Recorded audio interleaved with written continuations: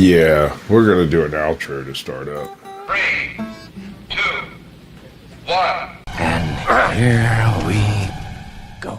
On my own, here we go.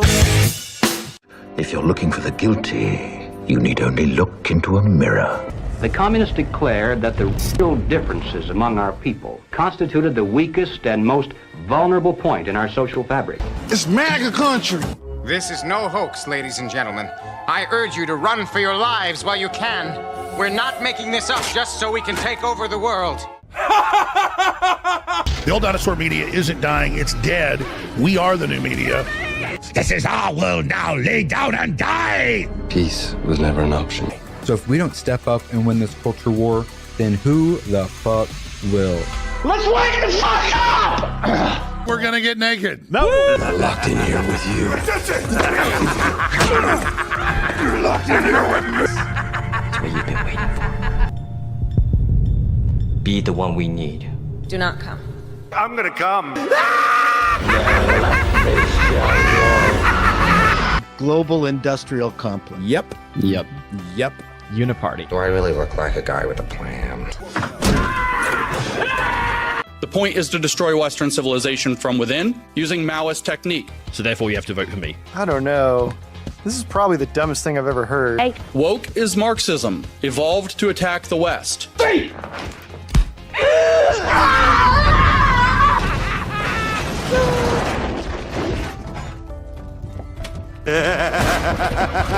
Stop giving up.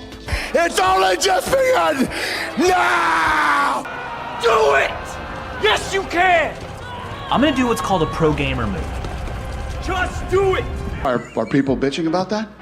Some people. Of course they are. Oh, fucking A. All right, got it.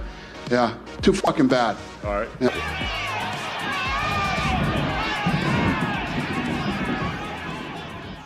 Far left conspiracies, to be honest with you.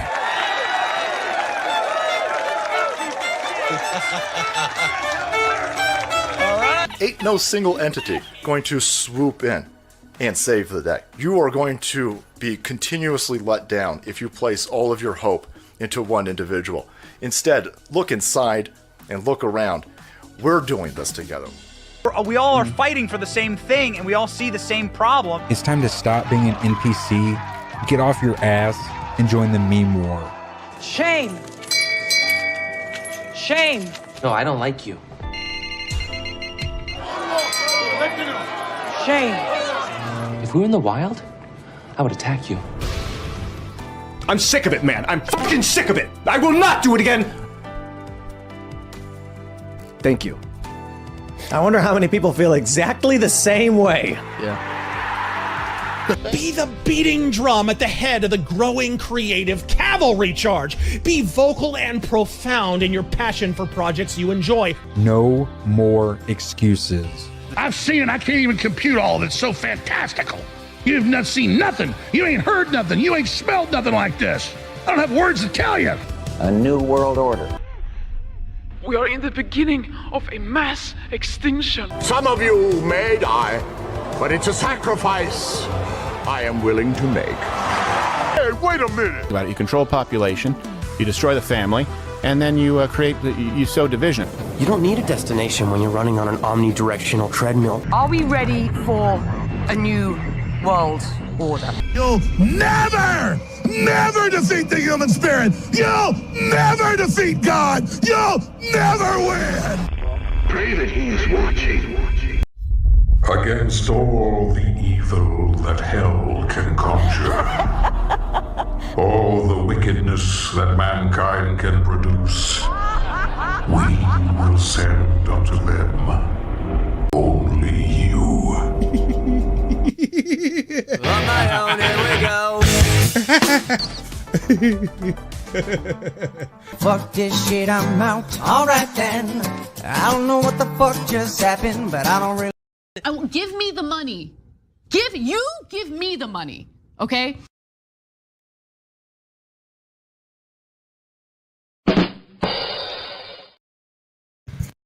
Good evening, ladies and gentlemen. I'm doing a wild hair stream. I got nothing really planned, but I do have this one really cool video, and there's a link in the chat if you want to try to get involved. And apparently 10th Man's supposed to send some people over here, and then we're really going to get the party started. But until then,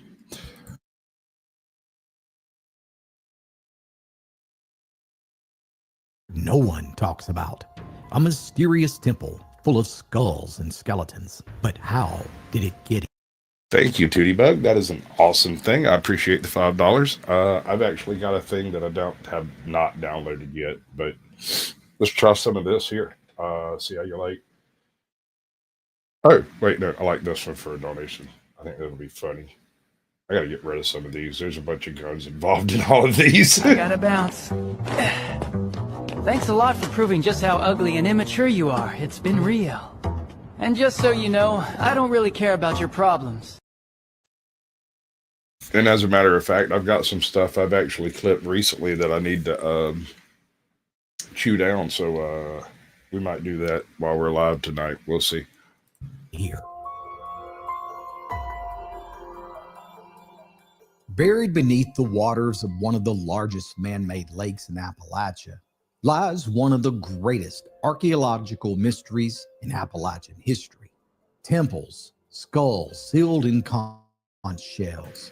All right, so we've got the Appalachian Storyteller telling us a story about something. There's actually 3 of these locations. So supposedly, right?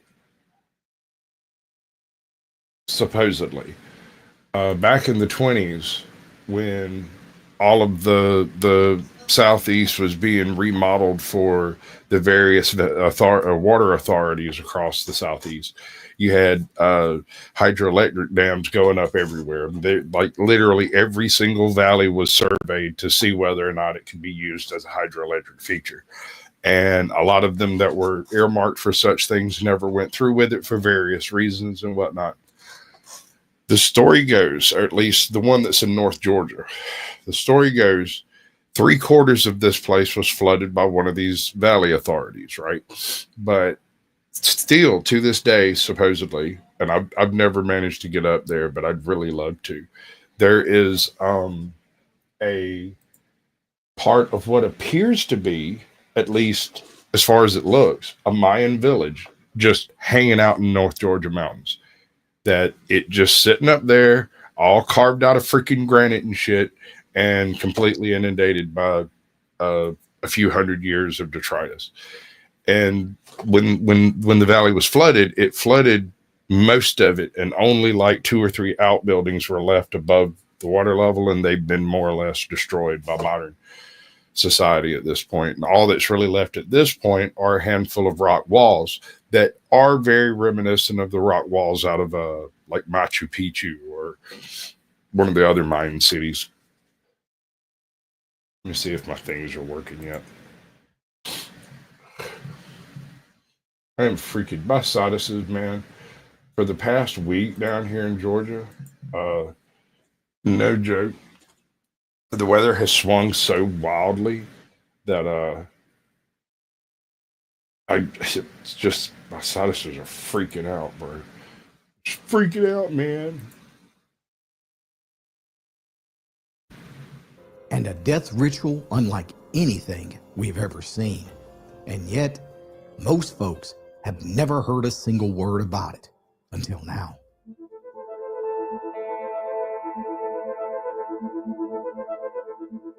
In the early 1930s, as the Tennessee Valley Authority began work on the Norris Dam project, few could have imagined what lay hidden beneath the soil along the Powell River.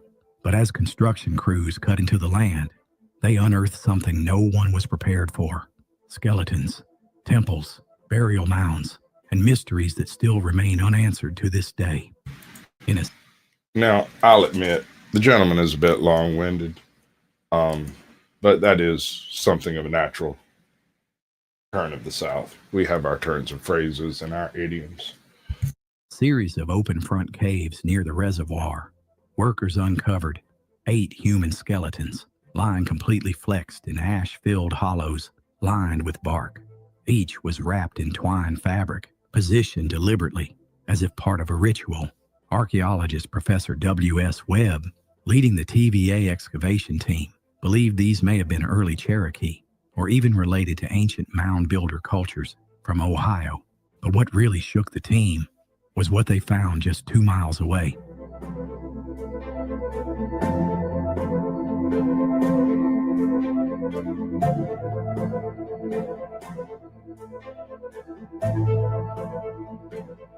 Near the Powell River, they unearthed the foundations of a temple, complete with a throne, an altar, and signs of ceremonial sacrifice.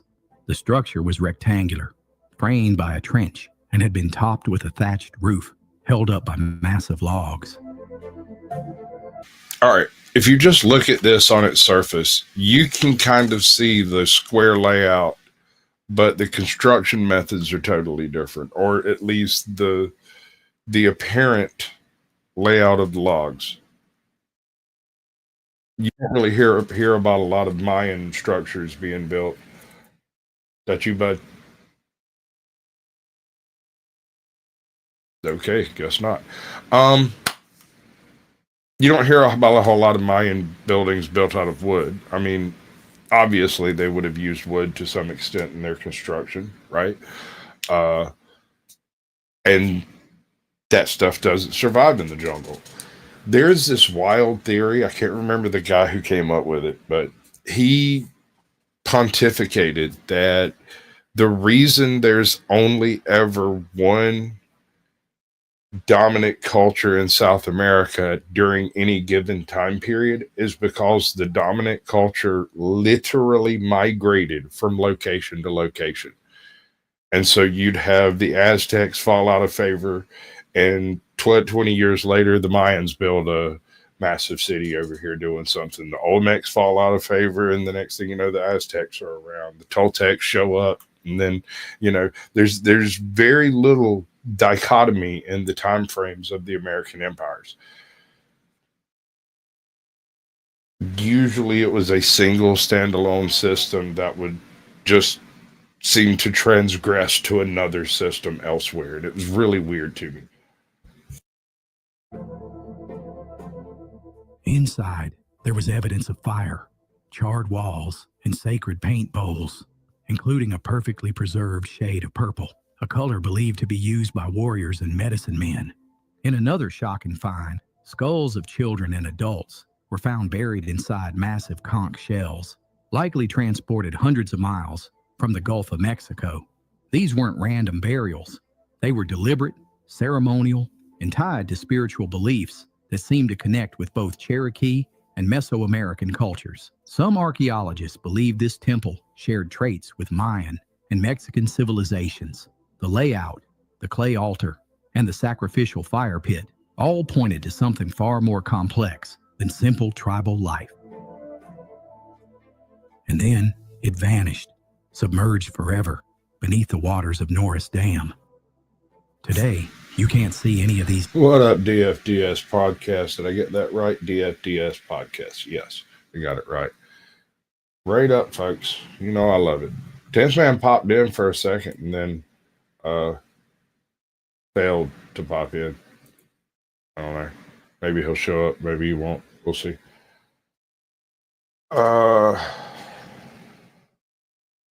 Lost what I was fixing to say.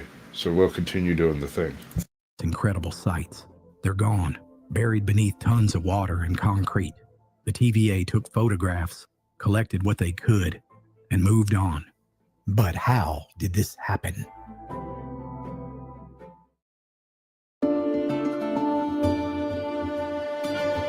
Pure ignorance, to be honest. I mean,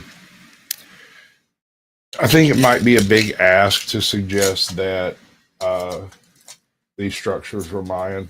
There are some things that kind of lead you toward that, like the use of that specific purple and the way it's derived is something that's common in Mayan locations, but not terribly common. And like pretty much anywhere north of Mexico.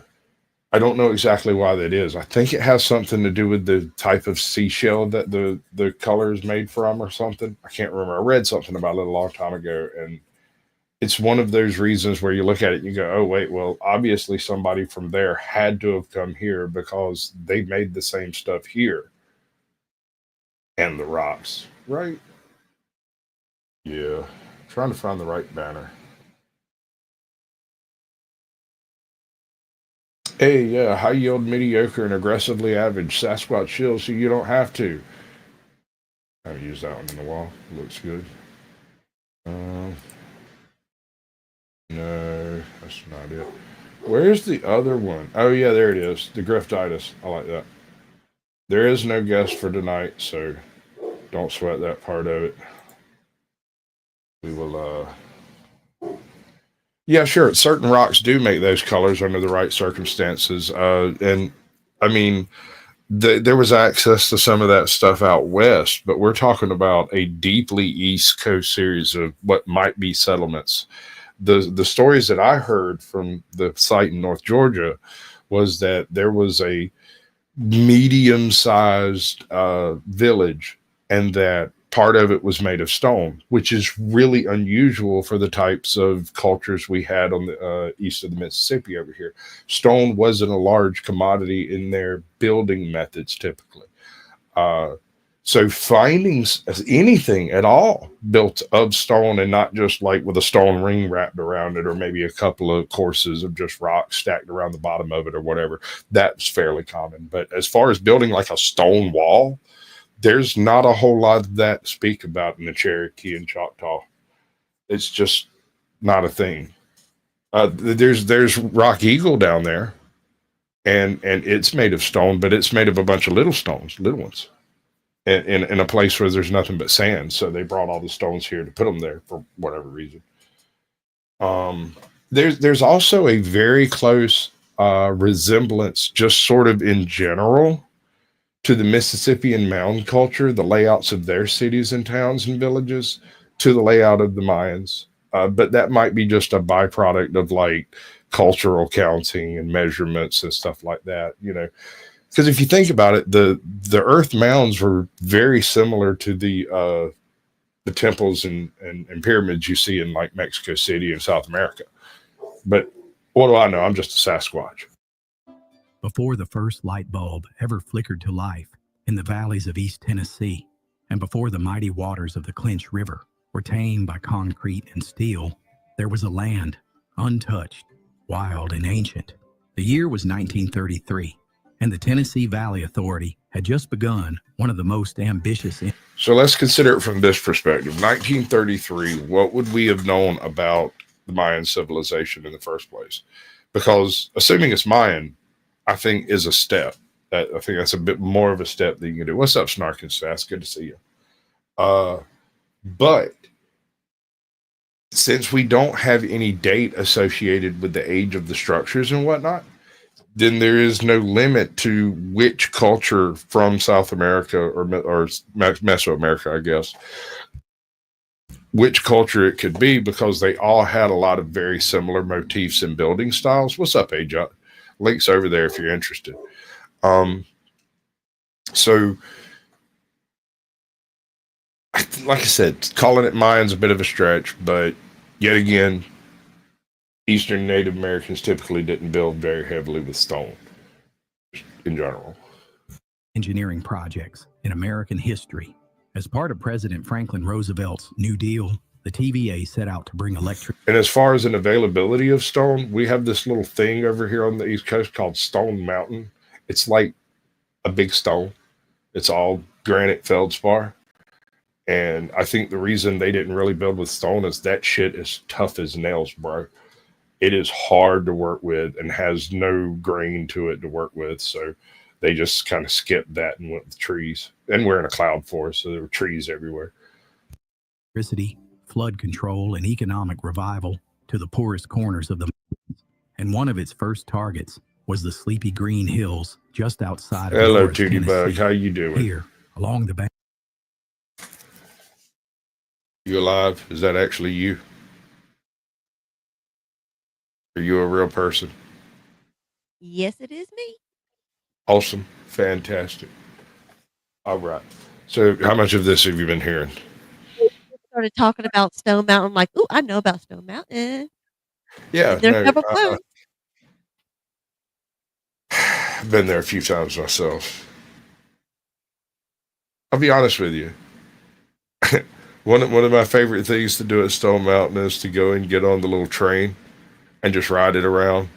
I mean, I don't see any point in getting out and walking 15 miles around the base of the damn thing where you see 90% of what there is to see riding on the train. Oh, look, the carving. Oh, look, some water. Oh, look, some people. More people. We're stopping. We're going.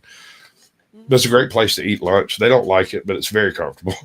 Yeah, you just wait till the nighttime for the show. Then you try to find a place close to the exit to where I don't know why it was, but when both times we went up there, the laser show was canceled. I've never seen the laser show up there.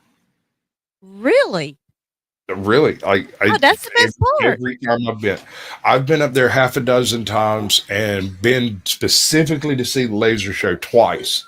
And both times it got canceled, like as we were coming in over there. I can't remember the little town next to it. But yeah, it's just sad. It seems like something I should have seen. Like I've only ever saw the Georgia Guidestones from a distance because I figured I'd come check them out later. Because it's just right over there, right? But they're gone now. Yeah, I think so. I mean, the best part of that too is the Elvis portion. It's if you're an Elvis fan, it's awesome. I mean, it is freaking awesome. I highly recommend it. Try to do it again before they tear it down. Or they carve over or whatever the hell they want to do with it. So, how much of this have you heard? Oh, I just got back and got in. Okay. So, according to this feller, this channel's name is the Appalachian Storyteller, and he's telling a story about what appears to be a lake that was built in Kentucky, I think. And supposedly they uncovered some older than local Native American ruins that were made of stone rather than wood, and arranged in what people are starting to say were a Mayan type of layout. And there's a few other objects that point towards sort of a Mayan Mesoamerican kind of source for this particular location. And there are stories of the same thing in North Georgia.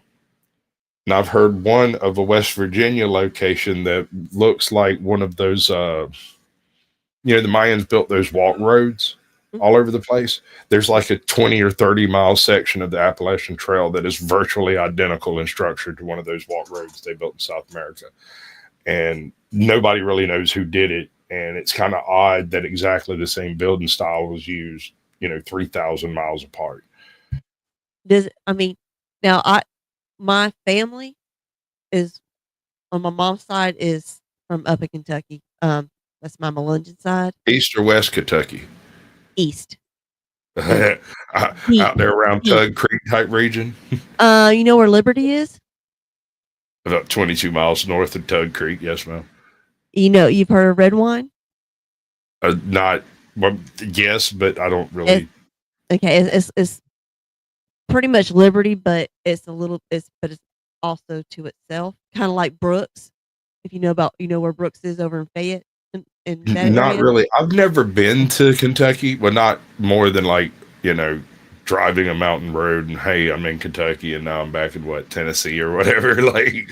Suddenly I'm in Kentucky again. Oh, back in Tennessee. Oh, looky there, or whatever it was. I can't remember. I was young. I was very young. But anyway, we're part of the way through this video. We're going to check it out and thoughts. Banks of the Powell and Clinch rivers, men with shovels and dynamite set to work carving out a place for what would soon become Norris Dam, the very first dam built by the TVA. But as they cleared the land and dug deeper into the soft Tennessee soil, it quickly became clear that this wasn't just any old patch of wilderness. No, this land held secrets that had been buried for hundreds, maybe even thousands of years. In the early spring of 1934, near a remote bend of the Powell River in Campbell County, TVA workers stumbled upon a strange series of open front caves carved into the hills. What they found inside stopped them cold.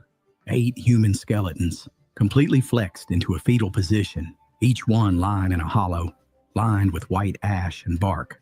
The bodies were wrapped in what archaeologists described as roughly woven twine fabric and arranged with an eerie kind of precision, almost... How you like the way this guy talks? It sounds kind of a little AI sounding. Because you hear how he doesn't do quite right on the I pause. suspect that he uses AI for the spacing. Yeah. I don't think the dude is AI. I think it's just the way it's put together makes it sound like Okay. that. Like editing and such. I don't subscribe to really big channels, but I do follow some of them, right? Because if I subscribe to really big channels, my For You page is a bunch of really big channels. I'm looking for smaller channels to interview. And so I'm subscribed to a whole bunch of people that have less than 10,000 subscribers, unless they gain to over 10,000 while I'm there. Right. Yeah. But he's got a very good soft voice where it is even killed and you can understand what he's saying. I dig it. I think it's cool beans. I kind of dig it. I especially like this specific topic because there's very little documentary evidence for this type of stuff. And I think it's more along the lines because a lot of the East Coast Native American cultures utilized heavy earthworks over stone and even wood in some cases. And because of that, basically all you need to destroy a city is a bottom plow. I mean, you come rolling through with a furrow a couple of times and you couldn't tell that it was nothing but a natural hill over there. And that's it, done and dusted. There's no Native American culture here. I don't know what you're talking about. That's farmland. And get off my property, sir. Yep, get off my lawn. As if placed there in a ritual long forgotten. W.S. Webb, the head archaeologist assigned to the TVA digs, arrived on site to examine the scene. A professor and seasoned scholar, Webb had seen burial sites before, but nothing like this. He refused to jump to conclusions. Were these ancient Cherokee? He held off on speculation. But one thing was certain, the ground beneath Norris Dam had once been sacred. And it wasn't done giving up its secrets because just 2 miles downriver, another team of workers made an even more astonishing discovery. Oh, wow. What's up, Chuck Norris? That'd be me. Do you want to be on now? Sure. Okay. See, Or I if put you, together. no, don't. If it's going to cut, no. Just leave it like it is. That way people can see what you're playing. Right. Okay. I've got a couple of weird layouts up here that allow me to have 2 people up and the whole panel can still talk, but you can't see. Okay, you're good. It's good like this. I like it. Thank you. I got my pants off anyway. That's good. I don't wear pants. Just I'm as quite a rule. familiar with shit like this. Okay, so how long you been crawling around them woods in Tennessee? Well, actually, it was where I used to live across the river from St. Louis, Missouri. Well, that's mound builder. That's mound builder territory, ain't it? Yep, Cahokia Indians. Right. Even Chief Pontiac that's where he was killed and buried at, was my hometown. But that town was officially founded where I lived was 1699. But the French had a huge presence there. But before them, like you said, all it takes is a plow. And then once these archaeologists whatever started moving in, they realized how much of the towns were built upon burial grounds, ceremonial temples, things like that. Well, consider this, bro. I mean, I hear you, and it sounds terrible, but at the same time, when the first colonials came over here, they brought with them a number of diseases that completely decimated the native population.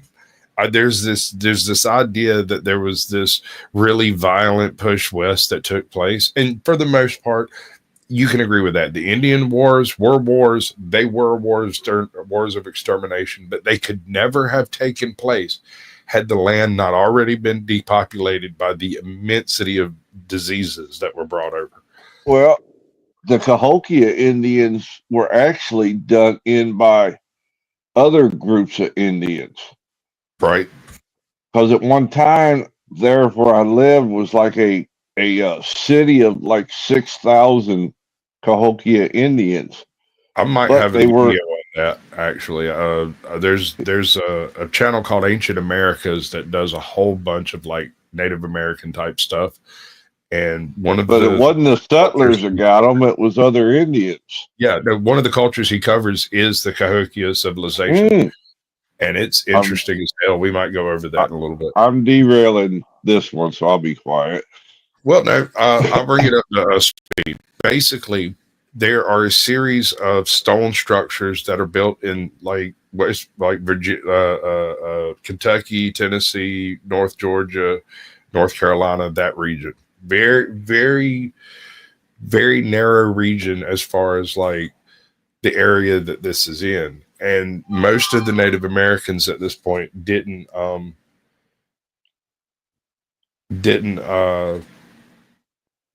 put stone in most of their buildings. And so when you find something that is that distinct away from the native type of culture that you're used to, it should raise eyebrows. When you combine that with some of the burial type scenes that they've discovered in the same areas that appear to, for all intents and purposes, to be Mayan or Aztec style, like Olmec, Mesoamerican style burials that are done on the East Coast of the U.S., I think you should take note of that. Chuck, I appreciate it. You the man. That's that $12. I like that $12. I got a button to push for you. I haven't got all my stuff together because I haven't really built myself into a grift machine yet, but I have the ability to do so. I promise. What was the thing? Did you check your Cash Apps? I just did. How many do we have? Did I miss one? I've also got my my stream up running over here on my phone. And yeah, I thanked you earlier. Thank you there too. Okay. You're welcome. It might have been right after I got off a 10th stream and I arranged it back. Yeah.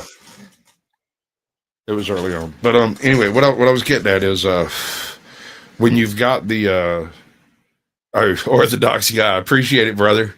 Much love. My bad. I mean, there's too many of those in this town anyway. I think it's something you need to take note of because these people weren't loners. They built roads just like the Romans. They just didn't use the wheel in their transport. So you have to take them seriously for long distance movement. I mean, you don't build, like literally construct the concept of a road unless you've got somewhere to go. Right? Yep. So obviously they were traveling long distances. The idea that rare colors and specific building styles are utilized 7,000 miles apart is just so intriguing as to it's like Marco Polo, right? You don't really have any evidence that Marco Polo did what he said he did, but at the same time, his observations, while sometimes nuts, are also sometimes very accurate for the time period it supposedly happened. And it's the kind of things that you wouldn't know unless you went there and found out about it. I think this might be a similar type of situation. This is going to be one of those things that we don't know until we stumble across one that hasn't been destroyed already. And when we get that jewel, it'll be awesome. One that would shake the foundation of what archaeologists thought they knew about Appalachian history. They had found a temple, but what was it? It was built by the Sasquatch. Done as a hydroelectric project had now become an archaeological gold mine. 8 skeletons. Is that an AI guy? God, it almost seems like it. I was looking at that when you first started playing this fella, and I'm like, well, like I said, I think he uses AI to space his audio, right? He uses it to clean up and fix up and make it sound all professional and everything. And I think that's why you might get a bit of an AI. His breaths are not breaths. They're not natural. They're artificially spaced. Yeah, that could be it. Question. The guy that he was talking about in that old article, the I guess the scientist that was out there studying and stuff, right? That found the bones or whatnot. Is he the same one that disappeared in the Grand Canyon? No. In fact, that's like 22 years. That's 32 years apart or something like that. That was earlier. I know there was I think 2 scientists that disappeared looking trying to go into this certain patch of native land. I hear what you're saying, and you're probably going to mention Egyptians pretty soon, and then no. This is about bases. We can do this. Listen, what I'm trying to say. I was just talking about the guy. No, the hat. I'm laughing at the hat. The Grand Canyon is rough territory. Disappearing in that place is easy. You know how hard that was for me to dig?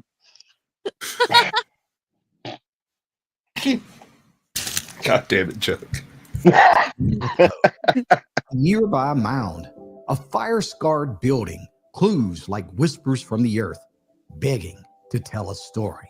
But the next chapter in this strange tale wouldn't come from the caves. It would come from beneath the soil, where something even more astonishing was waiting to be uncovered. A temple.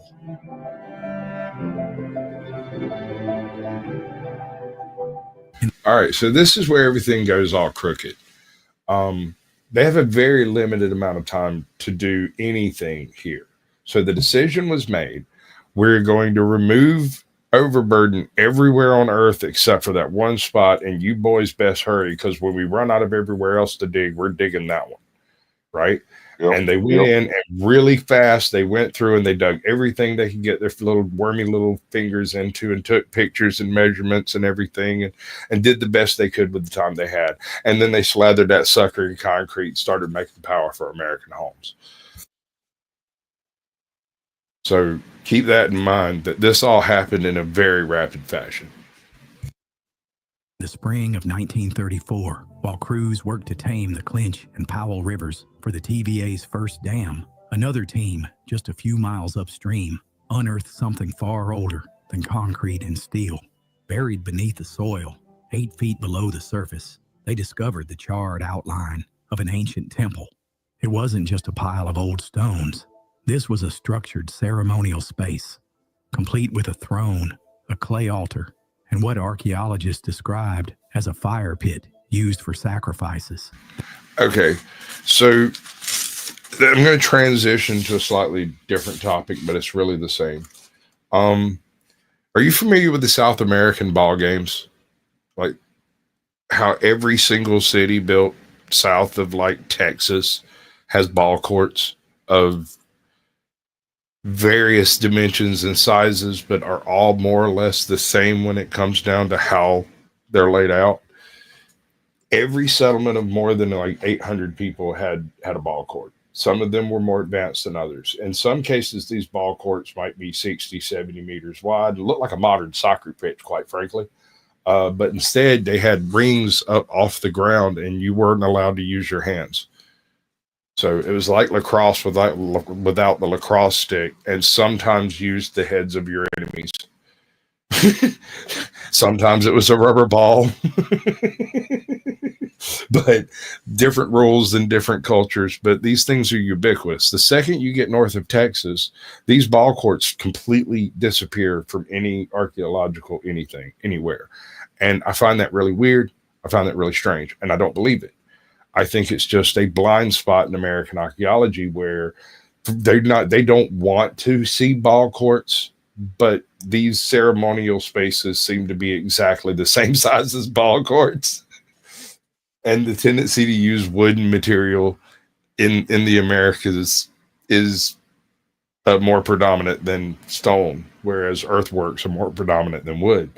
And so I don't see why you wouldn't maybe have some type of a mix of like lacrosse, because the game is very similar to lacrosse when you lay out how the rules would have been done, except you don't have a stick, right? And so you have to like get the ball through a hoop that's X number of inches off the ground or whatever, and that's a score. And if you lose, you might have your whole team beheaded. Sounds like some ground quidditch. Something sort of. I mean, I've read different dissertations on it, and some of the cultures went like really hardcore into heavy duty ceremonial things that went on all around the ball games. Like for a certain period, I think it was the late classic Mayan period, there were almost zero wars. For whatever reason, the overlords, the princes, the kings, the ceremonial people decided to solve their problems through ball games.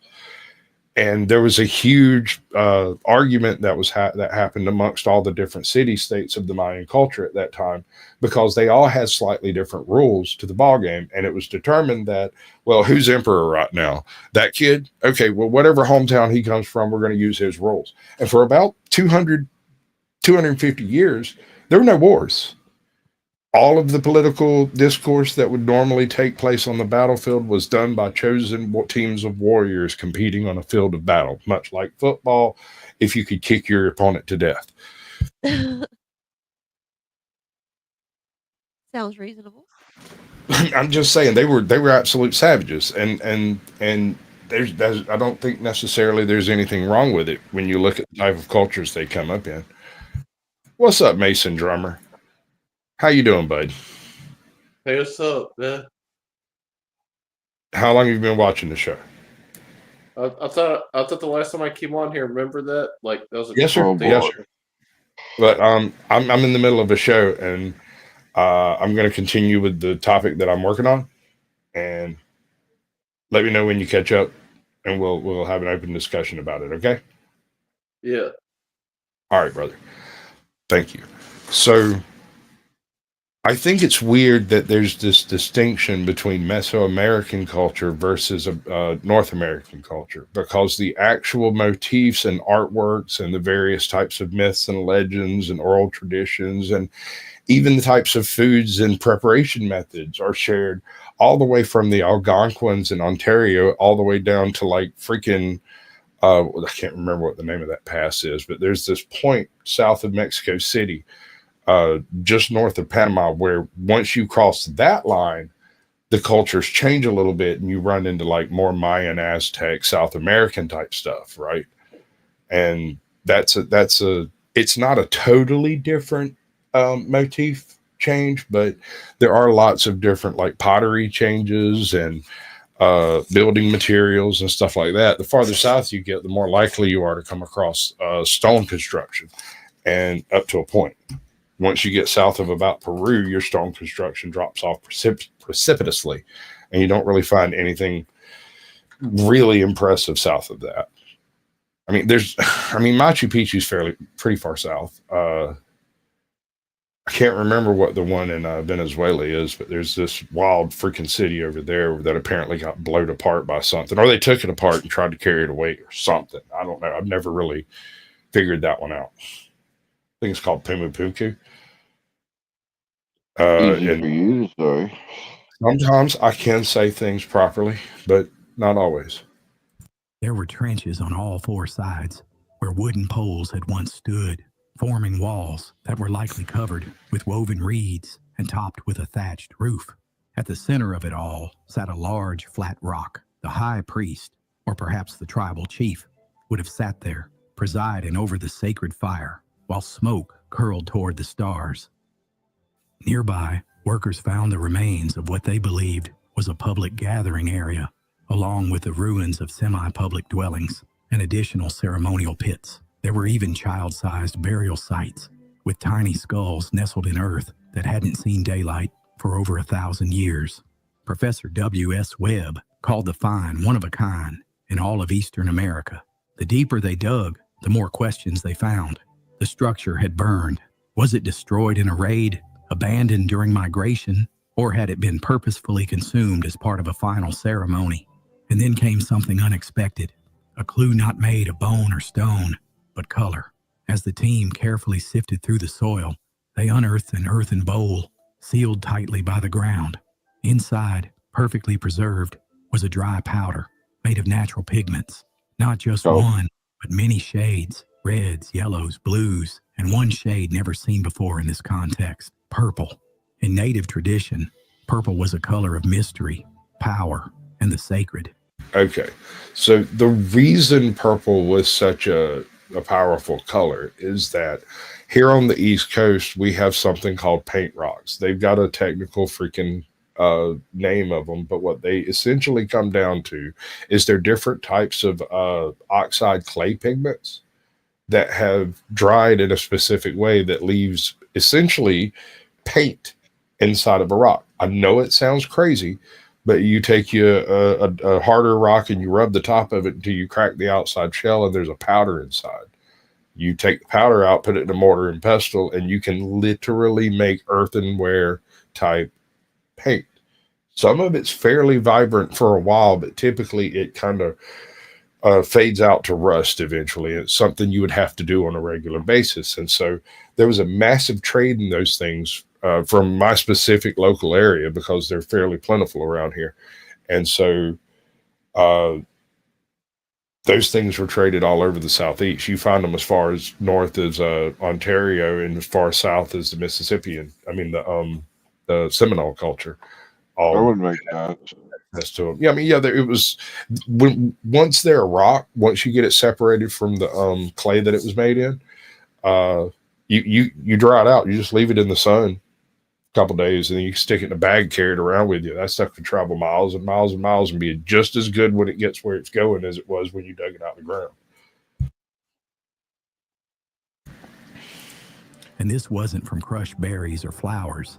It was a man-made blend, a kind of ceremonial paint used by warriors and medicine men. It was war paint, makeup, spiritual armor. The very people who had once gathered inside this temple had likely worn these paints on their faces and bodies as they danced, prayed and performed rites beneath the stars. This wasn't a random village. This was a place of power, a spiritual capital of a people long forgotten. And yet, this was only the beginning, because buried deeper in the earth, resting in shells from a faraway ocean, something even stranger was waiting to be found. Now, I'm thinking that he's being a little facetious or possibly bombastic here. That faraway ocean is the Gulf of Mexico. Now, granted, we is in the mountains of Kentucky, but that ain't that far away. I mean, you can climb in any canoe and be there in a few days. Well, depending on how old this civilization is, I'm talking a long time back, we were kind of taught that at one point, all these continents, you could walk from one to the other. Okay, sure. That's millions of years ago or 6,000 years ago, depending on whether you're an archaeologist or a young Earth Christian scientist. Yep, Pangea. Right. And I get that. But do you think human culture is, 62 million years old? I have no idea, to be honest with you. I'm with you, dude. I mean, I'm not against the Silurian hypothesis when it comes down to it. There's no reason to believe. I mentioned this the other night.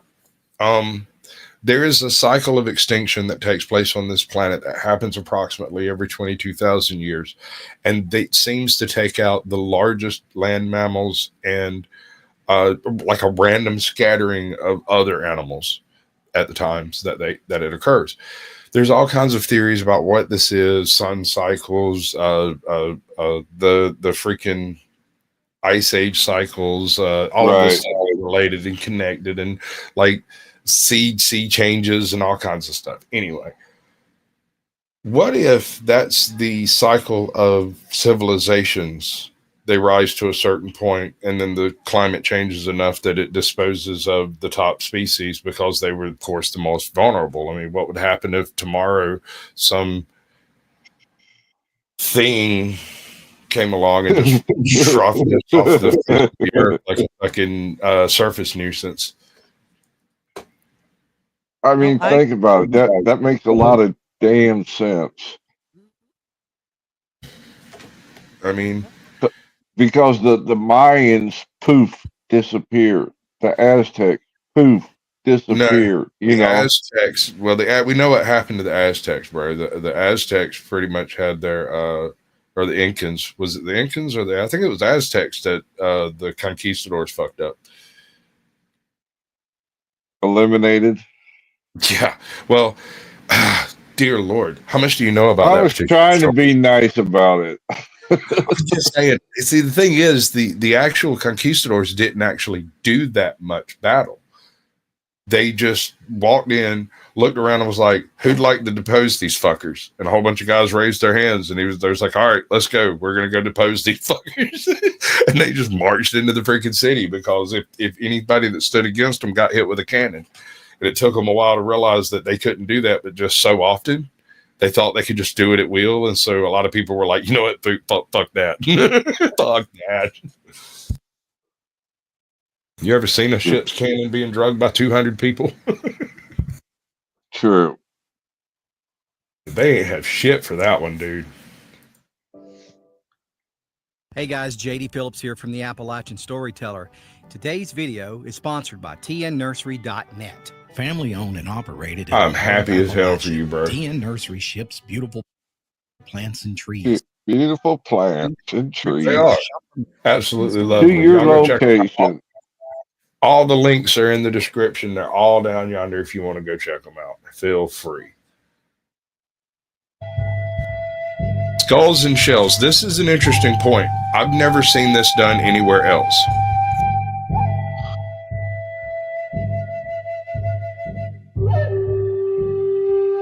I thought they did that in Cambodia. Objects uncovered. Okay, so it's not. What I'm saying is I've never heard of this happening anywhere else in the Southeast. Yeah, me either. I'm comparing this, whatever culture this is, to the known cultures of like the late woodland period forward, I guess, because we don't really know a whole lot about it. And I don't see no bottom jaw on any of these. Nope, they were presented this way for some reason. French cuisine. None sparked more wonder or dread than the skulls sealed in seashells.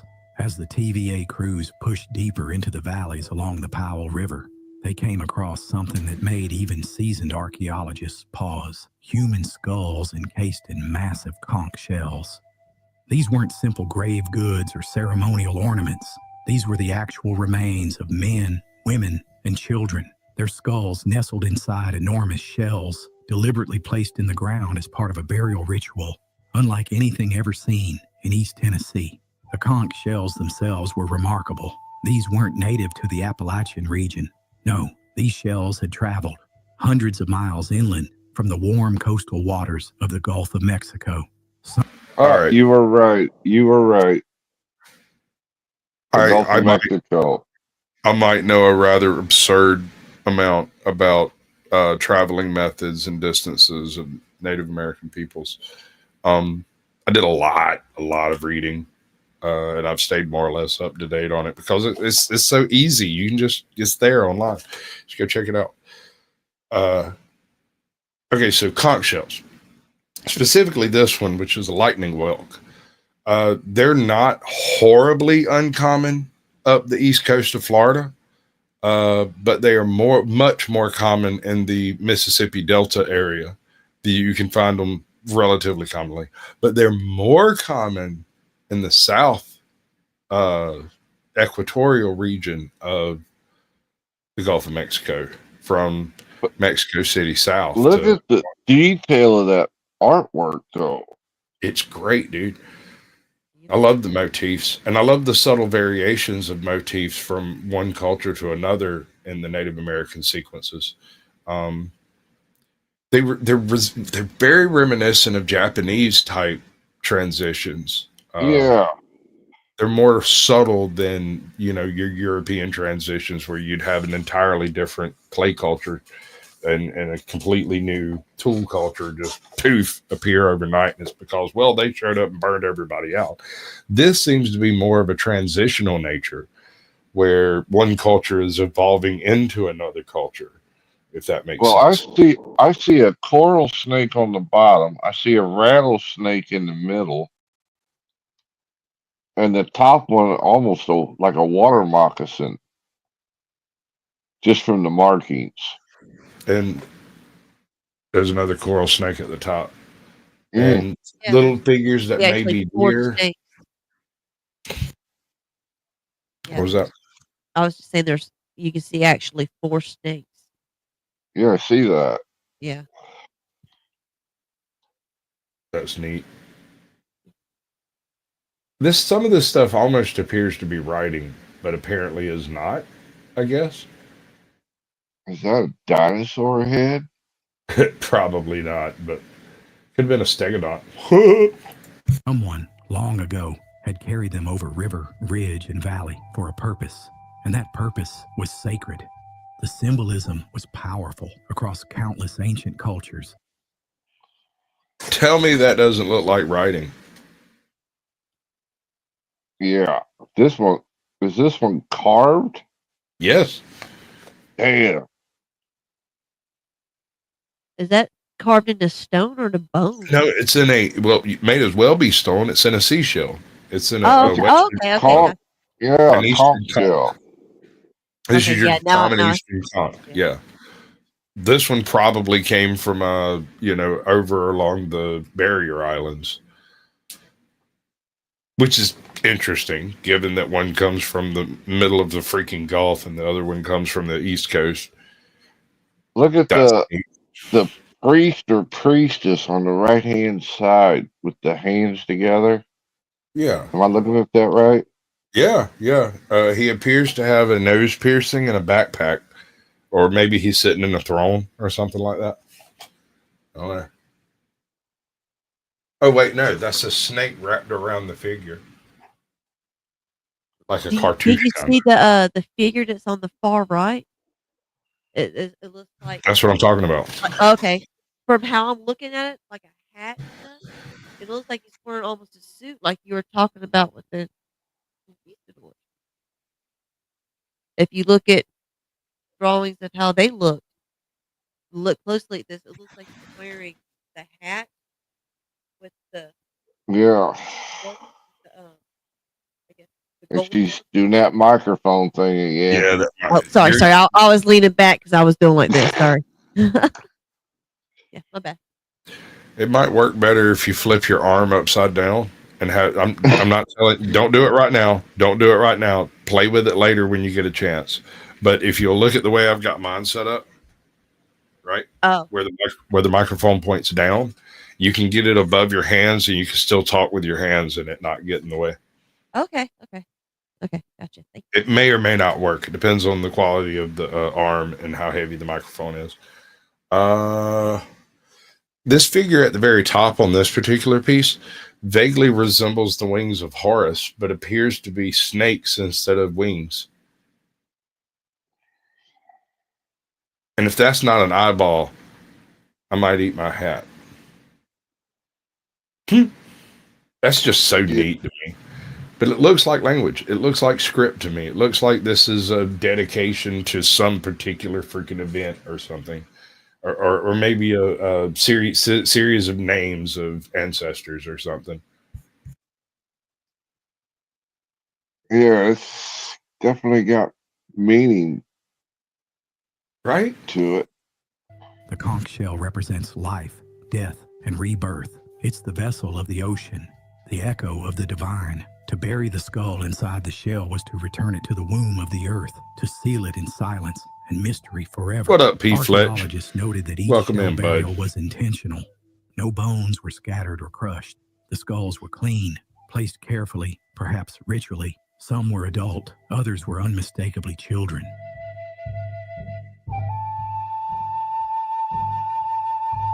This strange practice had never been seen before in Tennessee, not among the Cherokee nor even the mound builders of the Ohio Valley. Yet here it was, preserved in the hills near the future floodplain of Norris Dam.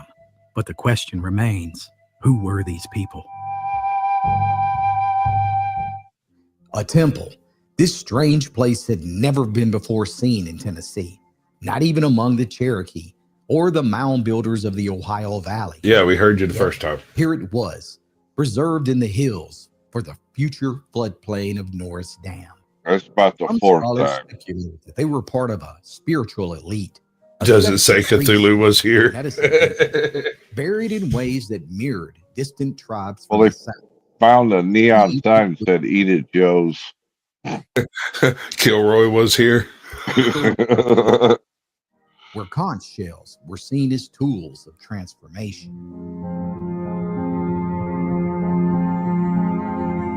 All right. So I kind of find this a little bit disturbing because he includes an awful lot of Mayan art and a little bit of Olmec art and a little bit of Toltec art, and seems to be kind of suggesting that all of these are influential. But that's like 800 years apart, right? Those are very different, distinct cultures. You know, the way he's presenting it is everything he's showing here in these overlays were found at this site. Well, no, he's allowing you to make that assumption, but these are all taken to show the similarities from one thing to another. You've got to admit that conch shell with what it appears to have this sort of type of scaled writing on it. I mean, the resemblance can't be denied. But like you said, it does kind of lean on the ignorance of the viewer to not be able to distinguish between a civilization discovered over here and a fort that may have been abandoned by a handful of braves.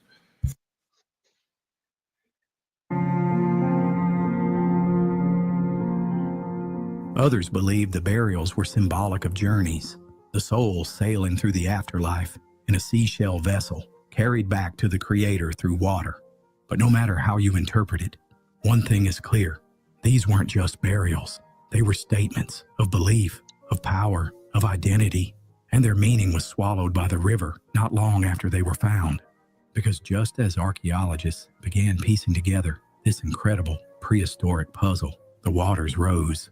Beneath the forested hills of East Tennessee, long before the sound of dynamite and steel, there rose a culture, complex, sacred, and nearly forgotten. As the artifacts emerged, twine-wrapped skeletons in bark. Campbell County. Wonder where that I think that's northeastern Tennessee, I think. Okay, so the Inca had some of the most complex armies known in the New World. They broke their figures up into 8s of 8s and 4s of 4s. And so not entirely unlike the way we do it today to an extent. And they utilized a method straight out of Sparta of cascade training, where when a war was about to take place, everyone who was available for the war, from some arbitrary height or age to some other arbitrary capability standard, and everyone showed up and everyone trained. And they, like I said, they did like a cascade training thing. And so during certain periods of Inca history, there was not a man, woman, or child that was not in the military. But then in other periods of history, there was zero war and everything was maintained through cultural manipulations and the games.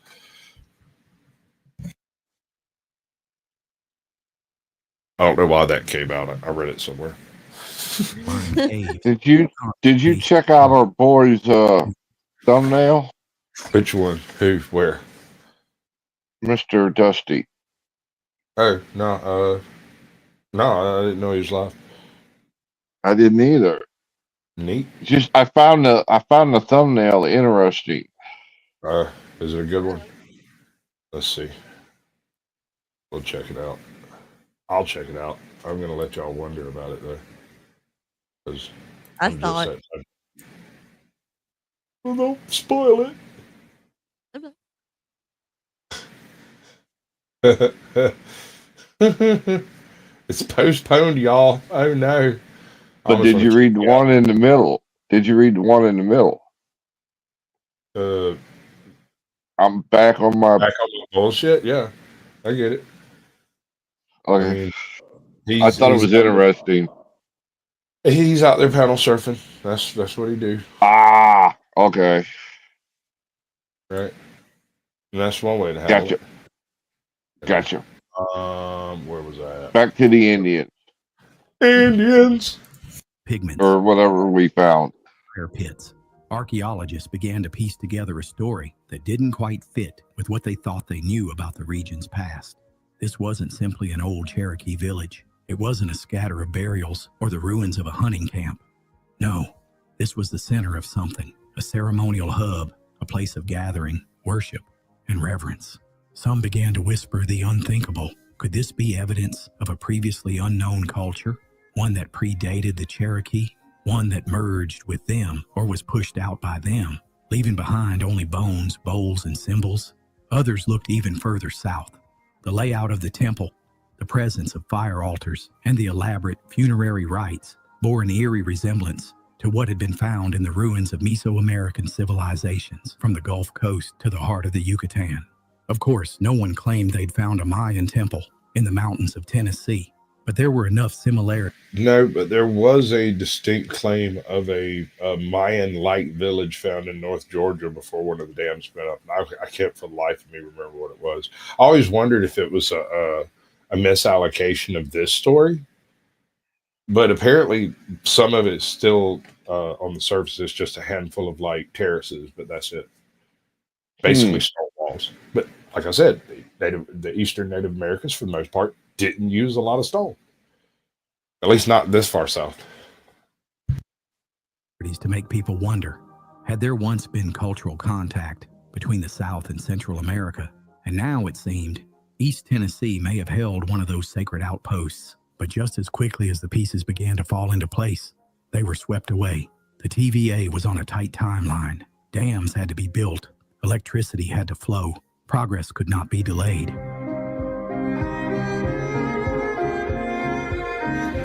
And that's what I mean. Like, all of this was done in like 18 weeks or something. Yeah, it was pretty quick.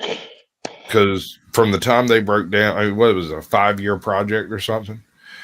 From the time they broke ground on the dam till the time the dam was generating electricity was like 7 years or something from planning to completion. It was really quick. And so any type of digging or archaeology that took place had to take place in scale with the building. That's a tragedy. Because this could have, in fact, it's still sitting there. It's just under 30 foot of water. Catfish as big as a bus. You've heard them stories, right? Yep. We got an old feller up here. I ain't gonna name no names, but he used to work up at the power plant up there in Milledgeville on the dam. And now, to be clear, this man was some kind of a frogman for the military for several years. And when he cashed out, however that happened, he got a job doing sluice control on the dam up here because he was a certified diver and could do all of the inspections himself and stuff. Yep. And when I was about 19, I was working for a sort of a rental company around here, and I had to take a truck with a trailer loaded with equipment up there and park it at a spot. And I went up there and parked it up there next to the dam, like all up in the freaking dam. Like you could just drive up in that thing. It was wild. I thought it was terribly unsecure. Just all up in that fruit place. And I parked over there, and the order told me that what I was supposed to do was drive there and park, wait 2 hours, and then go to another location, park, and somebody pick me up, take me home. But I was supposed to leave the vehicle, right? And so I went to this place and I sat there, and I'm over here next to like this cute little cove right up on the dam, too close where the public's really not allowed to be, and I'm starting to get a little nervous.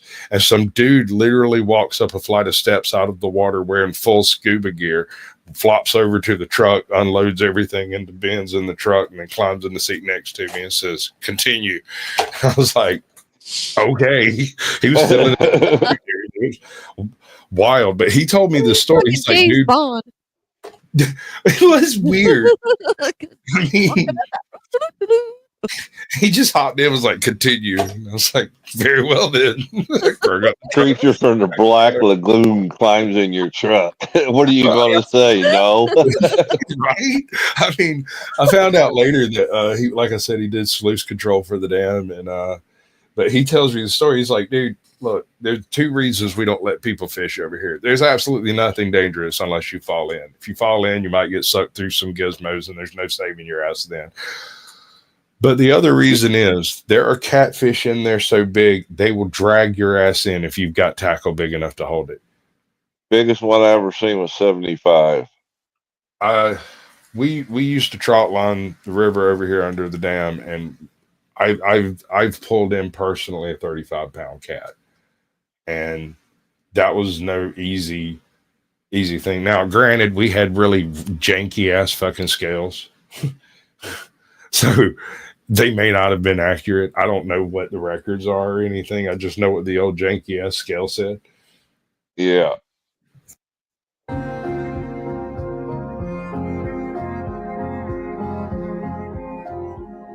Professor W.S. Webb and his team worked tirelessly to document what they could, taking photos, collecting artifacts, sketching maps of mounds and ceremonial layouts. They crated up what was salvageable and shipped it to the Smithsonian. But the ground itself, the hollows, the caves, the sacred fire pits and painted bowls, they couldn't be saved. The floodgates opened and the waters came. In the end, it wasn't war, disease, or migration that buried this ancient civilization. It was progress.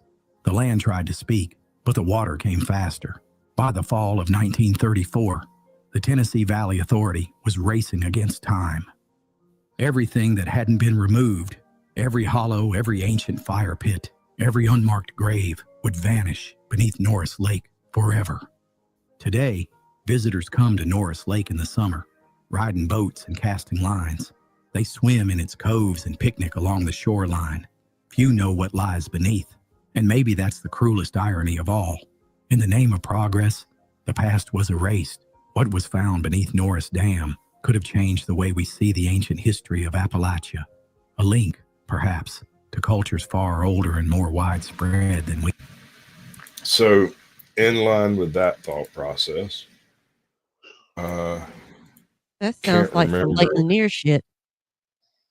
Yeah, don't get me started on that one, honey. That's a totally different conversation. I've had this conversation with my daughter. Oh yeah, it's a. Folks, don't swim in Lake Lanier. Don't do it. No. Don't do it.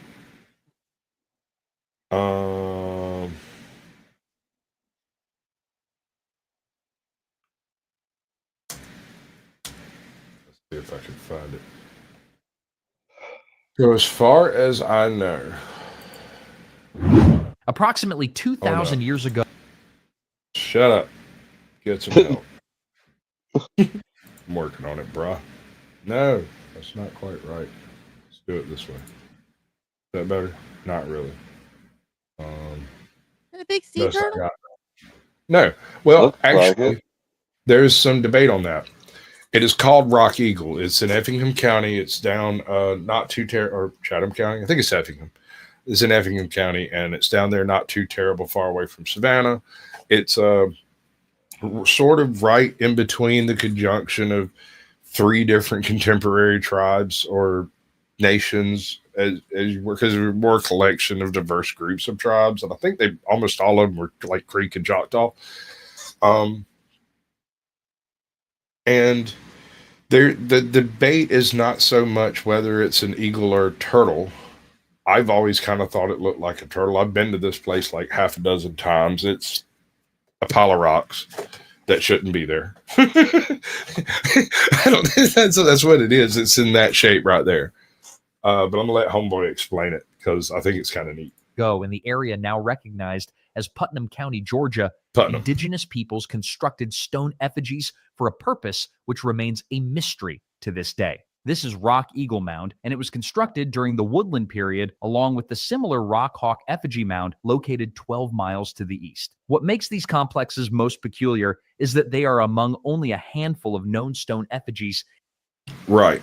The utilization of stone in the Eastern cultures in late Woodland period on is virtually non-existent, with the exception of like a handful of shell mounds, which are shells and not stone, and a handful of these effigy mounds. Now, I suspect that there are probably hundreds, if not thousands, of these effigy mounds all over the Southeast, and that they were either turned by the plow or drowned under lakes or washed away by creeks and whatnot. And so whether or not any of them could actually be discerned out of the landscape, because it just seems odd for there to be just these two.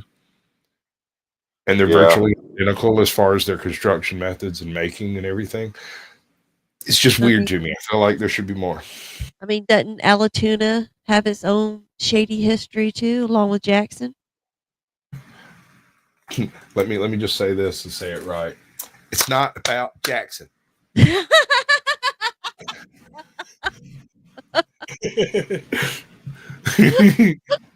It's not about Jackson.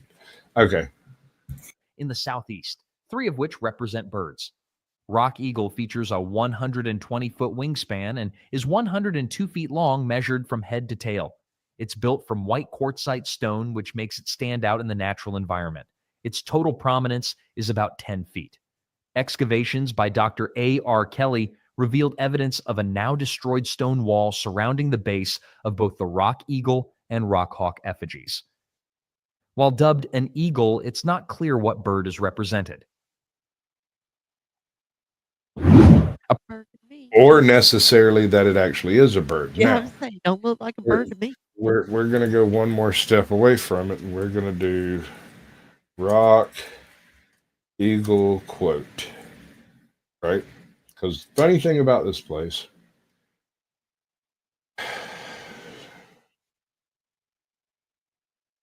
nope.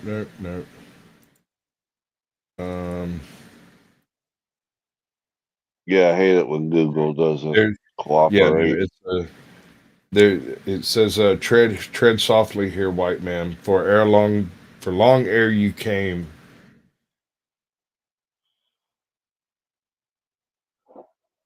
Ancient ones walk these valleys, something like that.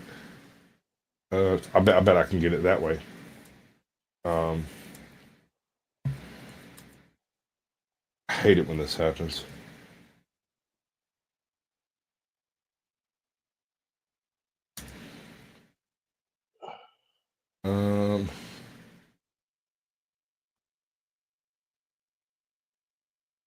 Here. There is an association here, I swear to God. Historical market to the entrance of Rock Eagle Effigy Mound. Tread softly here, white man, for long ere you came, strange races lived, fought, and loved. Is on the entrance plinth when you go into, and I almost remembered that. I can't believe that.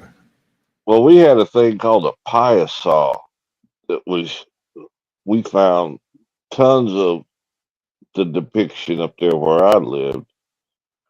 Right. Which they never did figure out. I'll tell you one place you need to go, Squatch. If you ever get a chance to go to England, go visit the Sutton Hoo ship burial ground. Oh yeah. That's where my family's from. Some of mine too. I'm not gonna get too deep into that right now. But yeah, sort of a standing invitation on that one.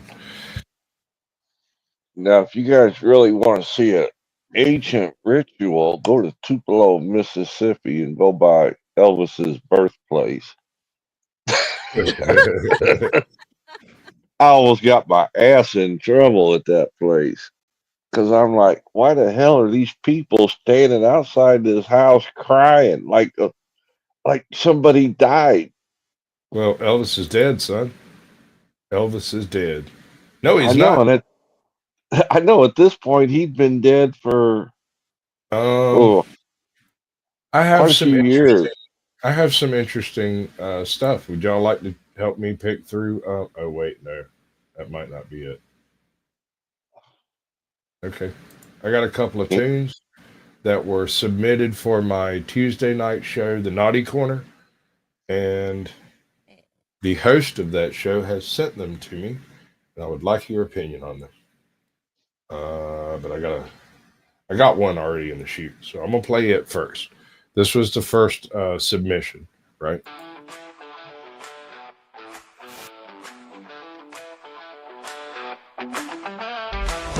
Right in, don't be shy.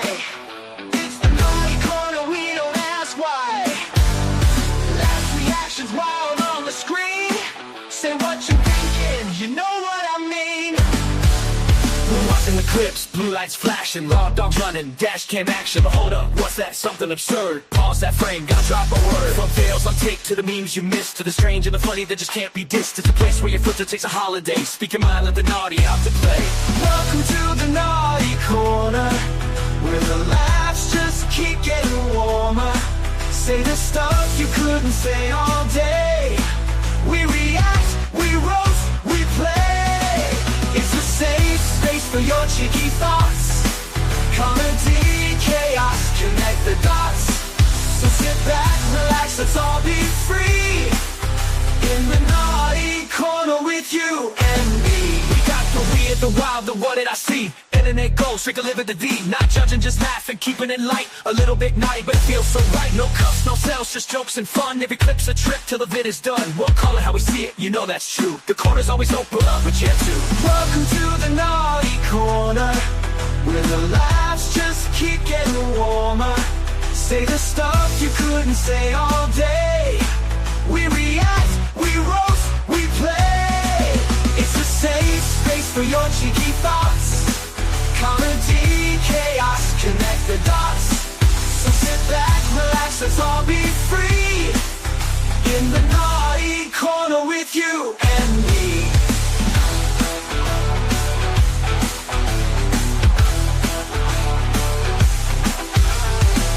We got the weird, the wild, the what did I see? Internet goes straight delivered to thee. Not judging, just laughing, keeping it light. A little bit naughty, but it feels so right. No cuffs, no cells, just jokes and fun. Every clip's a trip till the vid is done. We'll call it how we see it, you know that's true. The corner's always open, pull up a chair too. Welcome to the naughty corner. We'll just keep going on. Where the laughs just keep getting warmer. Say the stuff you couldn't say all day. We react, we roast, we play. It's a safe space for your cheeky thoughts. Comedy, chaos, connect the dots. So sit back, relax, let's all be free. In the naughty corner with you and me. Naughty corner where wrong feels right. Bring your thoughts, we're live tonight. It just doesn't really stop ever. That's the issue. I kind of want to cut out 35 seconds of it, but or maybe a minute, and you use that. Like one of the verses. Something like that. Just one of the riffs, and because some of them are pretty good, some not so much. But I got another one, but I'm a little nervous about playing it because I haven't listened to it yet. I kind of feel like I should listen to it first. I mean, couldn't you see a bunch of half naked girls in cowboy boots and hats out on the mama's dance floor? See, that was kind of one of my thoughts was if I break it into several different things, because it does have several different transitions in it, so I could break it into several different things and use the different segments for different things like donations and whatnot. You can even break it up where you got some for the intro, or maybe some for an exit or something, or unless you already got right. Well, I mean, apparently there's I Hold on. It needed more fiddle and more banjo. Motherfucker needs more cowbell. It definitely needs more cowbell. Cowbell.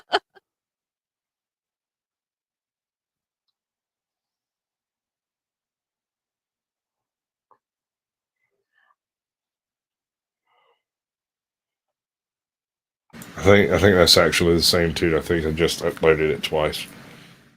Oh, all right. That's interesting. Wonder why she sent it twice. So where do we want to go from this? How weird do we want to get? Weird. Oh, dude, I'm the weirdest. Did you hear about the Temple City, or I can't remember the name of it, that I think they found down in Chile by using radar, were Bro, able to I actually. would not be surprised of anything they found down in that freaking jungle, bro. Do you realize? Telling you. All right, so this is not something that is true in Africa. This is not something that is true in Australia. This is not something true in Asia. But in South America, the people that lived there spent 10,000 years burning every single thing that bothered them about the place and letting everything good grow. That place is not a jungle in the classic sense of a jungle, except for the last 500 years or so. Previous to that, it was continually occupied by fire management people. The natives constantly replanted trees. Anytime there was a break in the canopy, they would put beneficial things in place. They practiced a fairly heavy on the land slash and burn type agriculture that went hand in hand with basically changing locations often enough to not damage any particular area over much. The world's largest food forest. Oh my damn allergies. I know they've been so bad. Oh, it's been awful. Allergies. It's been Yeah. Bad. I mean, it's been raining for what, 3 months straight? I never had no damn allergies until I moved to Georgia back in '91. Yes, ma'am. Actually, here's an interesting statistic I came across, and this is also true for certain parts of Alabama and Mississippi too. Well, they all used to be one state, so there you go. Do it. I said they all be one Georgia state. So. Sure. But what I'm saying is, people who move from other places in the country or the world, for that matter, who move to this area of Georgia, 20% of them within 2 years end up with severe lung infection that hospitalizes them. Nobody really knows exactly what it is that does it, but it's just something that's ubiquitous. If you come from the deepest, darkest of Africa and you bring your ass to Georgia and you don't get to a hospital, you might drown. Yep. It's some kind of bacterial something or other that's around here, and it's serious. We call it swamp lung. You're born there. You're kind of born into it. Chances are natural immunity to it. Well, yeah, no. Chances are, if you're born here, you got it when you were a kid, and it was called the croup or whatever, and you've got an immunity to it because you've had it, you know. But if you're not born here and you come here, I don't know if it's in the water, I don't know if it's in the clouds, the trees, the leaf duck, the swamps, where it's at. But 20% of people who move here get hospitalized within the first 2 years with a severe lung infection.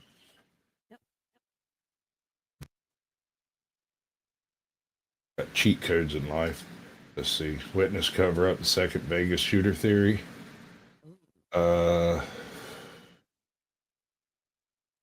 Got some evolution of Hulk Hogan videos. Are y'all familiar with the Beast of Gévaudan? Gévaudan? With the what of the Beast of Gévaudan. Beast? Oh, I don't know. Something was stalking Hold the on. forest and I'm going to let this slightly effeminate fellow explain it. But before I do, I'm going to... Okay, so the Beast, and I'm slaughtering the name of this place, Gévaudan, right? It is a French village sometime in somewhere between the 14 and 1700s. They had some especially bitter cold winters and short growing seasons. And there were several what are referred to as the wolf wars that took place in Europe. The stories range from Alpine valleys all the way through to the Iberian Peninsula, but the most documented cases occurred in the Frankish area. Now, that being said, we don't have a whole lot on it, just basically like things that monks wrote down in the corners of their works, accounts in local rags and papers and whatnot, right? But it's ostensibly what was going on is, for this particular group of attacks, a single animal seemed to have been responsible for the death of either 50 or 60 or a couple of hundred people. And the couple of hundred comes from the idea that it may have been happening longer than reported, because people disappear all the fucking time, and so there were a lot of people that may have been attributed to being attacked by the beast that, just met unfortunate ends in some other way. But this particular story has always intrigued me. Personally, at least at the time, it was relatively common for nobility to have menageries, groups of animals, like a personal zoo. And it's not impossible that some hyena or lion or jackal or, I don't know, freaking bear would probably weird them fuckers out. But largely they described it as being a very large canid type creature. But then the attacking methods that took place were actually more indicative of like a lion or something along those lines. Not a pack predator, but a solitary hunter. So like a lion, a tiger, possibly a bear, something along those lines. And this dude does a pretty good job of explaining it. The name of the channel, hold on. Function, you freak. Pastures of Why isn't it working? Work right, damn it. Is Brothers Malema. Mayama? Huh, interesting. Why the beast of Gévaudan was an escaped lion. I'm not sure I agree with that. It could very well have been a hyena. Sound like a French name there. It is. Malema. It's a French city. Yeah. Yeah. Southern France. Something monstrous. Literally.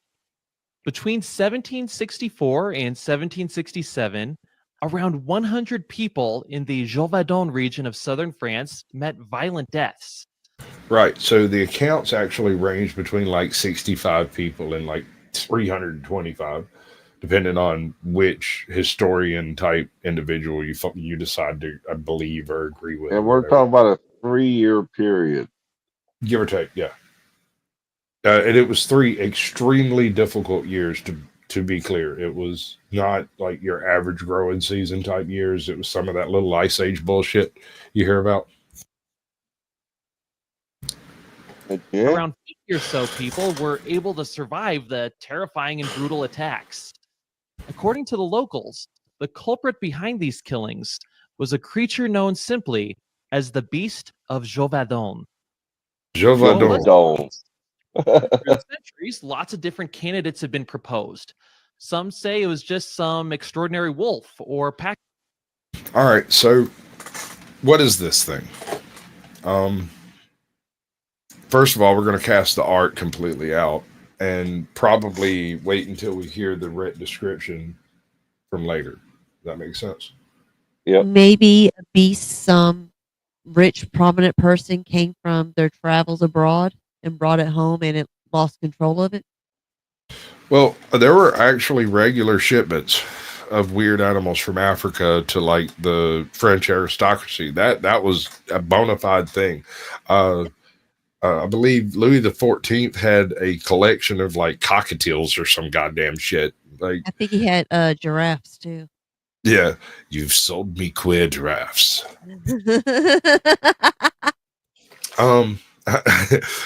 See, I can't really sing, but I can mimic, right? I like when I do what just happened, it's like a bird call. I don't know what it means. I'm just That was mimicking Gladiator, something. right? Yep. Yep. He grabs that dude by the testes. Yep. Mm-hmm. What's up, darling? Good to see you. Appreciate you. But like I said, it could have been a hyena, a jackal. Even some of the African painted dogs are fairly monstrous if you don't know what you're looking at. But Africa really doesn't have a whole lot of bears to speak of. So probably not a bear. And Europe is relatively familiar with bears, so that wouldn't be something that would be misidentified as easily. Now, there is an extinct type of lion. What's it called? Came from the north, like the Moroccan area of North Africa. And it was somewhat, I think, smaller than your typical African lion, but also had a much darker coat. There's like the film of the last one in the wild was captured in like 1930s from an early airplane or helicopter or some crap. And I can't remember the name of the lion. Oh, it's going to kill me. Of wolves. Others have suggested a wolf-dog hybrid, or that maybe it was an escaped lion or hyena. Most boringly, some have said that there was no beast, and the whole thing was simply a case of mass hysteria. Some have even suggested that it was a human serial killer, or some prehistoric beast that somehow survived to early modern time. Have you ever heard of SCPs? So secure containment protect. What's the name of the lion? The Barbary lion? The Barbary lion, yes, ma'am. That is it. It is from north of the desert line in Africa. It was one of the very few types of desert lions that existed ever. Bears love cream cheese. SCP. Are you talking about the story writing SCPs? Yes, yes. I was introduced to that about a few days ago. Yep. Hey, Lauren, welcome in. Well, the SCP version of this animal is a unkillable monitor lizard that's smarter than you are, but it doesn't have hands and it's pissed.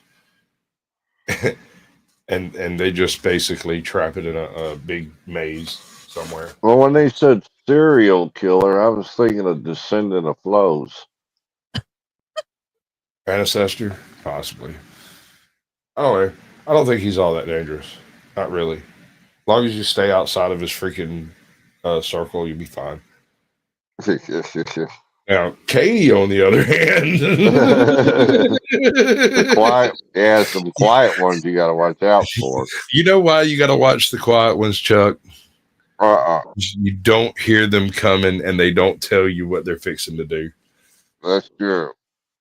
Yeah, like how he was talking about how she wouldn't actually tell him to shut up. She just come in there and stab him. Oh, right? Dude, that whole thing, that whole godless engineer thing was an absolute freaking nightmare from the source. Look, I would not dare. My wife would never consider coming in here unless specifically invited coming in here. For a little while, I had a red light outside my room because I had a whole drove of people coming in and out constantly because all my kids were here and everything. And so I just put a light at the end of the hallway so they'd know I was actually in here doing something. Typically, it didn't matter if there was noise. I can just mute up, But it was just to let everybody know.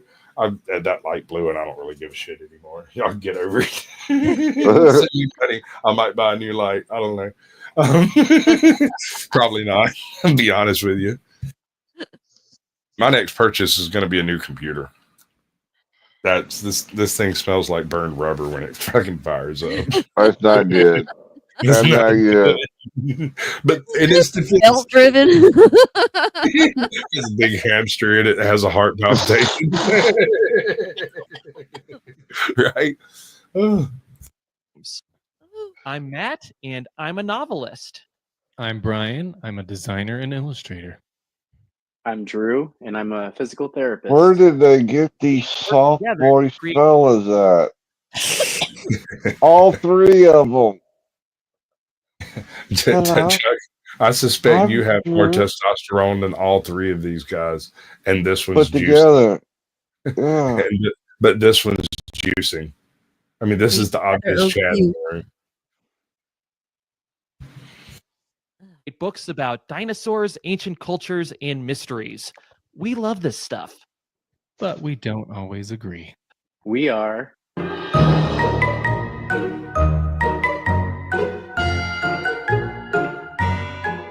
Now, earlier on, I mentioned that the beast killed around 100 people and injured around 50. Now, as you can imagine, with so many attacks, about 100 killed, about 50 survivors, there were reams of reports from the survivors of these attacks. It's kind of hard to know what to do with these reports. It's easy to imagine that some of them may have been embellished or exaggerated in the retelling. And some of the memories might have been colored by the understandable terror that the victims were in. So it should come as no surprise that these reports don't always agree with each other. As researcher Brian Dunning explained, quote, "There is little consistency to the reports. The beast was said to be red and covered with scales, or it had long fur and a mane and black stripes. It had a long, thin head like a greyhound, or it had an enormous head with a huge mouth." Right. And yet eyewitness testimony is counted as almost the gold standard for court evidence. Just saying. It had great talons instead of a wolf's claws. It could run at supernatural speed. Sometimes it hunted alone, sometimes with the mate, sometimes with its young. End quote. And as it so often does, the Wikipedia entry for the Beast of Gévaudan gives a pretty good summation of these varying accounts. It says that the beast was, quote, "a tawny russet color with dark streaks or stripes and a dark stripe down its back, a tail longer than a wolf's, ending in a tuft," according to some contemporary eyewitnesses. That sounds like a lion. That sounds exactly like a large female Barbary lion. That fits the Barbary lion. Especially with the tuft at the end of the tail. You know what's funny? You know, back in the early cartoon days, the pictures, the cartoons of lions that you would see, most of those are based off of Barbary lions. Something to do with some art school using a Barbary lion corpse for its and so everyone learned to draw lions based on how they learned, like in Vienna or some shit. I don't know. Something about they went extinct. Weren't they the most like close to they were captured. They were the closest animal that there was. They were the closest to Europe, just like the Barbary bear as well. Yet it was the African bear that was closest to Europe. It got picked up and carried off to everything from the days of Rome on. Everybody needed a lion, and it was quicker to go to Barbary than it was to go to freaking the Congo, right? The Barbary coast, yep. Yep.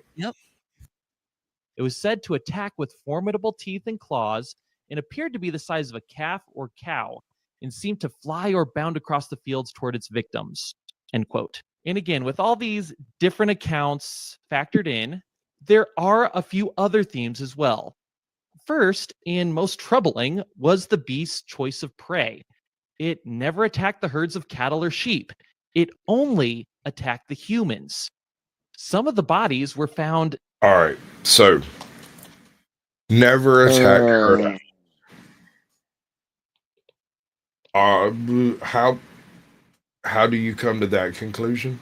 There's just no reports where there were people being snatched off their porch. You wouldn't necessarily report a couple of missing cows. Yeah. Right? I mean, we're worried about people. If it bleeds, it leads. Only in bits and pieces, and obviously had been eaten. Other bodies were found only with injuries to the neck and seemed to have been killed basically for sport. Really, reading these reports is really gruesome. Now, the obvious candidate for the beast would be a wolf. Wolves did live in Gévaudan at this time, as they lived throughout much of Europe. Wolf attacks on livestock were nothing new and would have been something the locals were familiar with. Wolf attacks on humans probably would have happened as well.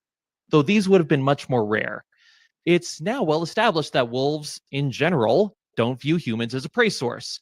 And absent extraordinary circumstances, they typically leave humans alone. But these extraordinary circumstances do sometimes occur. So the locals would have been familiar with wolf attacks. And there's one thing where these witnesses seem to agree almost across the board. The beast was not a wolf. Yes? Right. Okay. So it's not a wolf. It's large enough to take a grown man down. It can consume most of a person at a single sitting and seem to strike every 3 days or so.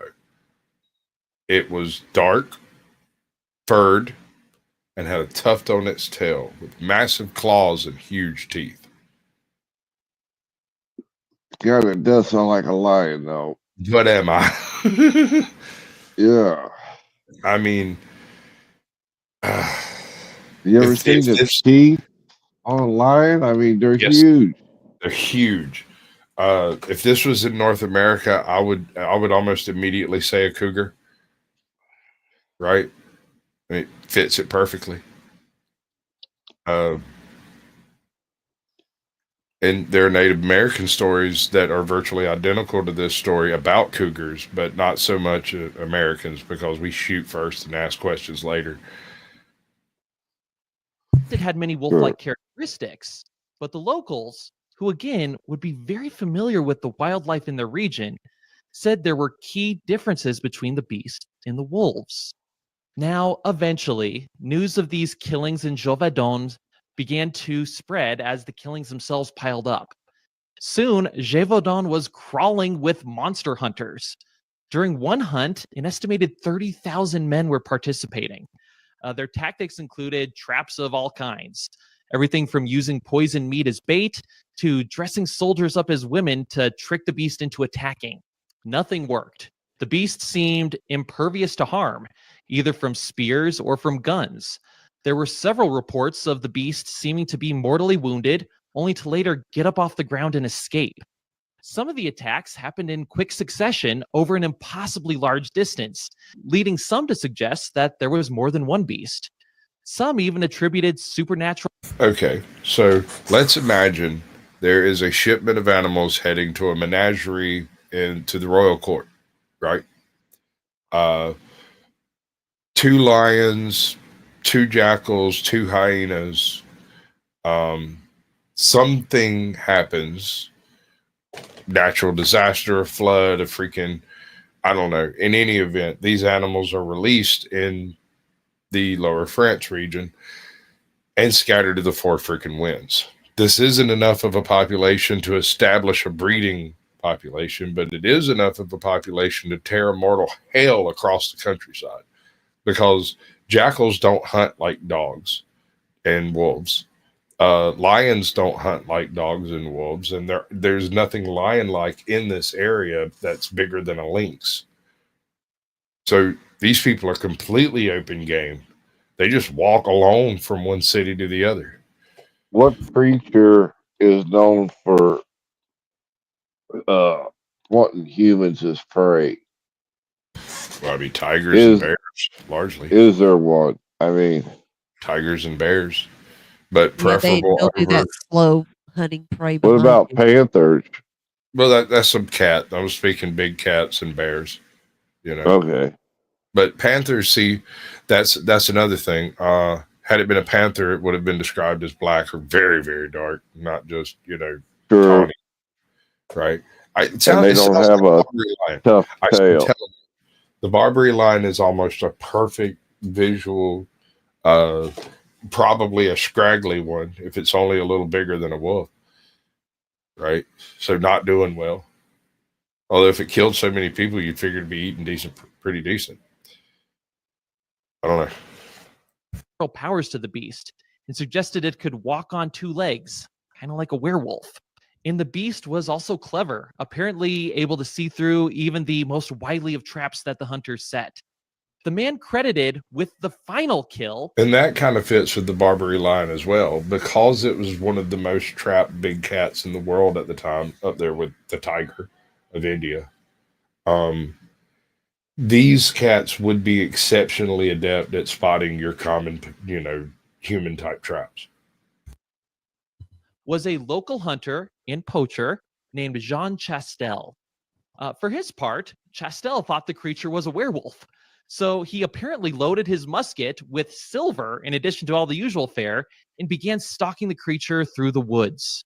He eventually fatally wounded the creature and brought the body back for measurement. Now, there's good news and bad news with what happened to the body. The good news is that it was able to be measured and it was written down in a report called the MAYAN report. Unfortunately, that's where the good news stops. The body was flaunted to all the locals who came in to get a piece, literally, of the monster. Some of them took scalpels and started taking pieces of it apart. So by the time the report could be filed, most of the most interesting parts of the creature were gone.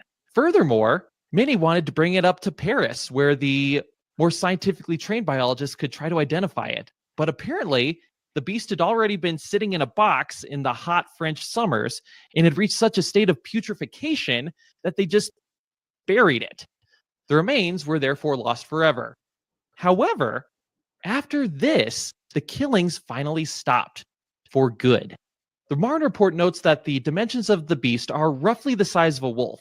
However, it goes on to note, quote, "This animal appears to be a wolf, but an extraordinary one. By its figure and its proportions, it is very different from the wolves that one sees in this country. This is what more than 300 people from all around have certified. Once again, whatever happened in Gévaudan, it was real. Real people died at rates far in excess of what we would expect from normal wolf predation on humans. The question isn't whether the phenomenon happened, it's what caused it." So now we're going to go to Drew, which is something that... Right. And there we are.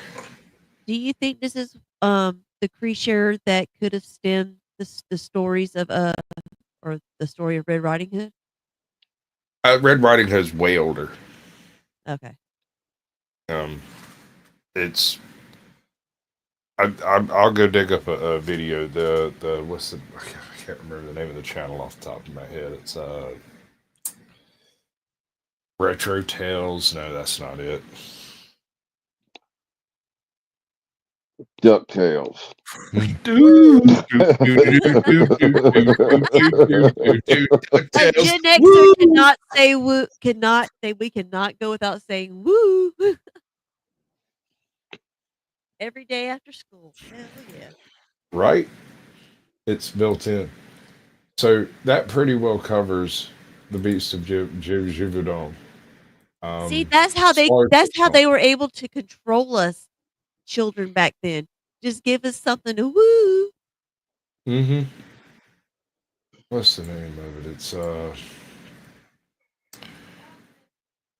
Renaissance folklore. No. I'm subscribed. Ha! I'm subscribed.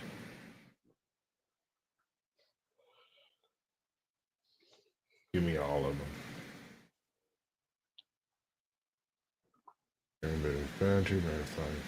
Where's it at? Oh boy.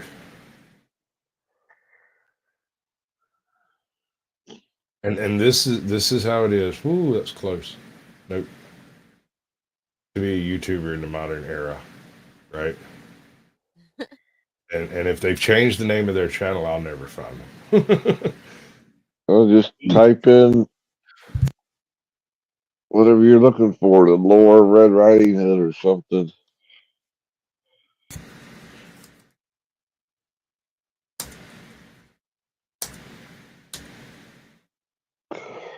The Resurrectionist, that's it. Enter the mesmerizing. All right.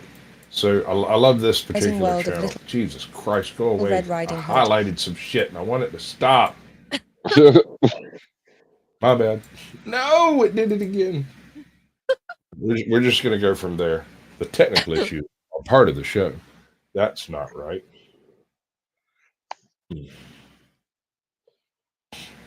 There we go. We'll do it that way. All right. Bingo. A timeless tale that has enchanted generations of children. But don't be fooled by its seemingly innocent facade. Beneath lies a rich tapestry of folklore, dark magic, and astonishing secrets waiting to be revealed.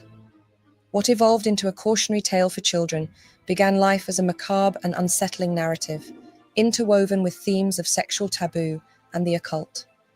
All right, so before we go too far, who here knows the story of Red Riding Hood? Who doesn't know the story? But how are they all the same? Do we all know the same story? Nope. Little Red Riding Hood was going to her grandmother's house, carrying a lunch. On the way, she has to cross over the river and through the woods to grandmother's house, right? Along the way, she encounters the big bad wolf, who basically stalks her. And eventually, after a whole bunch of bullshit, she gets to grandmama's house. And in one version of the story, the wolf shows up and accosts the house. In another version of the story, the wolf's already gotten there and eaten grandmama. And then we get the whole what big eyes you have and the whole nine, right? Little Bird Riding Hood.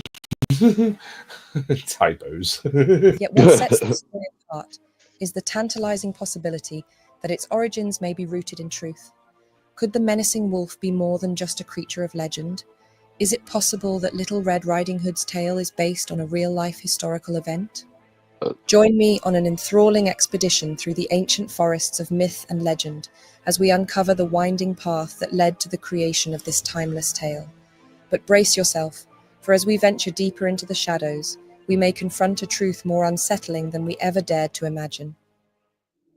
So was he a huntsman or a woodchopper? Back that picture up just a little bit, and look at the last frame, the last picture that they showed of the wolf. But brace yourself, that girl from as we behind. venture deeper into the shadows, we may confront a truth. Look closely at the wolf's stomach.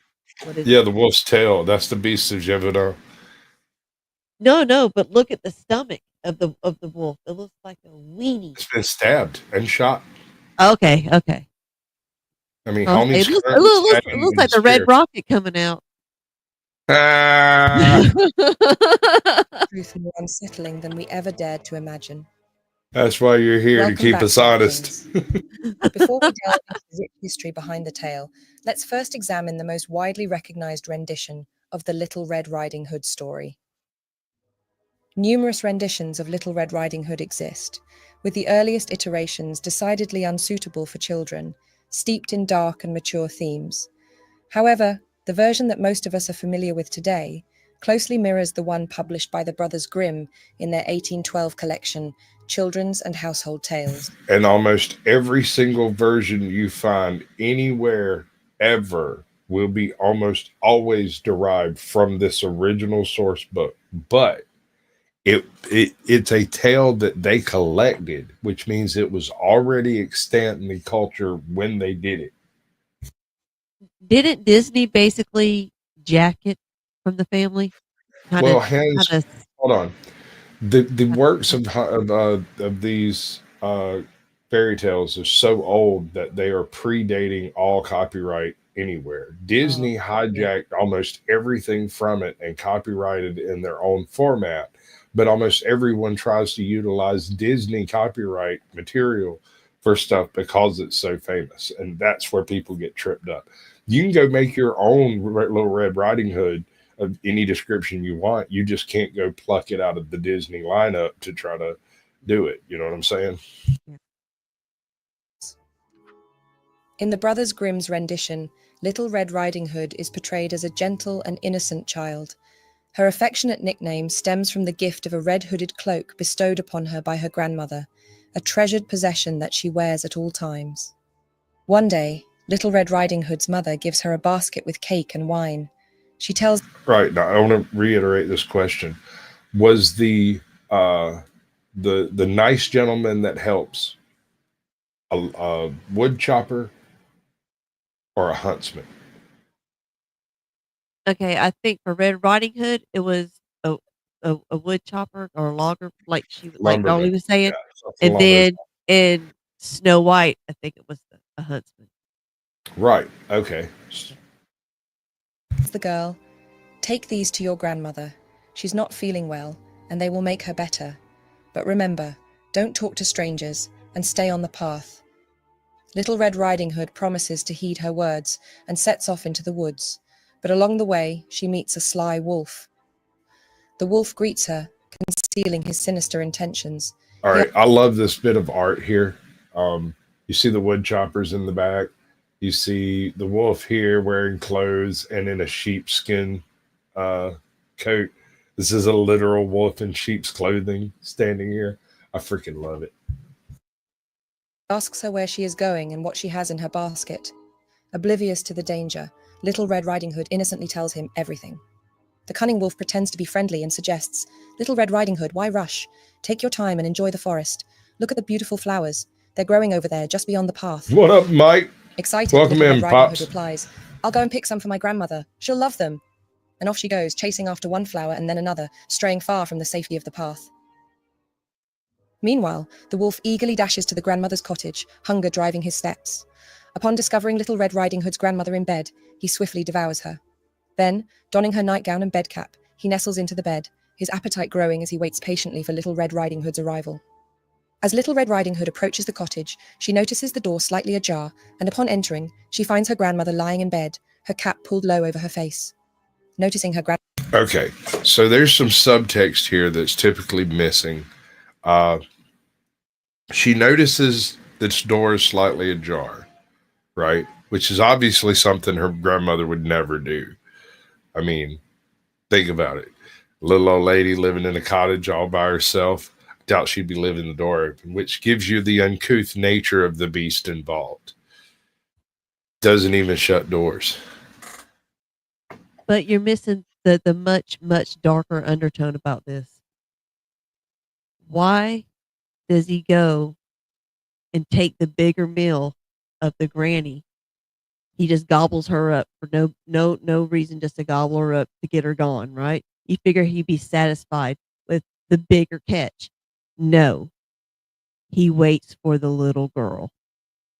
Right? I think there's more to this than meets the eye. I don't think we're really discussing a big bad wolf here. This is a metaphor for the bad people in the world. Monsters don't look like monsters, and that's why they're able to perpetrate the things they can. Grandmother's unusual appearance, Little Red Riding Hood exclaims, "Oh, grandmother, what big ears you have!" The wolf, disguised as the grandmother, responds, "All the better to hear you with, my dear." Little Red Riding Hood continues, "Oh, grandmother, what big eyes you have!" The wolf replies, "All the better to see you with, my dear." She then remarks, "Oh, grandmother, what big hands you have!" The wolf replies, "All the better to hug you with, my dear." Little Red Riding Hood, growing uneasy, exclaims, "Oh, grandmother, what a Give horribly me big the mouth." money. Give me the money, okay?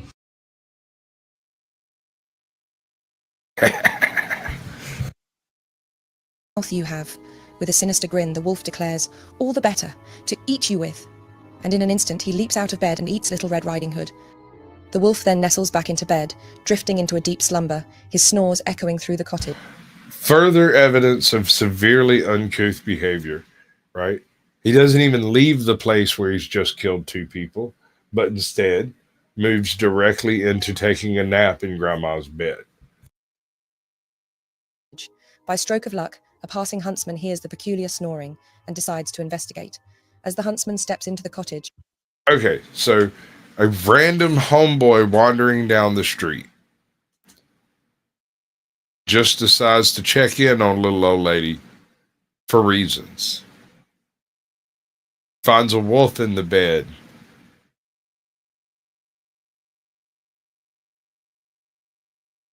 That's shady in and of itself, but perhaps the door was broken by the wolf, so the latch couldn't latch. So even Little Red Riding Hood going through the door doesn't latch the door because it's broken. He broke into the joint, right?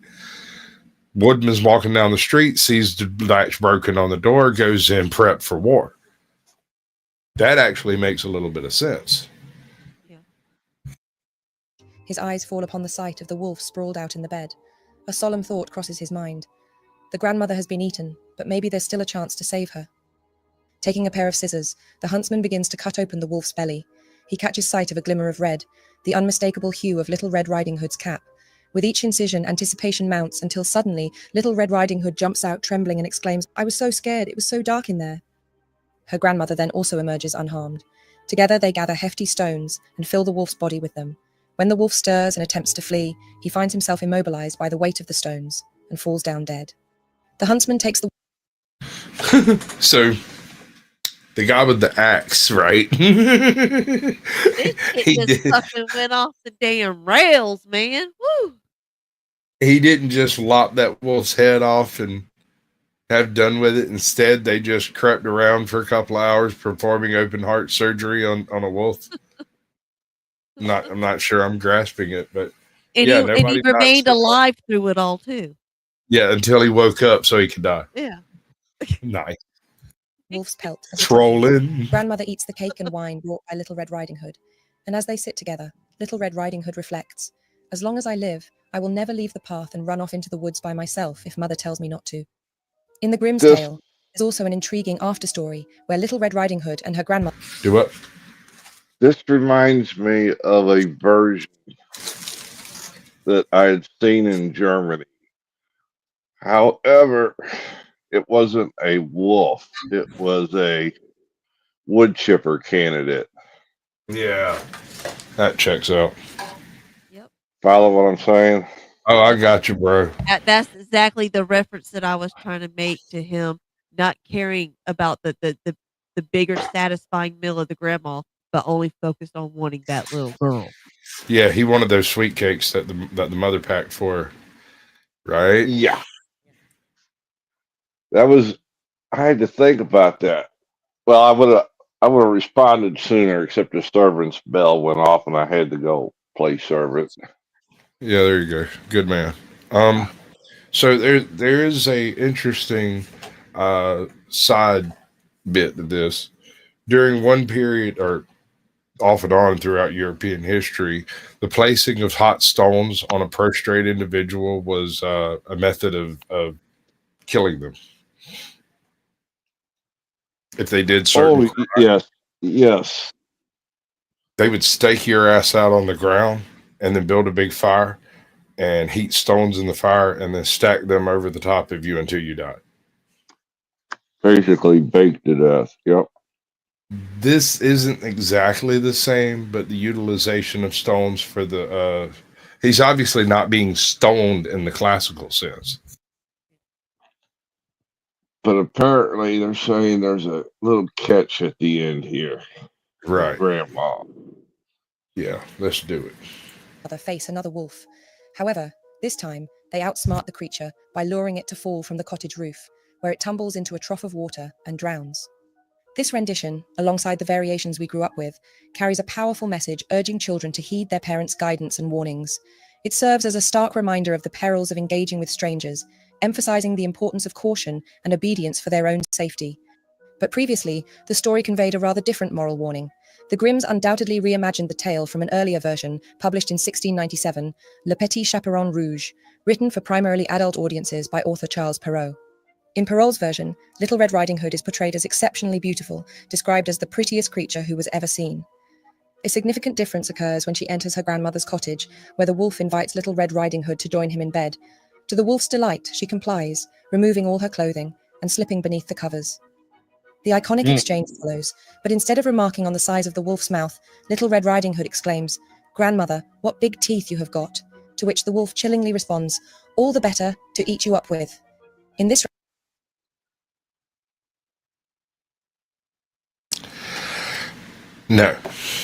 rendition, there's no heroic rescue to be found. It ends bluntly with the wolf eating Little Red Riding Hood. Perrault concludes the tale with a cautionary moral, advising that attractive, well-bred young ladies should never talk to strangers, for if they should do so, they may well provide dinner for a wolf.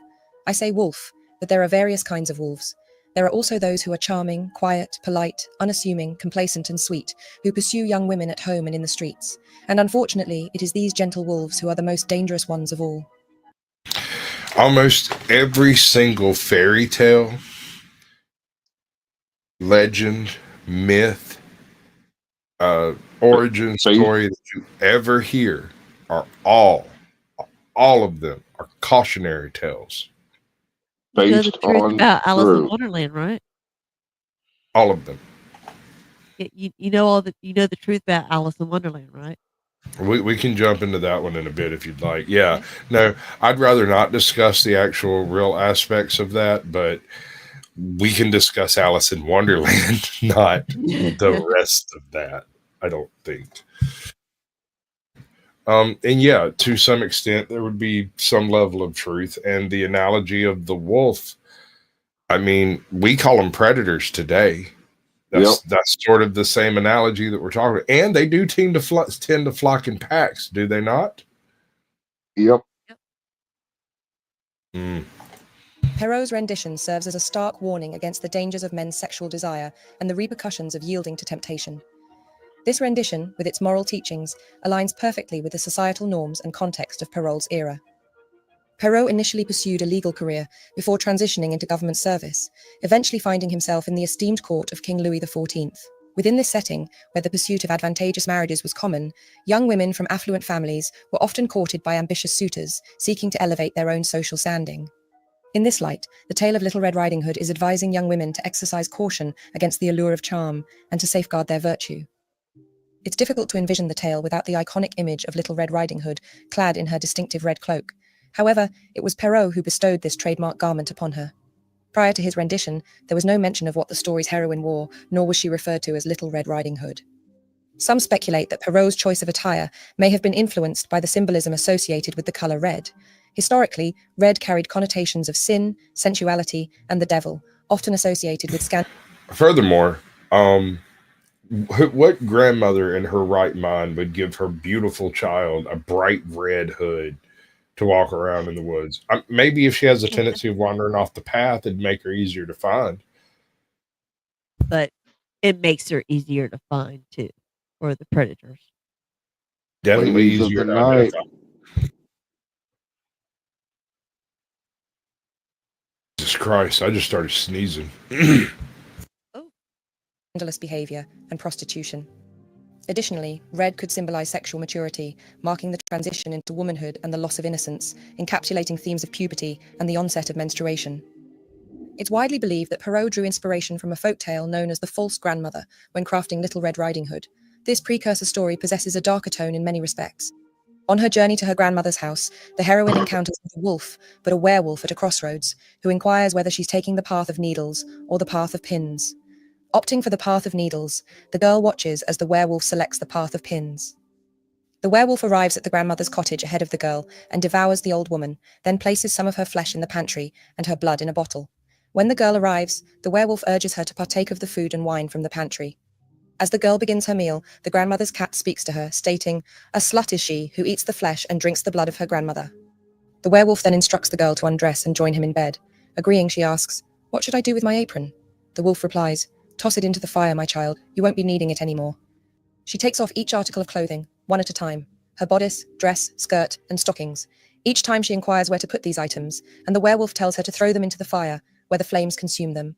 As she gets into bed, the familiar verbal exchange unfolds, yet this time the girl quickly realizes she is in danger and feigns a need to use the bathroom. Initially, the werewolf suggests she relieve herself in the bed, but the girl insists on going outside. Reluctantly agreeing, the werewolf secures a rope around her ankle to ensure her return. Seizing the opportunity, the girl cunningly loops the rope around a plum tree before darting off toward home, presumably nude. The wolf waits for her return, only to realize too late he's been outsmarted. He gives chase, but the girl's nimbleness allows her to reach the safety of her home just in time. One intriguing aspect of this tale is the absence of any mention of the wolf's disguise. Right. In this tale, you could just slap the word predator over wolf, and it all lines right up perfectly.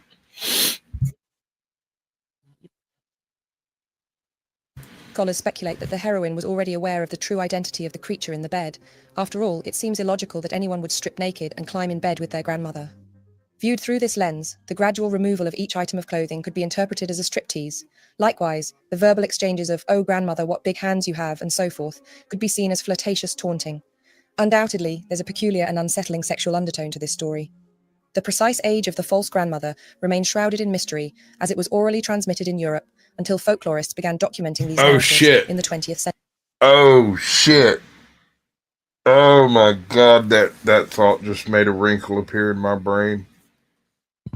Who Oh man, I'm gonna regret saying this. Mel's gonna come out of the freaking chimney and just attack me. Who do we know that has a tendency towards cross-dressing and children? Is there a particular part of the population that might be renowned for this particular types of activity? Hashtag just asking a question for a friend. If you might know. Talking about like maps? Yeah, that's enough of that. Century. But the abundance of imagery linked to witchcraft within the tale suggests a historical origin of the 15th or 16th century. We can't see it. Talking cat stands as a notable motif. During that era, cats were often feared, believed to herald the presence of evil, embodying either the devil himself or a witch in disguise. All right, so here's an interesting thing. During the Black Plague, quite often cats were depicted as being a sign of evil or a bad omen or something along those lines, right? And they would actively kill cats. But here's the catch-22. The plague was transported on fleas, largely carried by rats.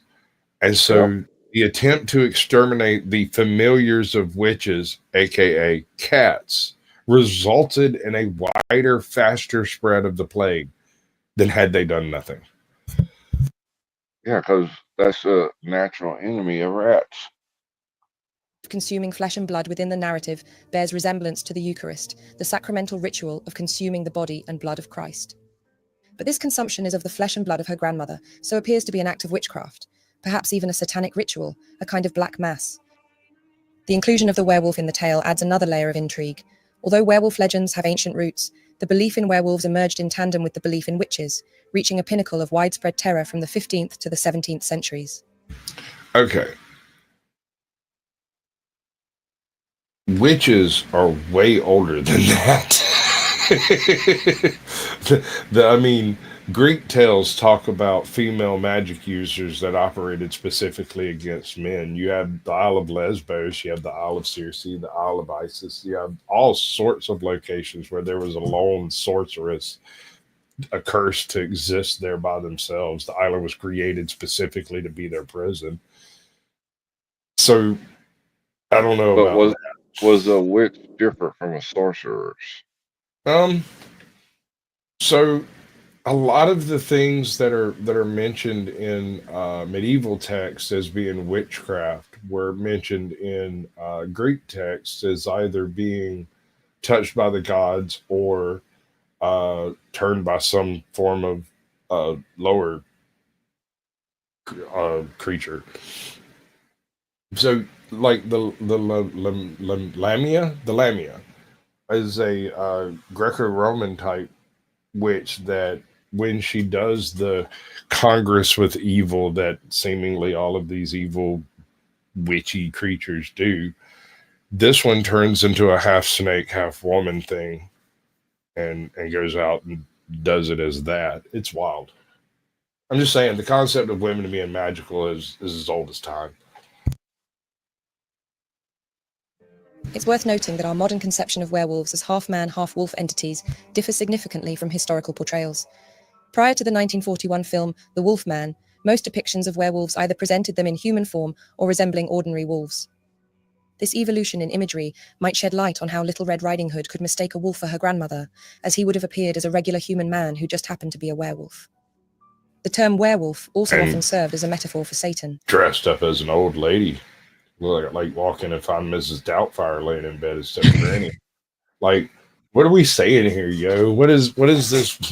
It's definitely a cautionary tale, but I'm not sure. Explain the huntsman showing up and doing his thing.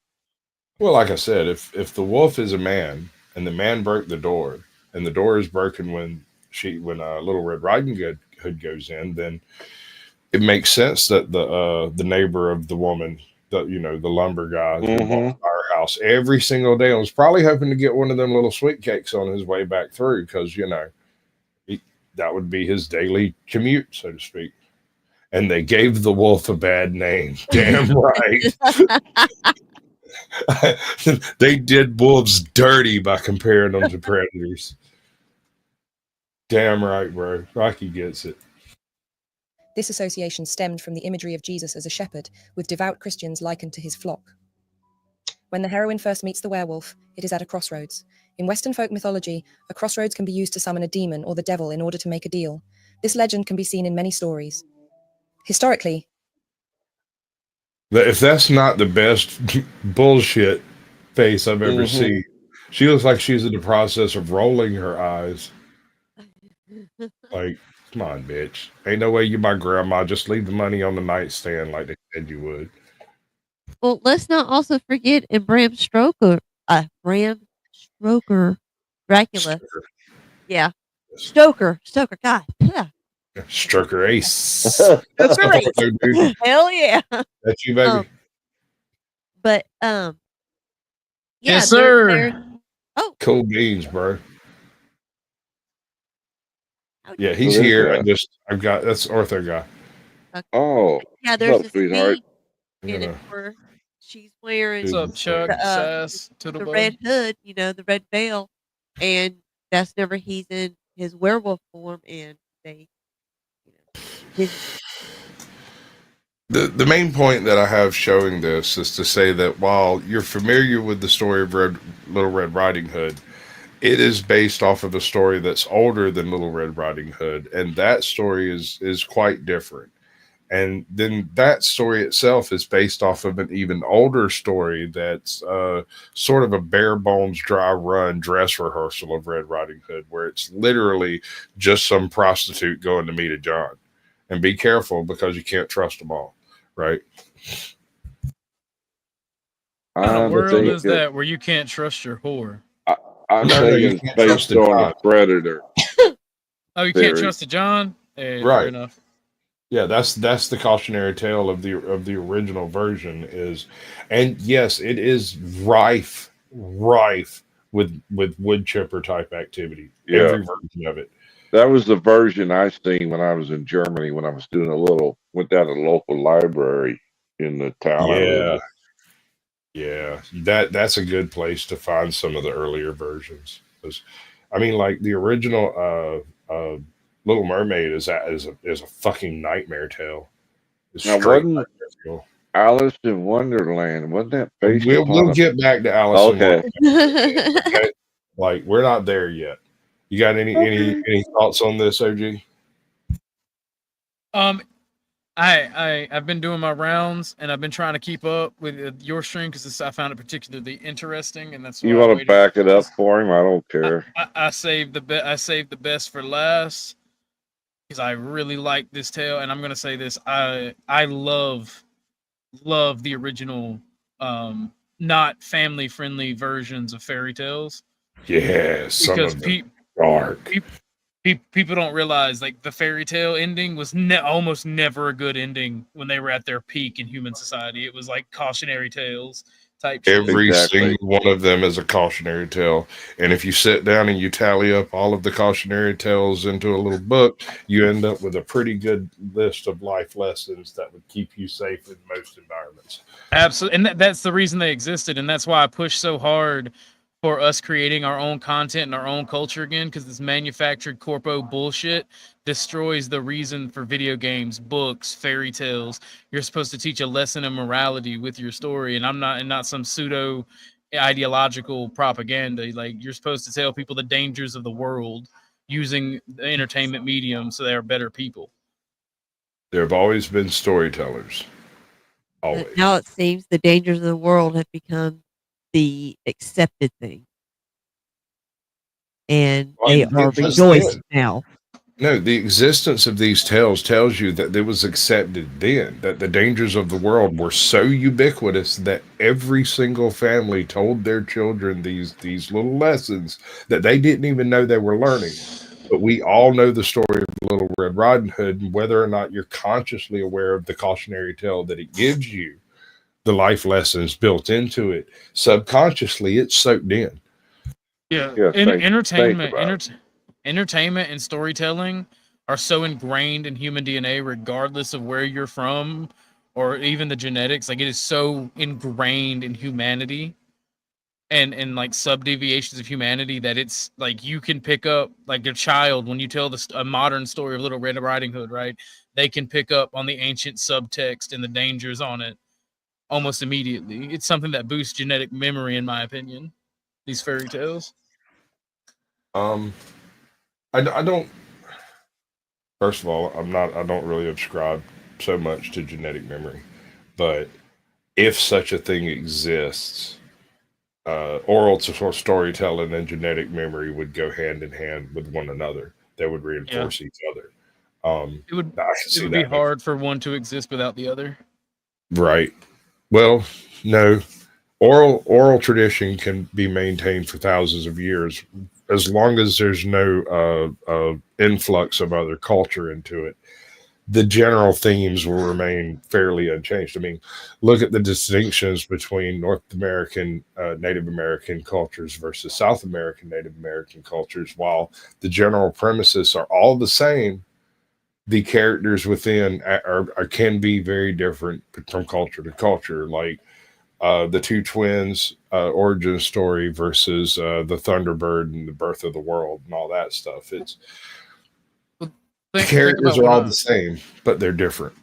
Well, think about what I'm saying, right? Because the genetic memory, like let's say you have a war and your tribal elders and your oral traditions get killed, right? Once that war is over and you get back to some normalcy, somebody else is going to come around and start telling stories again. And that genetic memory, there is these tales and these cautionary stories that need to be told. So they're going to be recreated from what can be remembered by people hearing the stories and the communication. But that genetic memory is also going to kick in and they're going to start telling these stories of the dangers of the world around them. I think telling stories of the dangers of the world around you is probably the most human thing we've done since domesticating fire. True. I think that's a part of our genetic memory. I mean, there is no higher calling than to protect your brethren. And these stories do exactly that. Yep. In a very purified form, I think. It was believed that witches engaged in sexual unions with demons, or even with the devil himself, in exchange for their supernatural powers. Perhaps this is what is unfolding within the false grandmother story. While the witch trials of history are widely known, what often goes unnoticed is the prevalence of werewolf trials in the same period. Tales of these trials, along with the accompanying hysteria and fear surrounding werewolves, likely influenced the false grandmother, and therefore the evolution of Little Red. Could werewolves have been a euphemism for getting rid of unsavory individuals from wood chippers? Wood chipper. That's why it was a woodcutter that showed up. I like it. Riding Hood. The infamous 1598 case of Peter Stump, also known as the Werewolf of Bedburg, marked a significant peak in the interest and persecution of alleged werewolves, particularly in French-speaking and German-speaking Europe. Peter Stump, a wealthy farmer and widower with 2 adolescent children, enjoyed a favorable reputation in the community. However, beneath his seemingly pleasant exterior lurked a perverse wickedness unknown to those around him. According to his own testimony, Stump's life took a dark turn at the age of 12 when he delved into the practice of occult black magic. This descent eventually culminated in a fateful meeting with Satan himself. During this encounter, the devil Bro. OG? Just got a question for you. Okay. If you was fucking around with some shit and you met somebody that you credibly thought was the devil himself, would that change your decision making for future behaviors? No, because I've ran into people that I literally thought were demons or the devil themselves. No. Because to overcome that evil and that fear is one of the highest things a human can achieve. You don't think realizing that you were working in conjunction with the devil's plans might not change your choice of working within the devil's plans? No, because in my religious belief, we are at the whim. We have free will within our own lives, right? But we are at the whim of the machinations and the battle of Satan, of good and evil, of God and Satan. So they both have a plan for us. And depending on our choices, we are aligning ourselves with either God's plan or Satan's plan. That is exactly my point. Having realized that you are involved in Satan's plan, would you not redress yourself to become more in aligned with gods? It would depend, right? Okay. Because the plans can run congruently, right? Let's say that I am a medieval soldier, a medieval knight, if you will, and I'm leading a campaign, and my job is to kill and to conquer a territory and then bring it under control of my sovereign, right? And I slaughter a village that rebels as a repercussion, right, for rebelling. And I wind up, I'm taking a stroll and I run into a woman or a strange man in a fork in the road, and they are all mysticism and woo wooing at me, and I get this sense of overwhelming danger and just melancholy and sadness, right? That's gonna, in my mind, that would lead to me that this person is a supernatural being. It's probably the devil. You're getting a demotion fucking immediately when you get back to headquarters. You were supposed to execute that entire village, and here you have 2 survivors. Exactly. I'm gonna draw my sword, and I'm going to run through them. That's what I would do in that situation. And if they disappear in a puff of smoke, I'm like, oh well, because at the end of the day, right? If I am a Christian and I am trying to do the right thing by evangelizing through the sword, which is something I do believe is possible and sometimes should be done to lesser cultures, but if I'm doing that and the ends justify the means, and you have a good outcome, I think that you have found yourself on the machinations of God instead of Satan. It just got there in a really shitty way. So you're saying, yes, had you thought you were involved in the machinations of Satan, you would alter course? No, I would push through until I worked my way out of hell. I would maintain the path. Saying. Okay, no, that's not what I'm saying. He's saying that if he found himself doing evil at evil behest, he would continue to do evil because he thinks it's the ultimate plan of God? Maybe? Well, the plans run congruent. They run parallel. It's the outcome that determines whose side you're on. So if I ran into this person, I would keep going, charging headstrong into the path. Just because there's resistance doesn't mean that we should stop. But I don't know, dude. Personally, I would think that if my activities had reached the point where I met an individual that I credibly thought was the devil himself, I might take a left. Why though? You only catch flack if you're over the top. All right, let me try it this way. I get where you're coming from as being the aggressor in the situation and coming in resistance as Satan. That I was kind of coming from a slightly different perspective, more of like a mercantile kind of concept. But in any event, what I'm saying is the moment I realize that I am perpetrating evil, I take actions to no longer perpetrate evil myself and take a real good look at the motherfuckers around me to determine how to stop that evil from fucking happening too. And I may not be able to do that. That is not always a possibility, but the thought process has to exist far enough to consider it within reason. Because evil only flourishes when good men do nothing. Correct. Well, and I agree with that. And like I said, I think that's why the outcome is what matters. It's not that being that I don't make a right. Well, it's not that. Well, sometimes you got to fight a devil with a demon. But the thing is, just because you run into this force or this malignant force or this evil force, doesn't mean that you're actually on the path of evil. It could be something where they're trying to tempt you into evil or they're trying to tempt you off the path. So just because I run into them or have an altercation doesn't mean I would change.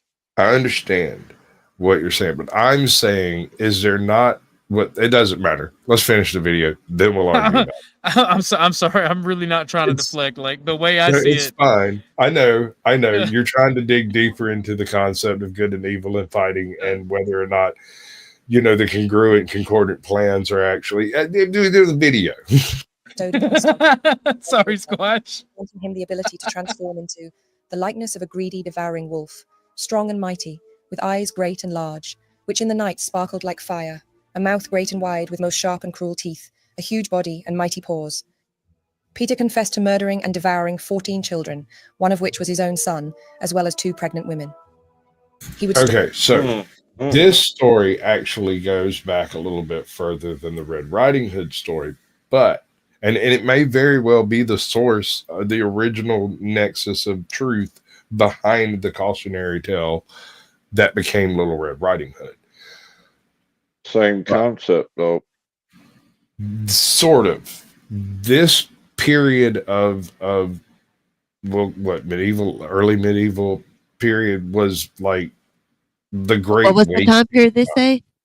This is like late 14th century. I was gonna say it's like Yeah. 1300. It's like That's the 1300s. during.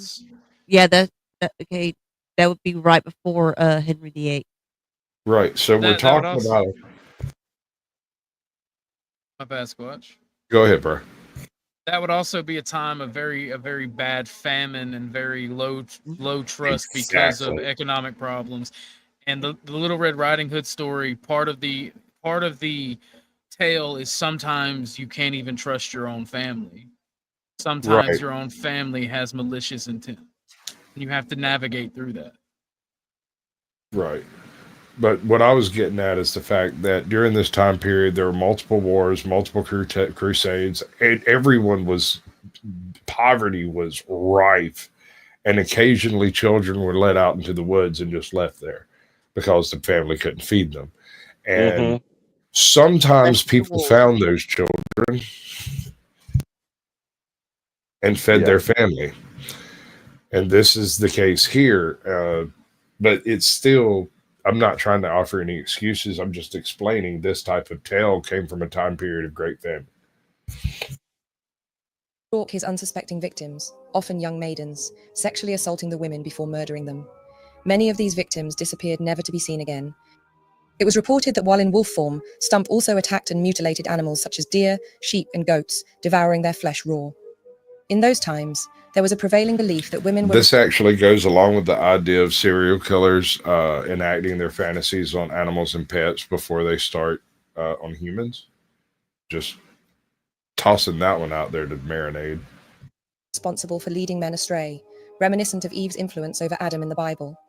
Thus, when Stump confessed to an incestuous relationship with his own daughter, she was condemned to death. Similarly, his mistress... Wait a minute. Authorities attributed... Right. He was condemned to death. Yes, and he was too, but later, after being convicted of a whole bunch of other shit and being forced to confess. Or were they trying to say she enticed him? I don't think they cared. I think it was just the fact that she had accepted such stuff that, and I don't know, you don't really know whether or not she told anybody or any of that. It's not a part of the story, but they found out it was going on. And how would she know it was wrong until someone told her? True. So I'm just saying that particular theme runs straight through the middle of all of Little Red Riding Hood, which makes it really weird that like the week Christina Ricci turned 18, she filmed a Little Red Riding Hood thing. You ever seen it? You would like it. Every man on earth likes that Little Red Riding Hood. actions to witchcraft or diabolic persuasion. Both women were burnt alive at the stake. Interestingly, in the story of the false grandmother, the heroine is depicted as engaging in acts of witchcraft and enticing the wolf, perhaps echoing this idea. Stump was charged with sorcery, black magic, consorting with the devil, cannibalism, incest, and harboring a relationship with a she-devil. His execution, on the 31st of October 1589, is one of the most brutal on record. He was put to a wheel where flesh was torn from his body with red-hot pincers. Then his limbs were broken before he was beheaded and his body burned. As a warning against similar behavior, local authorities erected a pole with the torture wheel and the figure of a wolf on it, and at the very top they placed Peter Stump's severed head. However, the true extent of Stump's crimes remain uncertain. He only confessed when subjected to excruciating torture. The suspicion surrounding Stump arose from a villager's claim of sighting a wolf with a missing paw fleeing from one of the crime scenes, a detail that aligned with Stump's own physical impairment, having previously lost his left hand due to an injury. The harrowing trial... Okay, so think about the level of torture that they perpetrated on this man, and tell me whether or not you might not confess to everything under the sun while they did it. Yeah, I was gonna say that also has a theme of people confessing to shit under duress. Right? Yeah. I mean, this is actually, I think, the story that they based the was it like the 2009, I believe, Catherine Hardwicke version of Little Red Riding Hood with Amanda Seyfried in it, and Gary Oldman. Gary Oldman, yeah. This Yeah, this is where they derived that story, their story. You told that story about the Little Red Riding Hood thing the chick did. Yeah, my ex had a thing about Little Red Riding Hood and fairy tales and cosplaying as them. Hey there, Little Red Riding Hood. You sure are looking good. Everything this big bad wolf could want. Gives me chills. Trial of Peter Stump echoed throughout Europe, captivating audiences through printed pamphlets that circulated widely, fueling the pervasive fear of werewolves. It's plausible to imagine Peter Stump evolving into a feared archetype, potentially embodying the infamous wolf character from Little Red Riding Hood. His gruesome deeds echo the themes within the false grandmother story, prompting speculation that his infamous case may have served as the catalyst for its creation. Another compelling aspect to consider is the historical frequency of wolf attacks on humans, which could further enrich the narrative. For centuries, wolves were vilified and generally feared as man-eating predators. Throughout Europe, they were seen as a grave threat, with bounties offered in relentless campaigns to exterminate them. Today, our perception of wolves has undergone a profound shift, recognizing them as timid creatures avoiding human contact whenever possible. However, this raises the question, why do historical records abound with instances of wolf attacks? One explanation... Why can't two things be true? Right? Yeah, I don't get the dichotomy forced into a lot of narratives nowadays. Yeah, because like wolves, here's the thing, like as the human population grows, we outnumber them and they see us more and more and they get more timid. But when there were smaller numbers of humans and we didn't have larger number of animals, yeah. Like they could have very well feasted on humans because they're pack hunters. If you see like 10 humans though, and then you have the advent of the gun over the spear or the bow. Absolutely. I think two things can be true. Makes sense. All right, so we could go on another fairy tale jaunt. I've got a whole bunch of them lined up over here. Well, now you guys got me curious about Alice in Wonderland. Or we can discuss Alice in Wonderland. I thought Alice in Wonderland was actually quite simple. Like the Mad Hatter was an archetype for the hat industry, like the chemicals they use driving people crazy, and then like the LSD pipeline. Should I tell him? Can I tell him why it was written? I know there's undertones of abuse and shit. No, it's more than undertones. What's his name? C.S. Lewis? Yes. Okay. The author, Alice herself, was a neighbor's little girl where he lived, and he had fantasies about her. And so he wrote the book in accordance to his fantasies about this little girl. And in the fantasies in the book, she goes down a rabbit hole after falling asleep. Right? Gotcha. Meets a specifically a rabbit with who's late for a very important date. Finds a red queen, possibly a white queen, depending on how you play that whole thing out. Because not forget the pills. Well, you've got you do have the pills, the one that mother gives her. The candy and the cakes, and the taller and smaller, the whole nine. And it reads very much like an absinthe dream or something. Like, what year was that written? 1902. I thought it was before then, but I couldn't. Might have been before then. But you got the carpenter and the walrus. Oh, Lewis Carroll. My bad, not C.S. Lewis. C.S. Lewis was the comedian. He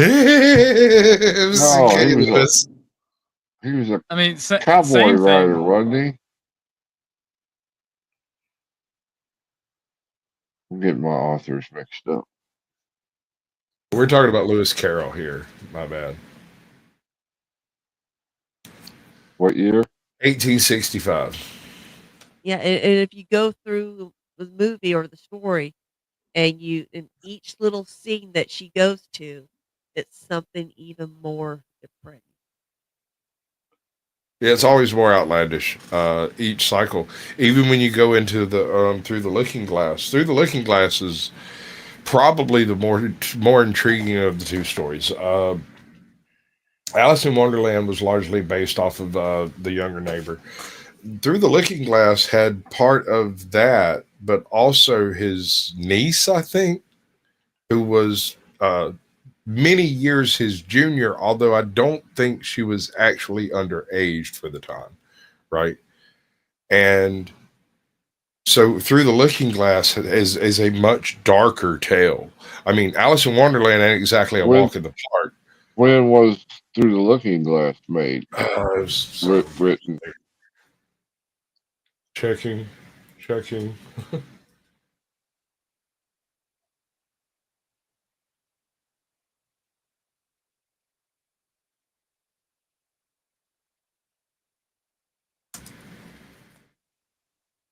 But my point, let's see, 1871. So almost 5 years later. Good night, not laws. Don't let the Democrats bite. Wait, shouldn't you check Chat GPT and see if it's time for bed? I'm just fucking with you. In Alice in Wonderland, the general motifs are of learning one's limits and learning to overcome their limits, and not through brute force, usually, but through subtle reasoning, right? So when she encounters the Mad Hatter, this could easily have thrown the entire process of her working her way out of the rabbit hole off if she had simply joined the Tea Party and stayed. It was a permanent Tea Party that was always partying. So she could have just stayed in the party, and they were a perfect example of over-exuberance and excess, which was something cautionary of the time. The Bakers and the fucking all the weirdness that takes place, every bit of it kind of has connotations of the story of the carpenter and the walrus. Isn't that Through the Looking Glass, though? That's Through the Looking Glass, isn't it? It's well, I can't remember if it's in the book, but I know it's in the movie. The Disney. Okay, it's probably in the book. I know that for a fact. I'm looking at it right here. Through the Looking Glass, the story is known for its nonsensical characters, situation, include its famous poem, The Jabberwocky, and The Walrus and the Carpenter. Yeah, Disney mushed the two stories together for. You want to see something stupid? And don't ask me why I can do this. 'Twas Brawling and the slithy toads did gear in the gimble wave. On Mimsy were the butter groves and the mome raths outgrave. Beware the jabberwock, my son, the jaws that bite, the claws that catch. Beware the jub bird and shun, the firmerest bandersnatch. What possessed you? I heard it and remembered it. And it's the one part of that story that is the least sense, makes the least sense. There's not a single word in that has meaning. In fact, you don't reach anything that has any meaning until a couple of lines later when he says, he took his vorpal sword in hand, and man's own foe he fought. Snickety snack, or the vorpal, I can't remember. I fucking lost it. But he doesn't actually say anything that means anything until he mentions the vorpal sword. It's because it's the adult trying to be on a childish level. I think it's the other way around. I think it's his perception of a child's understanding of a world that they cannot understand. And so all of these nonsensical words strung out in a row is all the child hears from a wise adult, but doesn't understand it for the wisdom that it is. And I might be reading a little too much into it. I really like Through the Looking Glass. These stories give me PTSD. Well, just because there's no jackboots and goose stepping don't mean it's not a good story. Yeah. I think actually that's what makes it an implicitly bad story. To be fair, if you actually understand the themes of the underlining tales, I feel like a good jackboot would stop a lot of that bad stuff. I mean, you know, Disney, he took every single jacked up tale and made a kid friendly cartoon about it. You want to talk about Pinocchio? You want to talk about Peter Pan? Yeah. Peter Pan's another one of those amazingly cautionary tales that's not typically recognized as such. Because if you think about it, basically Peter Pan is that kid from down the road that you don't know where he lives, you just met him, and he's going to show up in the middle of the night and take you away to some amazing place where you'll never grow old, and the only way that can happen is somebody whacks your ass. Yeah, the theory where he killed the Lost Boys is my favorite. Keep them from growing old forever. I'm trying to. Oh damn! I fucked up. Where the Amazon River meets.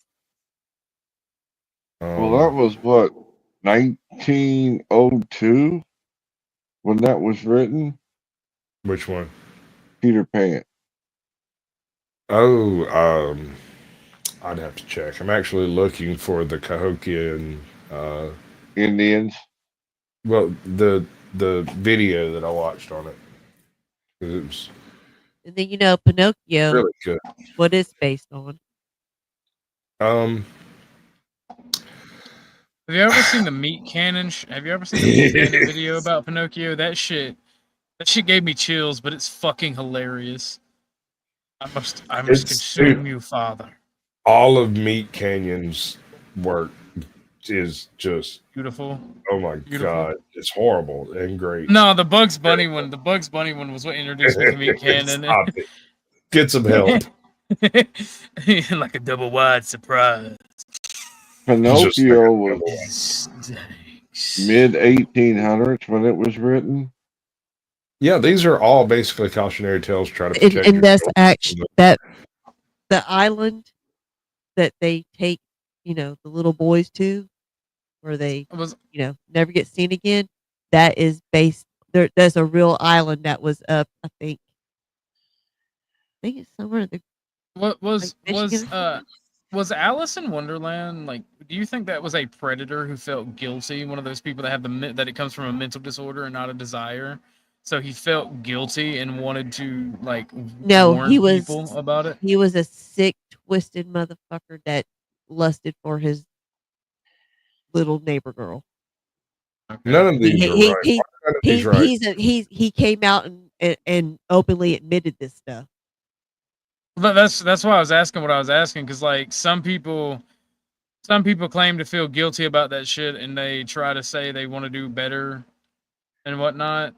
Like especially nowadays with the whole conversation about MAPs. Yeah. So I was thinking, like, is that the cautionary tale he's trying to warn families and children of the dangers? This according to himself, at least, and I don't think it was an autobiographical. I think it was a biography. Someone interviewed him and asked him a bunch of questions. Plus, he did tons of interviews with newspapers. I mean, he's fairly broke. But basically, it was just him waxing philosophical on some nonsensical bullshit while entertaining the neighbor girl. And I don't really want to dig too deep into that one. Cahokia, are you familiar with it? I'm not. Born and raised. Good call, by the way, Sasquatch. Good call. Yes, sir. Cahokia is probably one of the largest metropolises that was pre-colonial. It's what is it that's built on the Cahokian mounds? Is it Southern Chicago? Or okay. You're talking about a mound builder civilization. One of them. See, apparently there were a few of them, and they didn't The all Mississippi are my favorite. Right. Well, I think Cahokian is one of the Mississippian tribes. Yes. But I'm not sure. I'm pretty sure, but I'm not positive. But this guy is this video is one of the best history channels I've found in recent. Drop his link, please. I am doing it right now. This dude does amazing research, and covers like huge breadths of American pre-colonial history. And one of the best videos, in my opinion, that he's done. This is a really, really good one, but he does one on the Tarascan culture, which is sort of a middle culture between like the Mayans and the Incas. They kind of carried the motif culture forward through time for a few centuries. Anyway, between the two.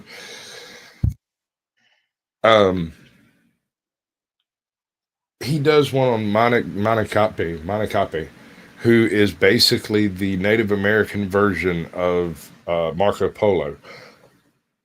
Homeboy left from like southern New York and walked south through Georgia and Mississippi, back north up through the entire Mississippi River Valley, west through the Snake River or something over there like that, crosses the Rockies and visits tribes on the Pacific Northwest, and then turn around and comes back to tell the southern New York natives what's over there.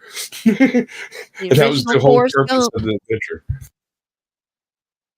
I don't know, man. This is actually a little bit more hardcore than Forrest Gump, because this, like I said, this is borderline pre-colonial. Like, this is during like the whole colonial thing. It's the only reason we know about this story is because someone actually interviewed either him or someone who knew him. And there's a couple of different versions of the story, but in both of them, he largely travels unmolested, even from the most warlike tribes, even though he's always told horror stories about the next tribe over, they're cannibals and terrible people. But then when he gets over there and like waves at them and trades with them, they're perfectly ordinary folks. But the next tribe over are cannibals and evil. And that goes on all the way across like all of the, I suspect he did a detour up into Canada, because he never really discusses the desert as if that doesn't exist. Right. And so I think some of the things that are depicted actually occur farther north than, you know, it seems by the story, because I don't know. It's a neat story though. This one is about Cahokia and the Mississippian metropolis. And this is Ancient Architects, one of the best pre-colonial history channels I've ever seen. And I was probably his 30th subscriber. When he made his first video, I'm in the comments going, dude, you've nailed it. This is going to work. Just get your bread. You're going to get paid. Do that again, and you're fine. And at the time, he was like, yeah, I'm not sure this is going to work. I was like, dude, you've got it. Don't worry about that. Just do the thing, and you'll be just fine. You'll be monetized in 6 months. You'll have 1 million subscribers in 5 years. Just do this right here. Brackenridge was in the city of St. Louis after traveling up the Mississippi River. Thanks to the Louisiana Purchase by Thomas Jefferson, this was the edge of the new frontier. Indeed, Lewis and Clark's expedition had only just returned to the city 4 years earlier, and Brackenridge made a point to document everything about his journey up the river. In doing so, Brackenridge noted a discovery that astonished him. He wrote in his journal, I crossed the Mississippi at St. Louis, and after passing through the wood which borders the river, about a half a mile in width, entered an extensive open plain. In 15 minutes, I found myself in the midst of a group of mounds, mostly of a circular shape, and at a distance resembling enormous haystacks scattered through a meadow. One of the largest which I ascended was about 200 paces in circumference at the bottom, the form nearly square, though it had evidently undergone considerable alteration from the washing of the rains. The top was level, with an area sufficient to contain several hundred men. Okay, so if this thing was made of stone, you're essentially describing the pyramids in Mexico. And I assume he's talking about Monk's Mound. Well, This is a description from before the mounds were pulled down, so it could be any number of them. Around me, I counted 20 mounds, or pyramids, besides a great number of small artificial elevations. Pursuing my walk along the bank of the Cahokia, I passed 8 others in the distance of 3 miles before I arrived at the principal assemblage. When I reached the foot of the largest mound, I was struck with a degree of astonishment, not unlike that which is experienced in contemplating the Egyptian pyramids. Now, these are earthenware mounds. There's virtually no support inside of them. They're basically made of giant piles of mud. Yep. So, make of that what you will. We lost Tootie Bug. And could not help exclaiming, what a stupendous pile of earth! To heap up such a mass must have required years and the labors of thousands. Were it not for the regularity and design which it manifests, the circumstance of its being on alluvial ground, and the other mounds scattered around it, we could scarcely believe it the work of human hands. What had stunned Brackenridge was the remains. They are almost definitely man-made, bro. Her internet went out. That makes sense. I'm actually waiting for mine to chop out over here. It keeps giving me the penis head over here. So yeah, it may drop at any point. But yeah, no, it's not really a debate on whether or not they're man-made because of where they're at. They had to have been man-made, but beyond that, there's evidence of man-making. Yeah, the artifacts we found, yeah. Also, local legends talk about the ones that made them and how there was a huge city. But see, the thing is at this point, nobody knows that this is a city. They haven't done any digging. It's just look at all the mounds. And it turns out each of the mounds appears to have been owned by a particular head of household. And your height of your mound sort of determined where your status in the family hierarchy of the city. I mean, it's not unlike the way Venice did their buildings in the medieval ages. What's up, Vanta? Of the great ancient city of Cahokia. He would later write to Thomas Jefferson about the site and publish an article in the local St. Louis press. Incredibly, his published accounts of it appear to have been completely ignored by the locals, which is a shame because the site would suffer greatly for it. As Brackenridge could plainly see, Cahokia was the greatest city built north of Mexico, and in its heyday, it was a city of over 120 mounds, arranged in large plazas, housing a population of 10 to 20,000 people, with thousands of additional people living in the hinterland. The story behind the rise of Cahokia is not just the story of a great city, but the story of a cultural explosion that transformed eastern North America. Let's check it out.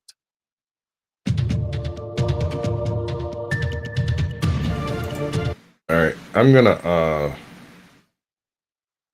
share this particular video. Where's it at? There it is. I'm gonna put this one backstage. Y'all want to check that figure out. And I'm going to add it to the description while this continues to play.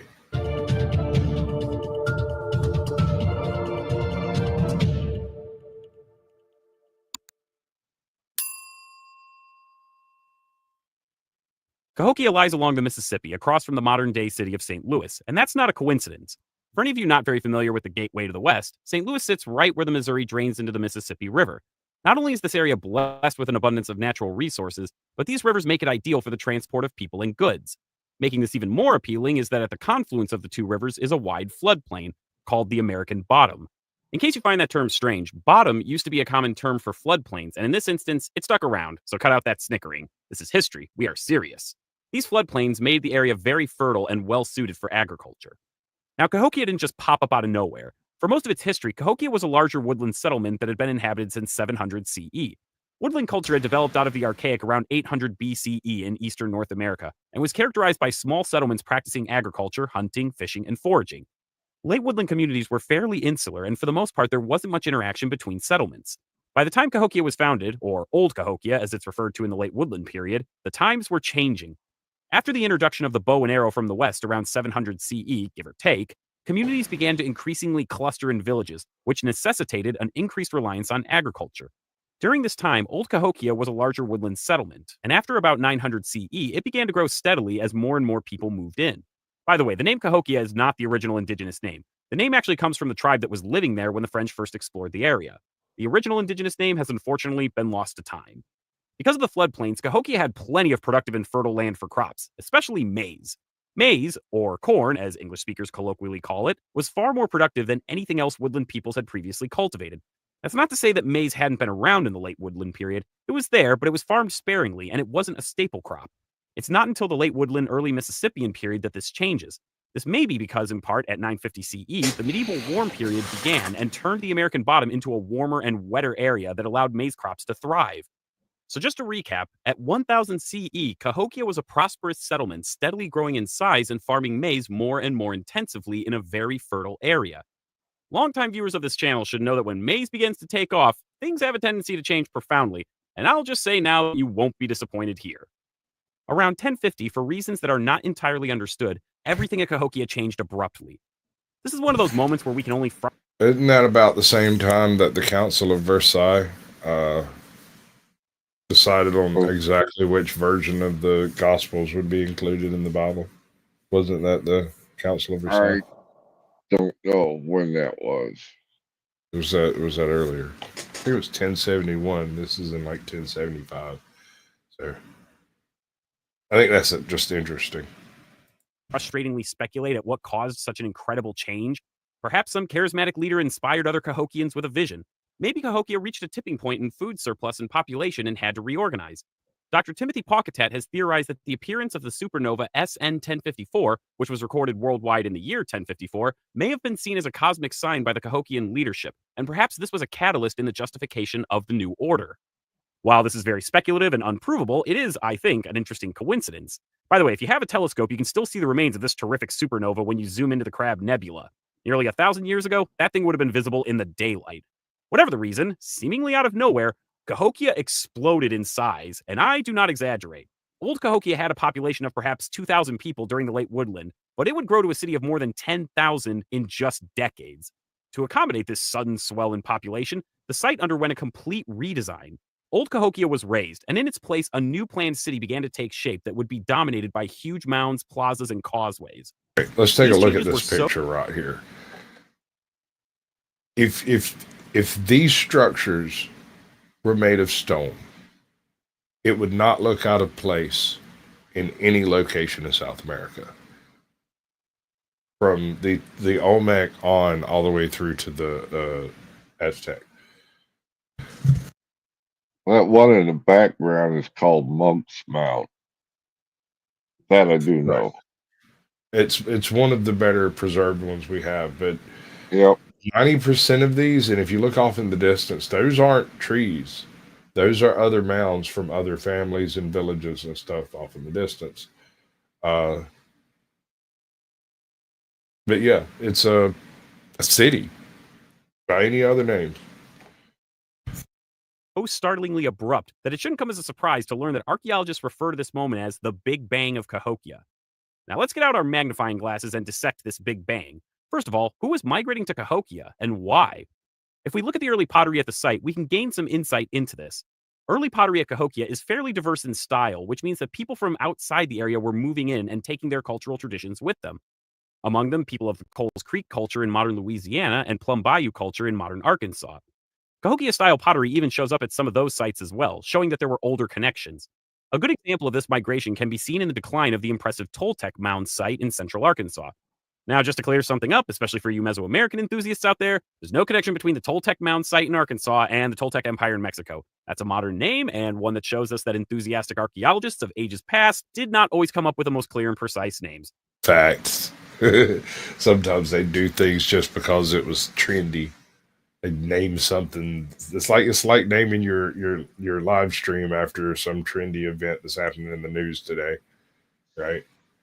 Same thing. You name your dig after something that's hot at the time, and the Toltec had just been discovered about the same time they were digging these. So Toltec mound, kapoof. Oh well. The Toltec mound site was abandoned around 1050, just as Cahokia was starting to take off, and it's likely that many of the inhabitants made their way up the river to find a new home in Cahokia. So, have you been to many of these particular places, bro? Yeah. What in specific? I've been to Monk's Mound, there was a number of other mounds they discovered, but weren't excavated yet. They just thought they was hills, abnormal hills in the farm field, but it turned out they were actually Indian mounds. So one of my favorite, actually, I mean, I kind of hate it, but at the same time, it is one of my favorite stories from Cthulhu. Is called The Mound, and it is specifically about, as I understand it, someone mailed him, some chick wrote a horror story and mailed it to him to see if she was on the right track. And he was so taken by this horror story that he completed writing it and mailed it back to her and arranged a meeting, and they met and talked to his publicist and they published it.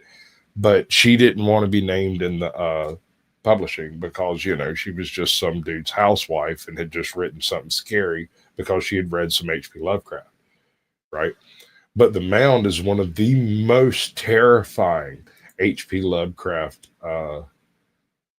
creations. It's not Cthulhu. It's distinctly not Lovecraft, and at the same time distinctly is. I don't know, man. It's well, a lot of these mounds are burial sites is what they are.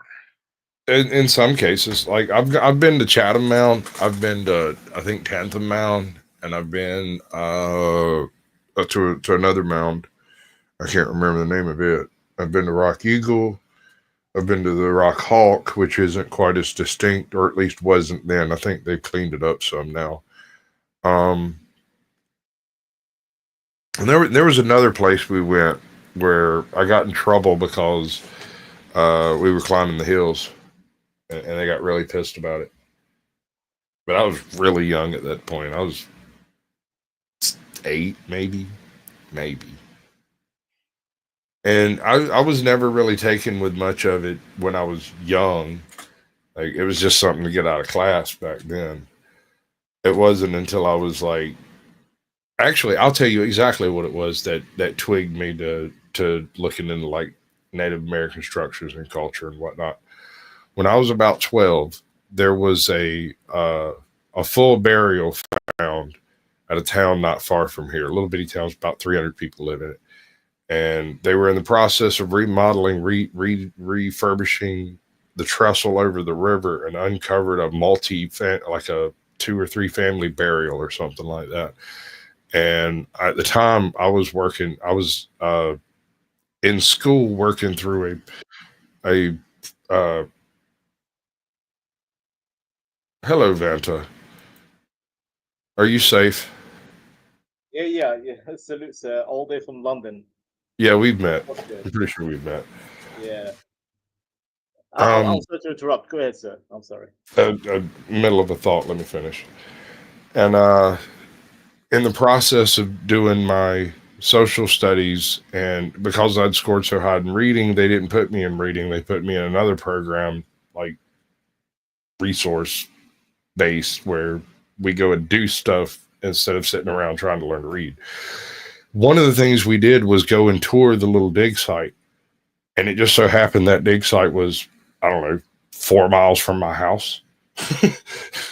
And so it just kind of tied history to now in a way in my brain that nothing else had up to that point. Welcome in, Vanta. It's been a minute since I've talked to you. What you been up to?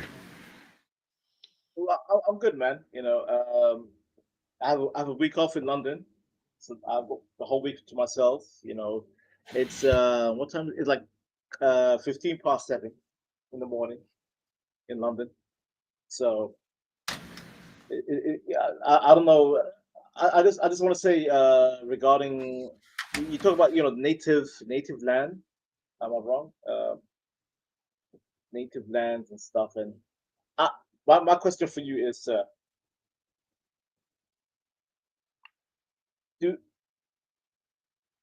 who is truly native to America?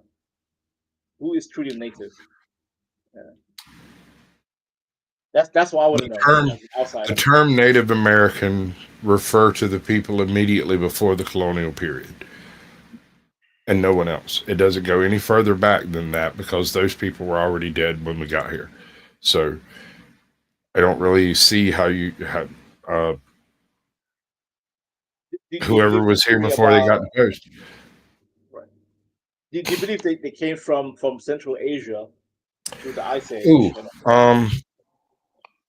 all right. You want to dig into that? I'll give this one 15 minutes, and then I'm gonna have to end the stream. But yeah. You don't have to get too deep with it. But I've been thinking on this one for years, and I haven't been able to like actually frame it right.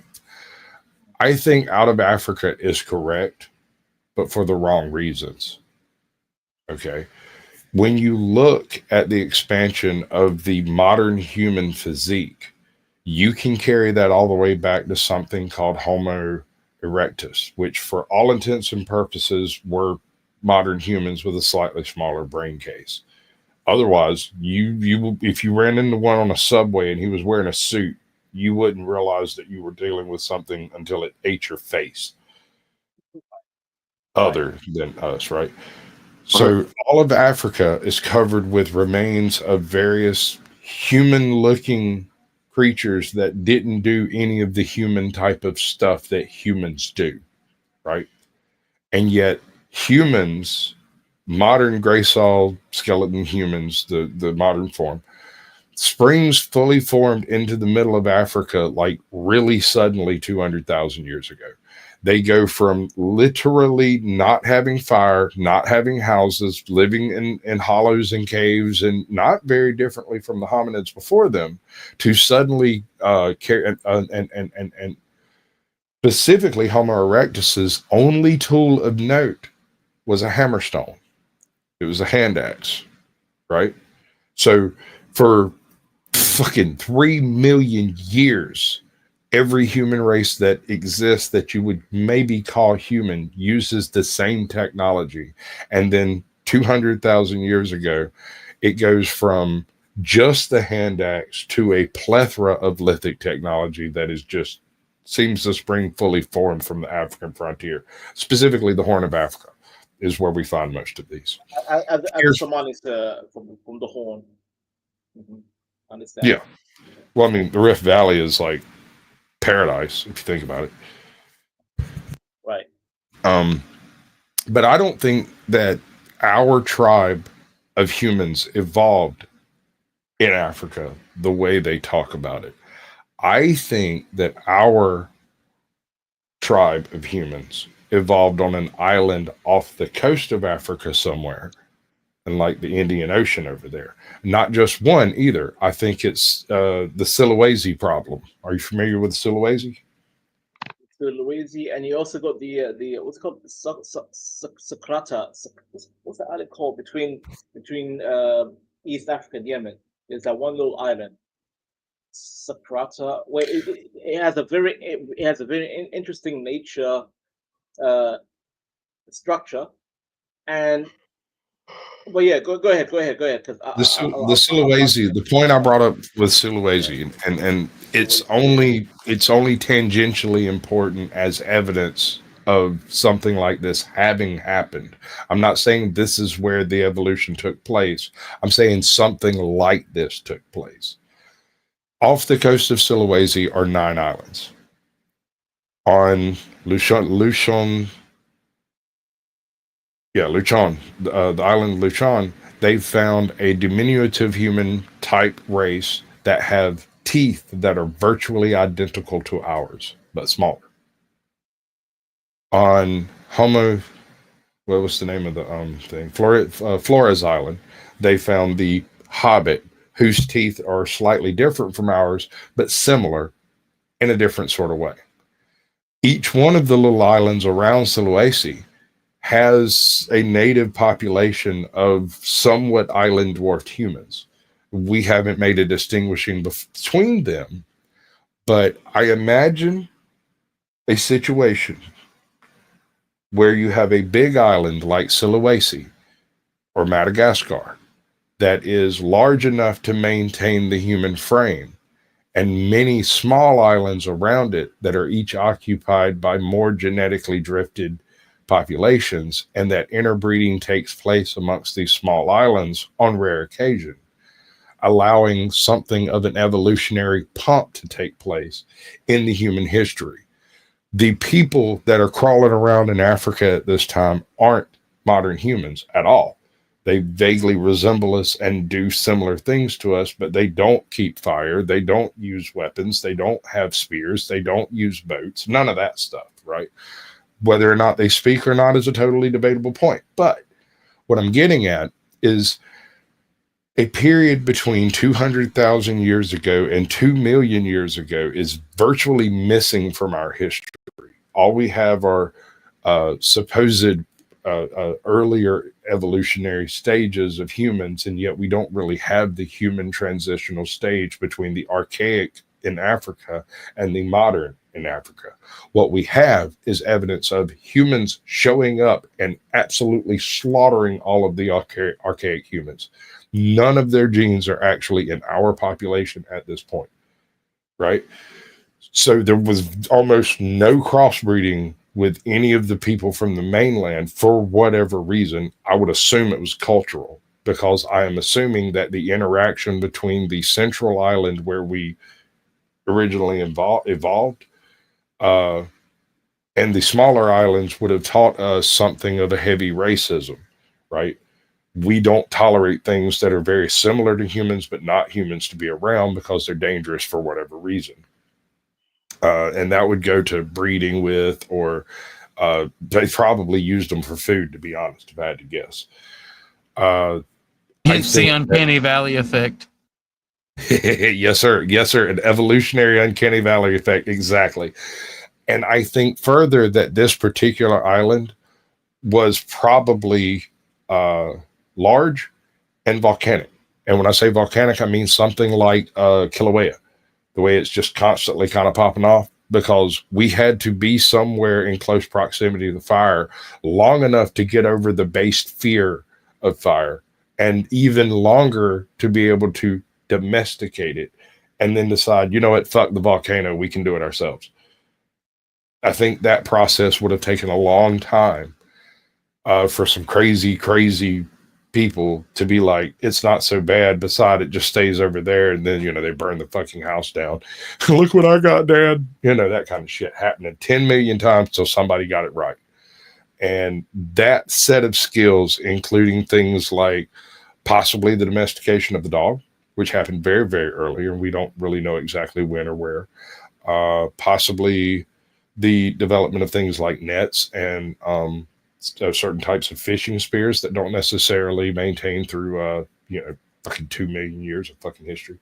And also that this island may very well be underwater at this point, because we're talking about a period of very heavy upheaval in the region of the Horn of Africa, right? Now, I'm not saying it took 2 million years for this process to take place. I'm saying that some point in time during that 2 million year period where we've got kind of a blank spot, something like this took place, not in Africa, but off the coast. And the modern humans that spread through Africa after that point are colonists from this lost origin point that's been lost to the sea. And Sasquatch, quick question should I be asking. So regarding Pangea, because at one point the continents were connected, and then it got split apart, and then you have Denisovan, Neanderthal, and eventually people from around Africa. Like how come the Denisovans end up in parts of like Australia, for example? How did they end up there? All right.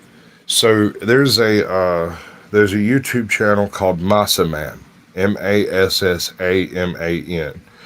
He does a lot of blood work and haplogroup sourcing. He does a lot of genetic sourcing for like divergent human populations and whatnot. And apparently, at least according to some of his collations, because he doesn't really do the studies himself, he looks up the information and collates it into a particular niche study like the Bath or Australasians, and the differences therein. One of the differences between Australasians and Australians, like Aboriginal Australians, is Aboriginal Australians carry more of a Denisovan fingerprint. Yo, we might have something might be happening. Check the back chat, Sasquatch. You might be very interested in it. Is this okay? Talk to the people for a second. I apologize. It's just live and going on. It's crazy.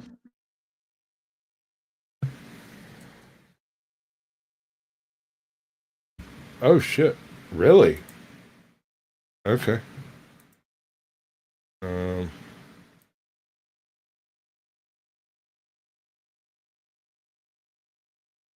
Discredited unverified Steele dossier. The House Intel report states, quote, contradicting public claims by then CIA Director Brennan that the dossier was not in any way incorporated into this intelligence assessment. The dossier was referenced in the intelligence assessment's main body text and further detailed in a 2-page assessment annex. John Brennan lied, and he denied using this dossier in this intelligence assessment that President Obama ordered because he knew it was discredited. It was a politically motivated, manufactured document. He directed senior CIA officials to use it anyway. CIA officer told the House Intelligence Committee staff as they investigated this, quote, the director of the CIA, John Brennan, refused to remove it. And when confronted with the dossier's many flaws, responded, quote, yes, but doesn't it ring true? Even the bipartisan Senate Select Committee on Intelligence report published in 2020 criticized the FBI's handling of the Steele dossier, noting its completely unverified nature and purposeful sidestepping of intelligence community procedures in its use. Now, President Obama, Hillary Clinton, John Brennan, James Clapper, James Comey, and others, including their mouthpieces in the media, knowingly lied as they repeated the contrived narrative that was created in this January 2017 intelligence community assessment with high confidence as though it were fact. John Brennan, as CIA director, stated in a memo to his agency staff in December of 2016, saying, quote, there is strong consensus among us on the scope, nature, and intent of Russian interference in our presidential election. This was reported by NBC News, confirming that Brennan, along with James Clapper and James Comey, agreed with the CIA's assessment that Russia intervened to help Trump win the presidency. As Obama's director of national intelligence, James Clapper was tasked with overseeing the creation of this assessment in January of 2017 by President Obama, and he expressed confidence in its findings. In a 2018 interview with the Harvard Gazette, he talked about how he provided Trump with the same classified assessment that President Obama received, which included the high confidence judgment that Putin directly ordered the hacking and election interference. Clapper then went on to add, I think they, the Russians, actually influenced the outcome. This is a brief summary of the details that you'll find within the House Majority Staff's report in their investigation into the Obama-directed January 2017 Intelligence Community Assessment. That leads us to the very same conclusion that we announced in the release of our documents on Friday. The implications of this are far-reaching and have to do with the integrity of our democratic republic. It has to do with an outgoing president taking action to manufacture intelligence, to undermine and usurp the will of the American people in that election, and launch what would be a years-long coup against the incoming president of the United States, Donald Trump. Thank you. Thank you, Tulsi. And we do want to take questions on this topic while the director has Why now? for this topic. She will leave. I'm happy to take questions on other matters after that. Is But this if live? for I think so. Director Gabbard, you're welcome to ask them. We'll start with our new media. Yes, it's live. If it wasn't It's live, I live. wouldn't interrupt it. Director Gabbard, this one is for For you Americans, because I'm in the UK. What time is it right now? 2:30 a.m. on the dot. Damn. Oh, no. Have referred and will continue to refer This all has of to be these real. documents, to the Department of Justice and the FBI to investigate the criminal implications of this. For even The evidence, correct. The evidence that we have found and that we have released directly point to President Obama leading the manufacturing of this intelligence assessment. There are multiple pieces of evidence and intelligence that confirm that fact. Ed, go ahead. Director Gabbard, thank you. So just in, two questions, but to begin on that. The president yesterday, you've inferred that the former president helped lead a coup. Based on what you now see, do you believe President Obama is guilty of treason? I'm leaving the criminal charges to the Department of Justice. I'm not an attorney, but as I've said previously, when you look at the intent behind creating a fake manufactured intelligence document that directly Thank you, Powdered Dusty, for your rage. Assessments that were created by the intelligence community, the expressed intent and Holy what fuck, this is big. can only be described as she's gunning for Obama. Oh the my American people, God. our republic, and an attempt to undermine President Trump's administration. You know that there's got to be a reason they're doing it at 2:00 in the morning.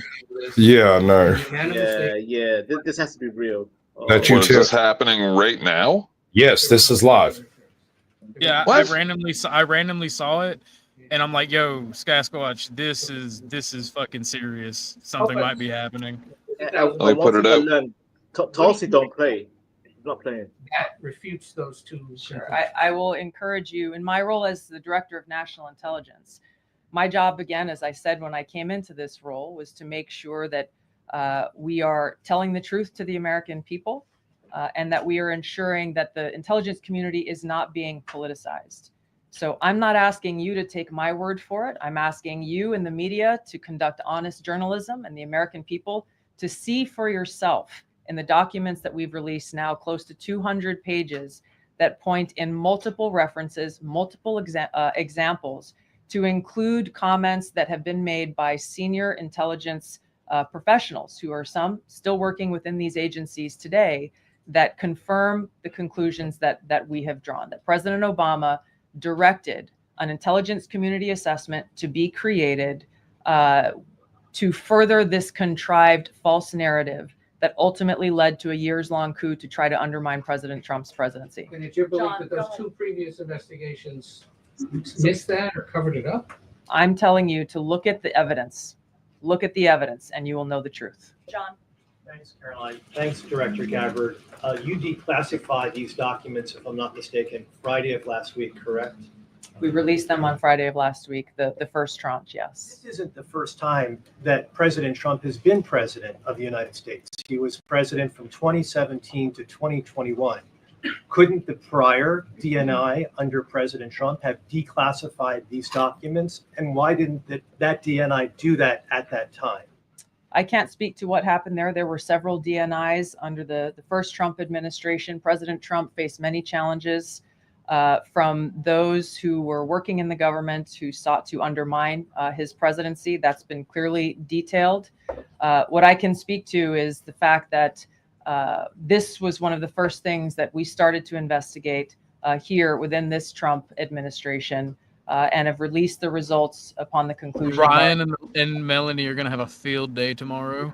What intelligence agencies around the world have said about Russia?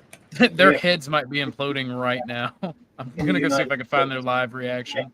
Good luck. If you find it, bring it back. Oh, please, and send me a StreamYards link so I can dance on their corpses. Wait. Are they pro-Obama?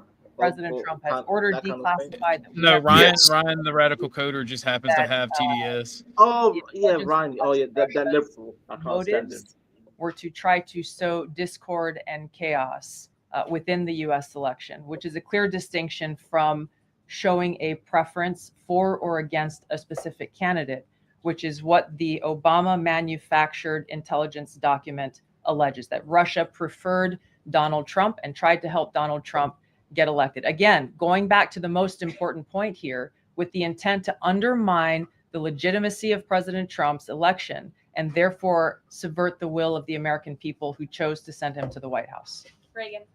Thanks, Caroline. Director Gabbard, Reagan Reese with the Daily Caller.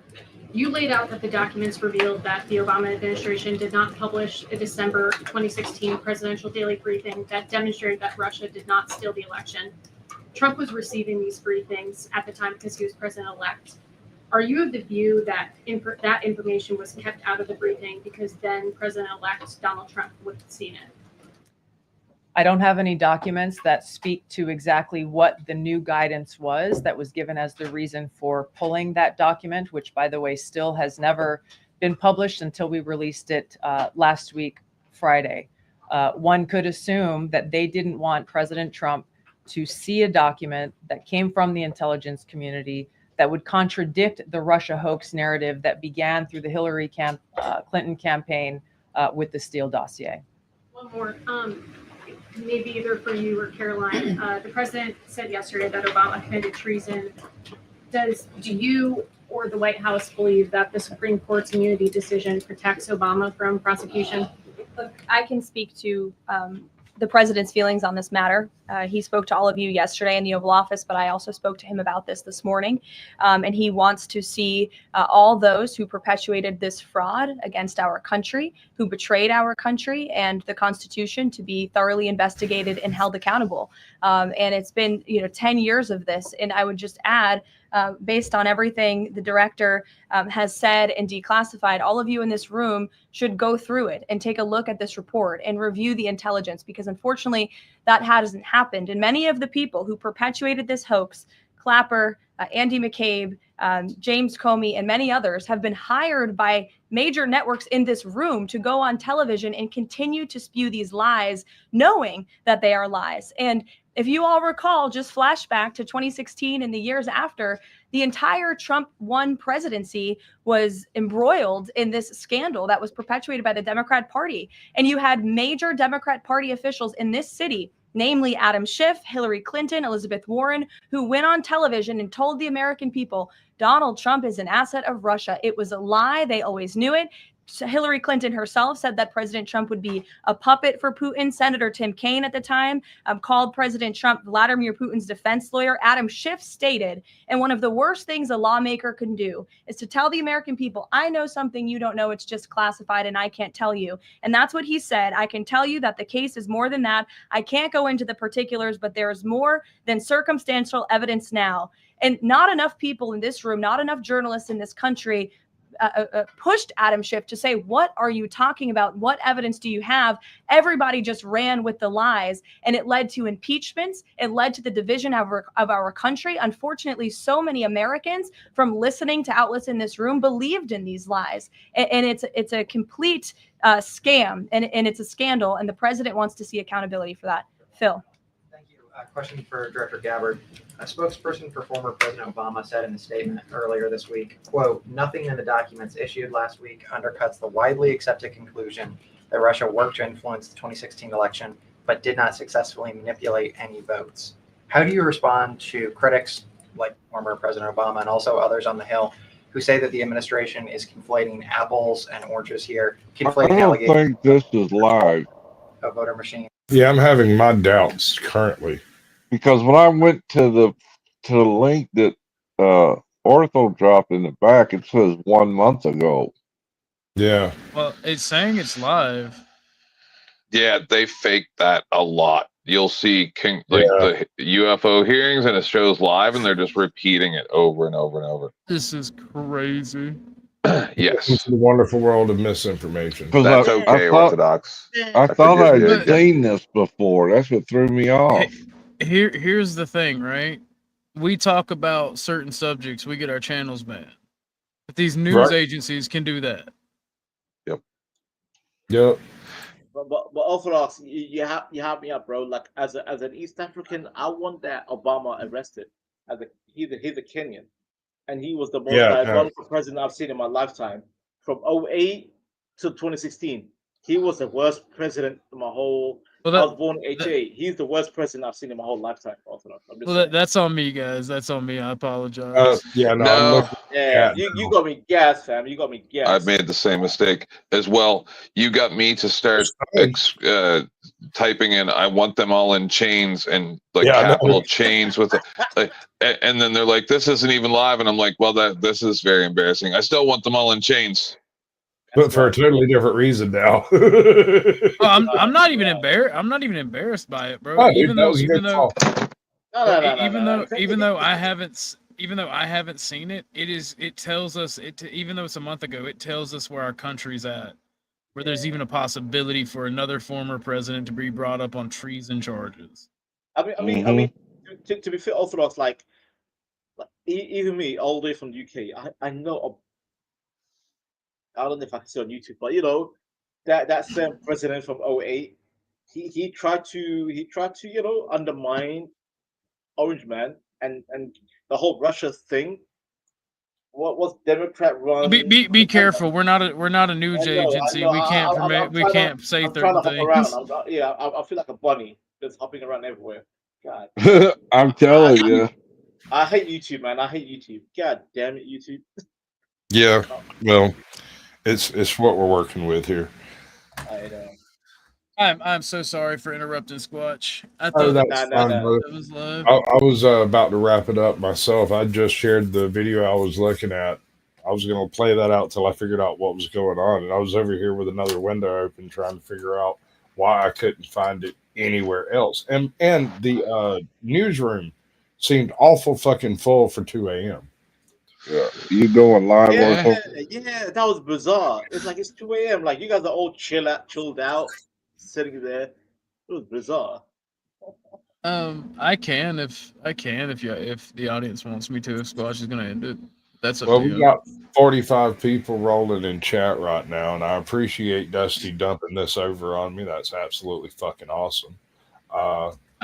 I say you should grift and stay live. Personally, yeah, grifty with the grifty. So you know what's really weird? I came from watching a Black Pirate Gypsy, I think, or something. Wait a and we had looked at her before. It was the most wonderful thing ever. And then came over here to see Rogue from X-Men announcing that Obama was being arrested, but it That didn't is a turn out. damn handsome woman, man. She is fine as hell. Who? Fucking Tulsi Gabbard, bro. Yeah, she looks. She's like Rogue from X-Men. pull up Kev's comment. Wait, guys, you didn't get his reference because she's she has kind of white hair. She's Rogue. Yeah. LOL, Black Sparrow. That's a fire reference. Yeah. Kev, hit the panel, broski. What we were watching over there, I had seen it before, but it wasn't what I was doing about her. It was about Rizla, but that was playing in the background, and that woman is the most magical woman I've ever seen. Her body language and everything, and there's everything is wrong about it. It's so Tulsi right. Tulsi Gabbard. No, the Black Pirate lady that we were watching that was on Fatty's a couple days ago, and we were watching it. She's so good. I have no clue. Well, if you'd have got here earlier, you'd have seen OG in his Red Riding Hood outfit. As a Somalian pirate, I wish I saw that, man. Stop, I will tell you that Sasquatch said you wouldn't tell the whole internet. I didn't tell nobody. I'm actually not listening because I'm trying to tell you that Dusty has already emailed her, and I have offered to bring a bit out that I haven't done since 2021 Halloween and dress up as a full in makeup gypsy with fake nails, full outfit, just like I did to battle the Black Pirate lady. You should see her name. Dusty's like, there's no way this is real. I'm like, I've been advised that she's real. Wait, so he has emailed her. Anyway, go ahead. But Orthodox, what did he do? Sorry, buddy. Lauren was asking if I was tipsy, and I'm like, no, I'm stone cold sober. I am high as shit. I'm high as hell, but I have insomnia, so I might sound drunk, but I'm literally insomnia. Just awake for no reason. God damn it. All I heard was gypsy and pirate, and I woke up with pirate. I'm hooked. I am hooked. You have no idea. I'm getting it for you right now. I don't just talk. I help. So like I'm coming into your backyard, stream yards there. I'm gonna give you the link. Easy, Whoa, easy. whoa, phrasing. You Whoa. can yeah. I know you guys all want my dick. You can skim through this. Yeah. I can tell you approximately he got to when they were about to bring people up. So if you just continue from then, do whatever you want. But because some of the other stuff is great too, but this woman is magic. So it's in the backstage there now. I'll pop back into there. Yeah, so do whatever you want, but she is funny. No, I'll you know what? It's all you, sir. All you. It's all you. Do your thing. Kev, if you come up, I will get lit as fuck with you. Dung Clichy. That's her name. Yes, I swear to Jesus. Listen, bro. What is listen, this? bro? I typed to OG, and I don't know if he saw it, but OG, I found your fucking X-Men arch enemy. I want to see you argue with this lady so bad. You are going to. You will. Your head will explode. I don't. What I saw over at Dusty's, I don't actually disagree with her though. Wait, is the name meant to be Don Quixote? What's this whole Don Guichi? What the hell is happening? I don't know. The most magical thing you've ever seen. You know what? Like I said, I'll you know what? Do your thing. Do your thing. I've witnessed at least 2 miracles in my life. This is the third. Okay. All right. He's saying that black women are traumatizing their children to the point of where they need 10 years of therapy to recover, to repair. What are we talking about? Please, it's too easy. Okay. Listen, ma'am, you can't talk none of that shit to me. I'm a father. Okay. I have Sandy some anyway, listen. I've sent my son. Pause for 1 second. Videos of me and my son in the. I think it's a travesty to humanity, in all seriousness, that they allow anyone except for this woman to talk. So, other than waiting, I'm not joking. So, other than him going, I'm big, I'm real big, and he flexes his arms. That's the only funny thing that guy says. And Fatty chokes on what he was drinking when she says something real crazy. But literally, we don't have to hear anything anyone else says. You could cut everything that anyone else says out of this completely, and it would be better than it is with them. That's how good she is. So are we caping for Don Quisha Queasy? Oh no, she's a lunatic, but she's the most magical beast I've ever seen. Oh my god! Rites of passage of obesity. All right, that's why. Watch her body language. But when dude, look at her. Look at her. She is already bitch faced up, waiting for a gap in the conversation. So I want to take just her clips, just only her talking, cut it out so it's just only her on the screen. And I'm telling you, you don't need any of these people in there. That's a out of order because the black face is all tilted face. Tilted. I didn't say years, that. You did say that. That was an example of how impactful we were. I'm not done. I didn't cut you off. Okay. You said need by these. You want to black women have the most talk the most to the black patient. They think. Okay. Of the man that she has children. Let me pause the clip. Bro. The faces this woman is making. I'm fucking saying that. And she's reaching over like she's stirring a fucking cauldron over to the side the whole time. I want to know what's going on off the fucking camera. I love my homie Truism to death, but Mr. Fantastic sounds a lot like Truism. Oh, Orthodox, you're right. God damn, I can't believe it. I interviewed Storm for a while back. Oh, you only just got started. This is great. You don't miss me up. See, you guys are getting the advanced bit because I thought about this over at Dusty's when we were watching it, and literally everyone else is a waste of time. I just saw, as an African, I saw Africans wear dark outfits for black magic. But she's wearing like a baby blue, head wrap, baby blue dress. I'm bamboozled. She's meant to be like a dark. She has an 18-inch onk in each ear. Oh my god! And she has a blonde hair. 113 people, please. Wait. I think she just started talking. $20 to change her name to Miss Fantastic officially on the banner, okay? But go ahead and bless their cash apps. I would appreciate it. And once again, Miss Fantastic, great reference. I caught it. I know exactly what you're talking about. So let me these. Oh, BB hell, like raising hell in these streets. I got some work done, but I'm still, Okay, BB hell. I never heard no name like that. Yeah. Let's hear what you got, player. Pa, pa, pa, oh, pa, pa, pa. We go pa, pa, pa, oh, pa, pa, pa. Is you gangster? Is you Gia? Is you woo? Yes, man. No.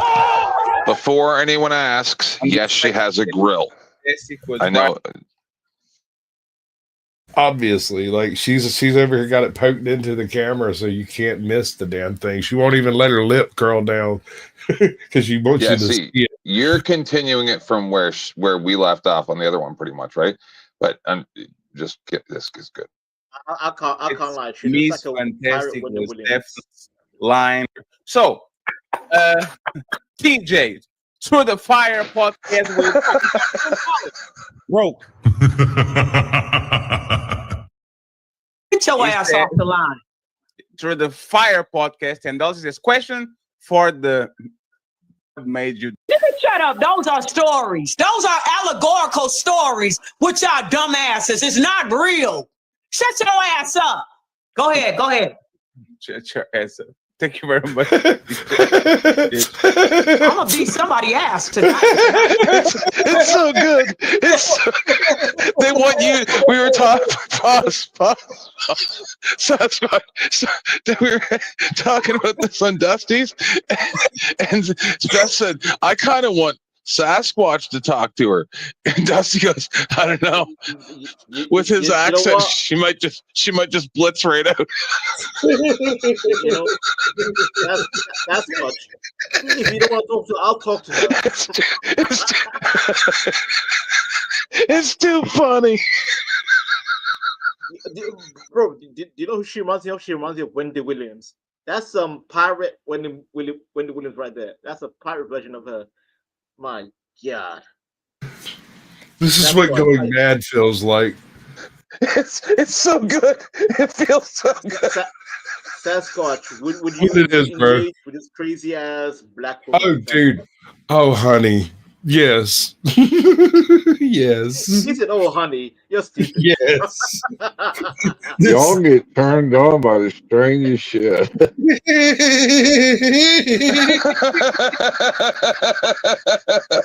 Honey, yes, honey, honey. I'm just saying, bro. Like, this is a work of art. I don't know who. I don't know who. Dusty already emailed her. I said if she got a price,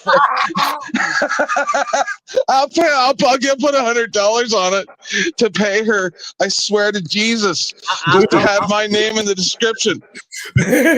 I'll put £20 on it. I'll defend your back point. Y'all ain't got no cash out. Shut up. We have HQ with a $10 ball and are more powerful. It gave us the power. What power? Get Eric and build a civilization. Eric, you send the money for the wrong to me via super Send chat. it to me. Yes, thank you very much, Eric, for the $50. $50 for lobster? Damn. It's okay, baby. You got this. Bitch, you AI. You ain't that special. Like car insurance. Thank you very much. I appreciate it, sir. Salute to you. Thank you very much for the $50. Let me see where we at. It says so erotic. To your ass down. Ain't nobody listening. Damn. Hey, don't put your ass down. Ain't nobody listening to him. Go to the next one. Thank you very much. We're going to go back around $100 where Don Quisha, Mr. Fantastic was the last one talking, so you get the mic. You listening, Fantastic? Pay attention. because I know you out of your league. Damn.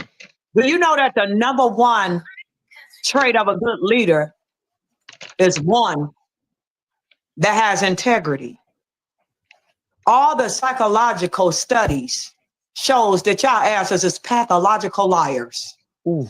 We can't believe you because it shows, I'm talking about psychological studies, shows that women are more honest. What are you lying about?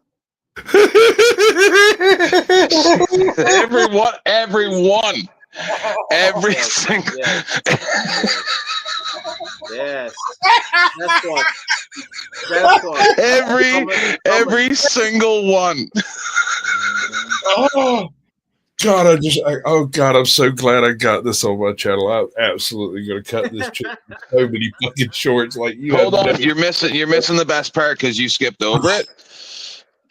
She realizes eventually like that her bits are getting old, so she's got to switch it up to new material, otherwise people get bored, right? But the first 45 minutes or however much we skipped to this 10-hour panel or whatever the hell kind of nightmare this is, she keeps saying Dusty, Dusty, Dusty, Dusty, Dusty. So when I first popped on Dusty's panel, I actually literally did think that she was talking about him.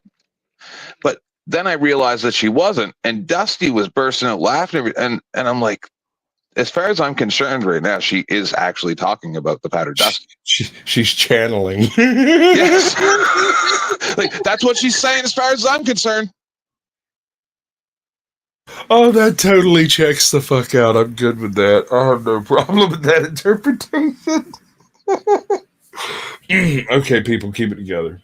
The question today to the Fugazi crew, to the Manosphere, to the Hebrews. I don't even deal with the Christians. Hey, and I bet you a Christian. Hey, fantastic. I don't know nothing about you, but based on your conversation, I bet you a dusty Christian.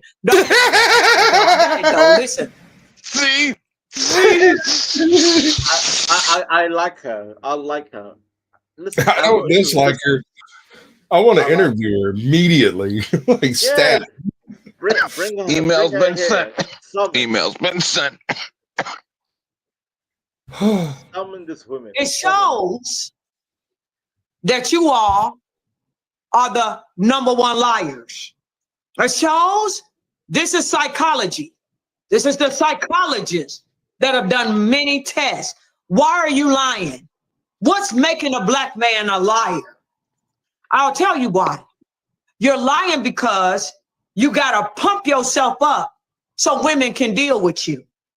You know you only making $30,000 a year, but you lie and say 50 because you want, once again, the leader. You want the... Okay, hold on. Mr. Fantastic Bro, you were way too easy. Way too easy. You gonna flinch on a statement like that? And say 50 because you I don't know if we missed it already or if it's coming, but she actually takes his name from him like an actual voodoo priestess. Watch. This is gonna be great. The leader. You want the woman. You want our energy to deal with you.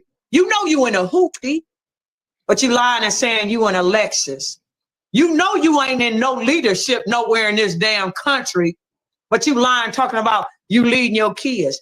You know, fantastic. I don't give a damn about you leading one little boy. I said a rites of passage program. You got time to be on this damn internet? I'm talking to the Fugazi crew.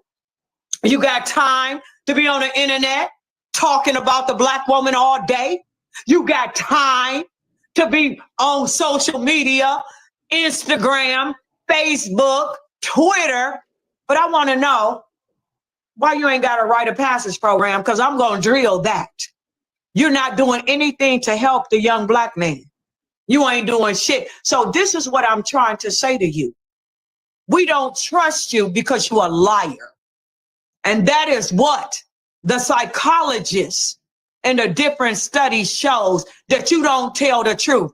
If you dusty and you know you taking a hop back and forth to work and you don't have a car, just tell us. Say, I'm taking a hop. I'm hopping my ass around the community. I don't have a car. But instead you lie. Well, let me tell you why you lie. Because you want to pump and hump You'll do anything. You won't build a little Wakanda here. Hey, check. Talk about bricks, but they can't build. So that's the little Wakanda. I'm in Dusty's chat typing Wakanda forever, all in caps. Right?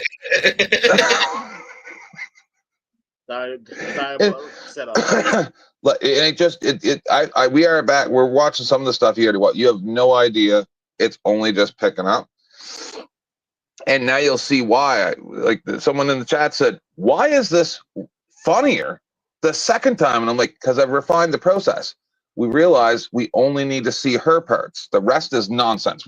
Waste of space. You really find this that funny? Dude, like, I love a good character. If you can commit to a character hard enough, it sells itself. And this woman is 100% committed. Oh, but so Sasquatch, this is I'm actually with Chuck on this one. That's great. Thank you, OG. You're great. I want this to be a real person so bad it will hurt me and my psyche if it's not a real person. And it reminds me of the True Blood episode when Tara's mother had to get exercised, but she actually got fed peyote, but because she was an alcoholic, and then Tara convinced her. And this reminds me of Janet, Miss Janet, that went out to the old bus in the woods in Mississippi, and then they found her later in the next town over, working at a pharmacy. But when she did the exorcism, she was like all bent over like an old voodoo priestess, and she's like, "Oh y'all, I'm gonna exorcise your demons." But then she was just like a shopkeeper. Uncle Ruckus was better. That's what I hope isn't real. Number one, I respect Uncle Ruckus. That's my hero. Number two, I appreciate that you referenced True Blood with Tara and her mother. My God, what a reference! What a throwback! Yeah, the whole empire. Check it. You ain't got a rite of passage here. Why are you lying? A leader it has to be one that we can trust. I'm just gonna give you one of our leaders. He just fell. I love him, but Dr. Umar hit rock bottom just the other day. The Nation of Islam been around for many, many years. They wanted to build a nation within a nation. I don't see it. The Hebrews claim that they want to separate. I don't see shit y'all doing. The Christian man is the white man, and I know you're a Christian. That's why you ain't doing shit. You got one student, which is your son. Sit your ass down. You asked what Queasy doing? I told you the other day I'm a general. I'm in the front. Wait. There was a lot to absorb. No, you haven't got any idea. Don't even try, dude. If you try to absorb this shit, you're gonna blood vessel and some shit. You can have a goddamn conviction. Carry on. Oh my Lord, I'm a general. I'm in the front. I am mapping out a plan for us to have our own city or in a town so we won't monkey around with white women. I'm talking to you, black man. I'm talking black to you, white man. Black man. All right, that's enough of that shit. Yeah. Look at the screenshot. No, I'm just saying that I don't like that whole trying to talk down my misogyny, man. My whole that's not right. What is it? Miscegenation? Yeah, miscegenation is your heritage. No mixing of bloods. No, I'm definitely trying to mix some blood, bro. Don't you understand? I want an all-girls rainbow soccer team. Every womb is rightful territory of the white man. God damn it, dude! Stop it. See, I'm pure-blooded. I think everyone needs to be pure blood. Do you think that's her real hair? God, I hope so. Hell no. I am a pure blood. Hell no. No, that's not her real hair. Stop it. Stop lying.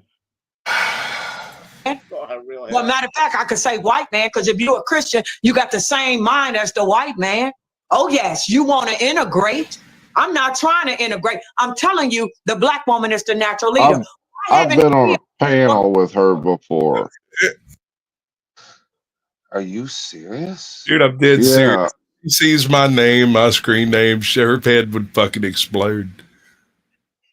Oh, for a fact. Oh. Oh, But Lord. they didn't know I was a white guy when I was on a certain panel. Wow. Did you put up a black person's photo to go on the panel? No, I had up my Tennessee avatar, I've which was considered bad, putting a which was bad enough. No, I'm not gonna claim unless it's Resto's face. It's been 100 years, Wall Street. 100 years since Wall Street. I'm gonna tell you why. Because the black woman wasn't on the throne. Because you're physically strong, you tried to oppress and beat and murder and mistreat the black woman, and you tried to make her silent. Wait a But minute. she's here now. The general is here. She's got an Adam's apple. Caucasian Sasquatch. She the queasy. She good. Just submit to the queasy immediately. No, Sasquatch. I remember the best part. I can't wait. This is like when in a few minutes here. She explains how her 3 relationships failed, and she is so vicious. It is magnificent. And I said to Beth, but Dusty had walked away. I went, "This is why I'm gay." And I wasn't joking. I wasn't even a little bit joking. I cannot imagine having a woman screaming in my face like that ever. I would definitely hit her. Go, watch. So no jokes aside. You are generally, Ladies and gentlemen, gay. He's a gay. I have been subjected to enough madness to completely flip the script. Yeah. This woman is why Tent Fan is gay. I don't have any reason to disagree with him, but send me money, money me, money now, money me now. How about that? Does that work? I'm generally confused. Like did this man became gay because of women? I'm confused. That checks out. That's a long. We can't do that bit right now. Let's do this. Yeah. You ever wonder how many gynecologists are gay? The general is here. Now let me hit this question, and then I'm gonna give it back to you. You said something that I didn't appreciate. Yeah, if I had to go through that much dirty pussy, I might be gay too. You said something about right? I've always wondered what the correlation there is. Is it a percentage? Are we talking per capita? I'm not sure. Some funky coochie, a little funky coochie, yeah. Therapy, that's it. When I was talking about therapy, I wasn't talking about the black woman doing something wrong to the children. I was using that we are so impactful during those foundational years that whatever we write on the brain of the child is almost permanent. It's hardwired. And I was saying that's how powerful we are. And then I'm just, I don't want to do it. Until the round where we getting ready to fight, I don't want to go ahead and start busting niggas out. But I want to say this, that the woman is so impactful that whatever I write on the mind, the soul, the spirit, that it is. The Bible said, let us make man. The Bible was talking about the black woman. We make man. We make man in the image of what we want you to do. And let me tell you, all you You worship Yakub. and with that, I need to hop off. It's goddamn. It's like Hi, I'm bro. in London. Yeah, I need my bed rest. But yeah, salute to you guys. Yeah, we broke him. We broke him. Is that a rage quit? Yeah. Rage quit. She broke me. I can't do it anymore. But yeah, guys, salute. Appreciate it. Thank you very much. Yes, sir. Appreciate you coming by. I mean, I've lived around people like this. This was crazy. Hold on there, Chucky baby. Listen, bro.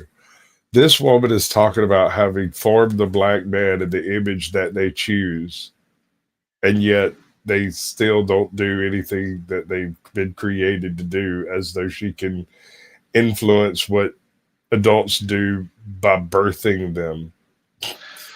Yes, but that's because they're Fugazi, which is like Italian, I think, or like slang Italian for gay people. Hey, Rachel. I thought it was gay people. Wife squatch. Damn it. Yes. Yeah. Please. I'm talking to other people. Y'all aren't the only people in the world. Damn it, 10th, it's not all about you. Always. Oh my God, mute. My bad. I thought I did. Yeah. Why are you talking to me? Don't get me started, bro. Don't forget, skip over all the other guys. It's boring. I'm totally am. The inspiration. We needed a bridge. We told you, black man, how you gonna get us across the mountain or whatever it is that we was doing? Your ass got out there as field hands and you did the physical work. But the thought and the inspiration for everything came from your mother, came from the queen mothers. Let's land the plane. I'm landing it right now, Fatty. We, as the black woman, it's the inspiration for everything you do. Because you only want to pump and hump, pump and hump, pump and hump. All right, she's got me there.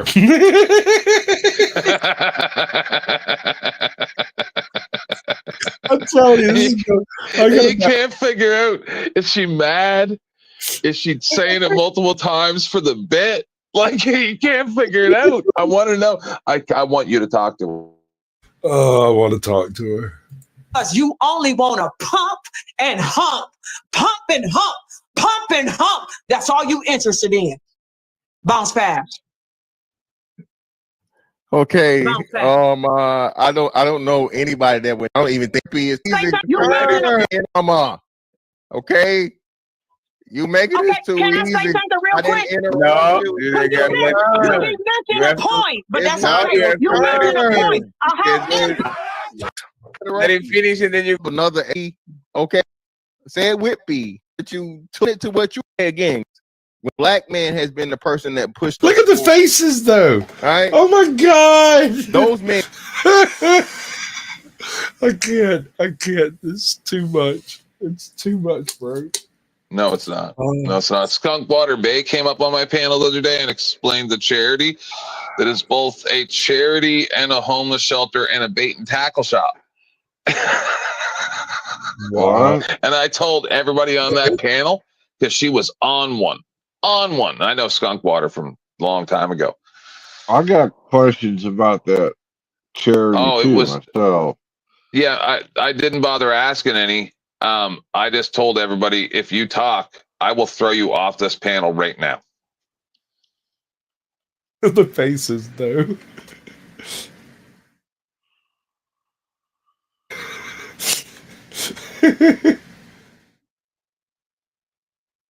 I gotta know. So look at that femininity.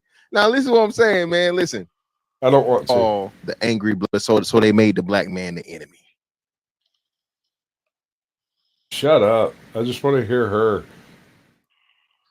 I'm telling you, when they keep telling her to shut up, it makes me mad. She's the best character here. She's the potentially famous person.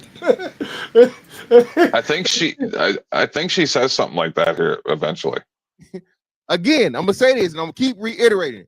The most sexually I'm getting teabag.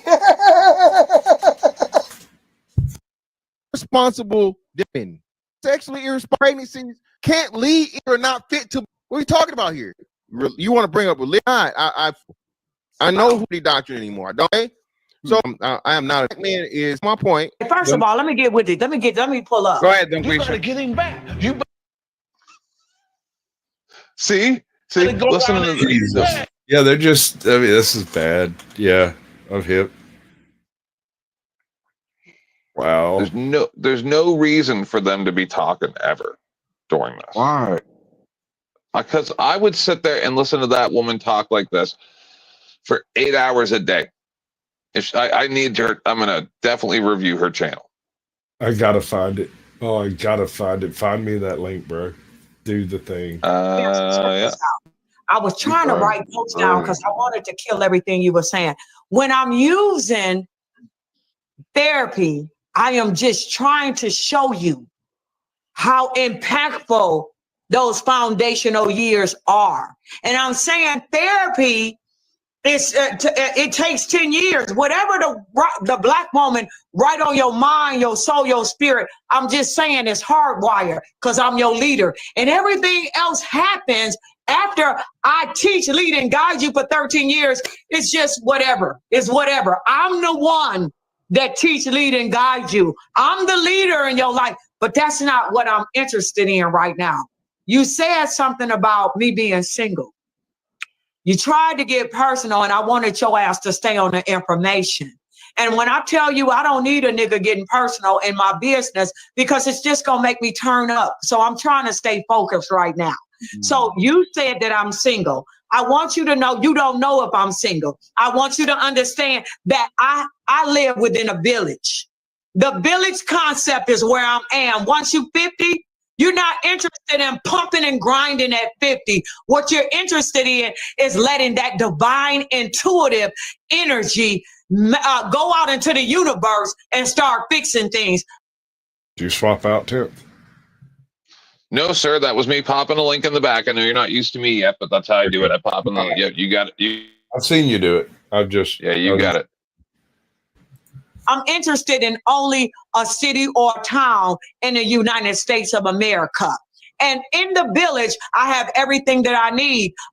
Fantastic. Mr. Average, Mr. Ordinary, because I didn't took your name. I'm not interested in developing and carrying a Black broken man on my shoulder. I don't want to do that.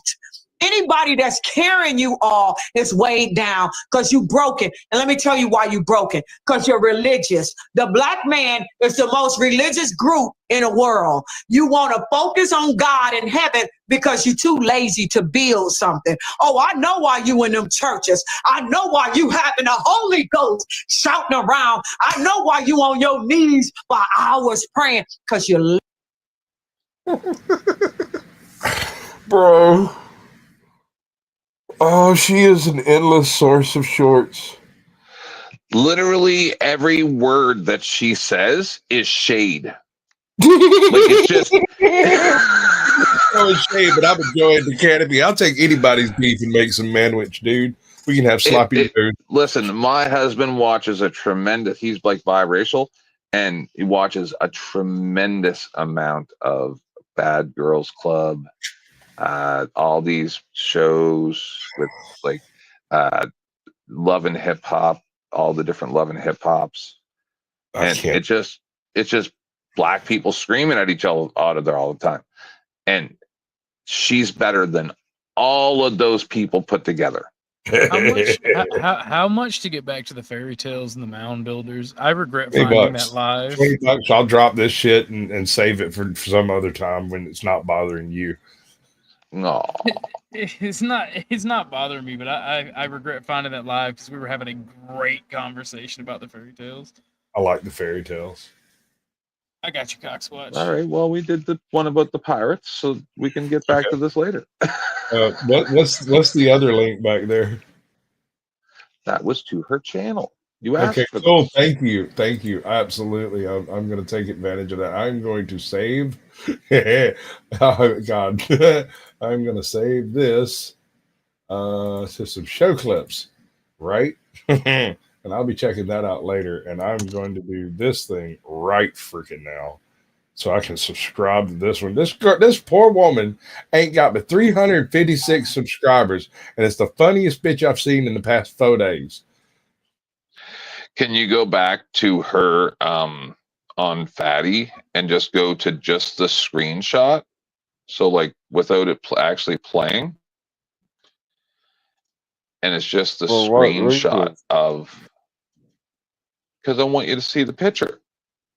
Go just to 1 second, the screenshot that he has of Buddy as the Fantastic Four person and her as a literal pirate. Just right back to the very beginning.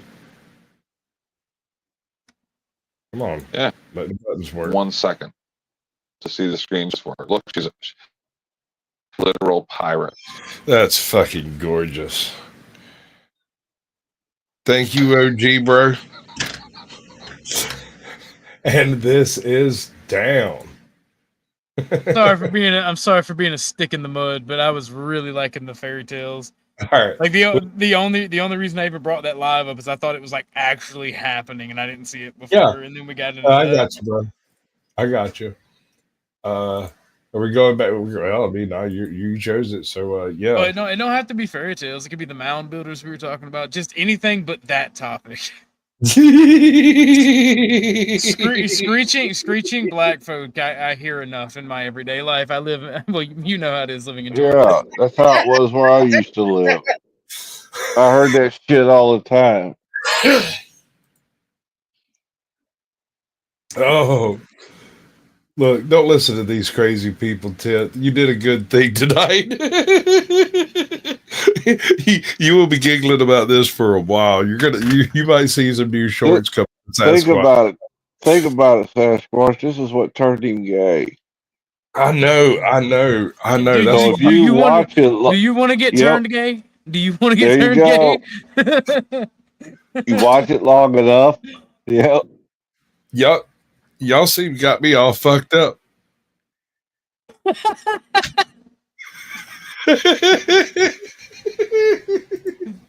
Oh God. Yep, you're the man of the hour. Oh, let's do this thing. From near and far. Okay, to bring people back up to speed, but when all of the madness started, we were actually discussing the mound builders, specifically of Cahokia, which is a metropolis in the late woodland period in Ohio, River Valley, largely. 20,000 people perhaps lived in this city, and it was in every way as up to date as any of your Aztec or Inca cities in the South. It's just up here and made of mud, which is interesting, I think. Any thoughts before we move on? Wrong button. In that area, there's plenty of mud. Trust me. Yeah, I was gonna say it just seems like they were using the resources they had. Sure. They had to use, and if that was on par with Inca and Mayan cities, then that would have meant that technically at that time, for what was it, the mound builders were what, 0 AD to 1000 AD. Now there were different cycles of mound builders, and because these are the Mississippians, but there was also those on the East Coast were a different set and happened in a different time period. Further west you go, so the earlier, until you get to Hohokam, and Hohokam is like Chaco Canyon, Anasazi type folks, and they didn't do mounds, but they did build certain places on tops of hills and stuff. So kind of a similar sort of motif, but a totally different building. Well, I say that to say this. It was on par with like European cities and Asian cities of the time. Well, let's put it this way. The height, which largely speaking is the first handful of years, the first 2 generations or so of Cahokia. What was the 1050 to 1350 CE was the time frame. Right, but who were the guys that decided the books of the Bible, the Gospels and whatnot? It was the Treaty of Versailles. Council of Nicaea. Yeah, the Council of Nicaea. There we go. Council of Nicaea. Jesus Christ! I don't know if he was there or not. Chuck was there though. Chuck was there. He was overseeing security. He was at both of them. But what I'm pointing out is like this city was on par with European cities that would come along, a few centuries later, on par with any of the Roman cities that existed at the time, with the exception of Rome and possibly Constantinople, maybe Londinium at its height. They had more people, but these people grew more food. Like they fed people off into the hinterlands, and their pottery is found all over America over here. That's the thing, right? Like, they were in the perfect location. Like, look at the U.S. Like, it's kind of why like America will never like break apart, because it's perfect for being a large nation, and it just takes interconnectivity. And like you was talking about earlier about the roads. Take a look at this water system, right? So right over, can you all see my mouse? Sorry. Yes. Okay. So right over here we have the Appalachian Mountains run all the way up the East Coast. Everything to the left of that ridge runs out into the Mississippi Valley. Everything to the right runs to some point on the East Coast, right? So you can literally take a canoe up the Mississippi and go to fucking New York. Oh, and those major waterways aren't the only ones. Like the Flint River, connects. Doesn't it connect to the Mississippi, or close enough? The Missouri River. So yeah, I mean, eventually, and it goes within like 300 yards of a downstream river that goes to the West Coast. So a canoe, and you can travel all of North America fairly easily.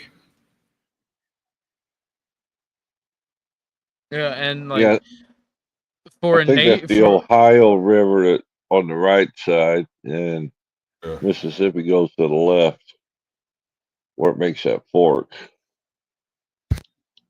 That's just the major navigable waters that can like support a ship going through it. Yeah, no, this is a very rough map. I'm just using it as an example to show like where the Nile goes for thousands of miles with virtually no tributaries adding to it at all in some cases. The Mississippi doesn't go any fucking where without picking up another creek. Like, the watershed in this region is fucking phenomenal. It's unbelievable. These people would have also brought their own rituals, traditions, and political organization. Cahokia was likely a multi-ethnic and multilingual melting pot of people. As Cahokia grew, it spilled across the river through modern-day East St. Louis and into St. Louis. But sadly, almost nothing remains of the great mounds of the St. Louis and East St. Louis sites. They've since been leveled and swallowed up by urban sprawl. Besides those, other satellite communities have been documented all over Cahokia's hinterland.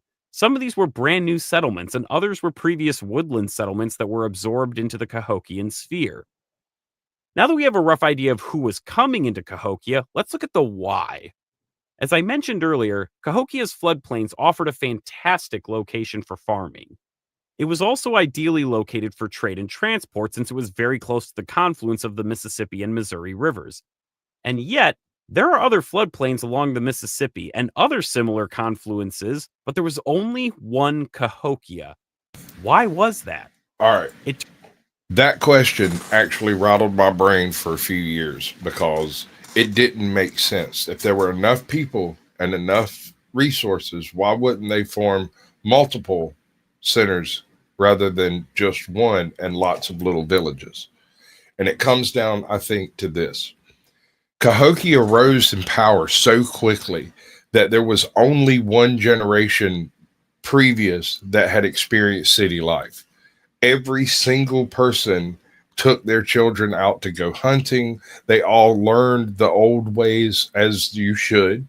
But this wasn't a metropolis long enough to influence the greater culture to become city dwellers, which is the case in South America, where some of those places remained occupied for several hundred years, you know. Well, this one lasted about 300 years. Right. And yeah, but what I'm talking about is the development of a central city area and the power structure that existed in it drew off the need for greater control, right? So cities often exist largely to control the population of the city, you know, taxes and all that stuff. We have no idea what kind of tax situation Cahokia was dealing with. It was so new at the time that it's questionable whether or not taxes were collected, but there were definitely vast public projects. It seems like they were managed through family lines, hence the status of the houses built on tire hills. And even the individual mounds have multiple building periods in each one of the mounds, although some of them, and this I think is very telling, some of the mounds were built in a single stage. You might have a mound over here on the west side that have 6 stages of building as the family rose in status and, you know, capability. And then across right on the other side of the quote unquote street over here, you'd have another mound that's just as high, except it was all built in one stage, implying that a wealthy individual came from outside of the city and moved in and created a space where he was in his proper status. Does that make sense? Yeah.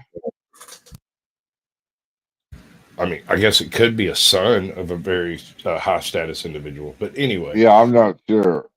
This is just all theory. None of this is actually written. It's simply me hypothesizing to the wind, as it were. Central might have been from people of the South, but who knows? Yeah, no, I actually opened this show with a possible Mayan village found in Kentucky that was subsumed by a dam and is under a lake currently. And I've heard a couple of stories of apparently there's a couple of terrace walls in North Georgia, also right next to a lake that subsumed the larger structures that were nearby. As far as I know, they are the only stone construction east of the Mississippi of any significant size. That were, yeah, this is the largest pre-Columbian build-up north of Mexico. It's also one of the fastest. The only one that competes with it as far as speed of establishment is the Hohokam, I think, or Chaco, something like that. Turns out Cahokia was much more than just a tidy spot to settle on the river. It was forging a new, vibrant, and appealing culture, which likely played an important role in drawing in people from afar. The Big Bang was just as much a cultural shift as it was a demographic one. Cahokia wasn't just a big city. It was the center of a new order, a Mississippian order. These sudden changes touched almost every aspect of life, and they can be seen in everything from houses, pottery, art, consumption, and burials. Let's take a quick look at some of these changes. A good example of this is in the construction of houses. Previously, woodland houses had been constructed by digging individual post holes before inserting posts and constructing the rest of the house. Suddenly, Cahokians ditched this method and began digging wall trenches to build houses. This allowed work. All right. Do you remember the supposedly Mayan village, the Mayan structure that was done? Does that not look exactly like it? Sure does. Thank you. Almost identical. Yeah. Almost identical. I'm tempted to go get that photograph to compare, but I don't need to, because the only difference is this is trench built. The other one was individual post holes, like you said. So earlier, I guess. To prefabricate walls on the ground before setting them into the trench. Perfect for planning and quick construction.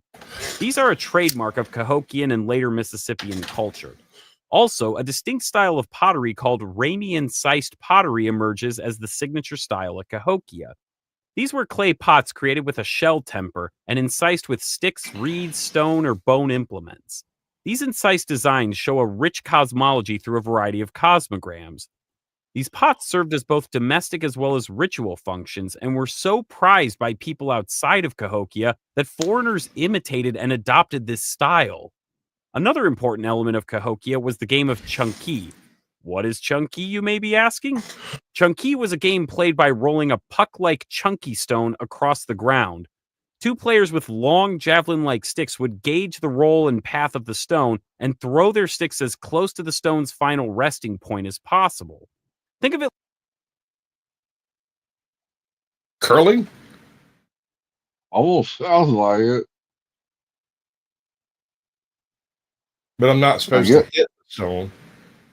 They're supposed to throw the spear where the rolling stone's going to stop.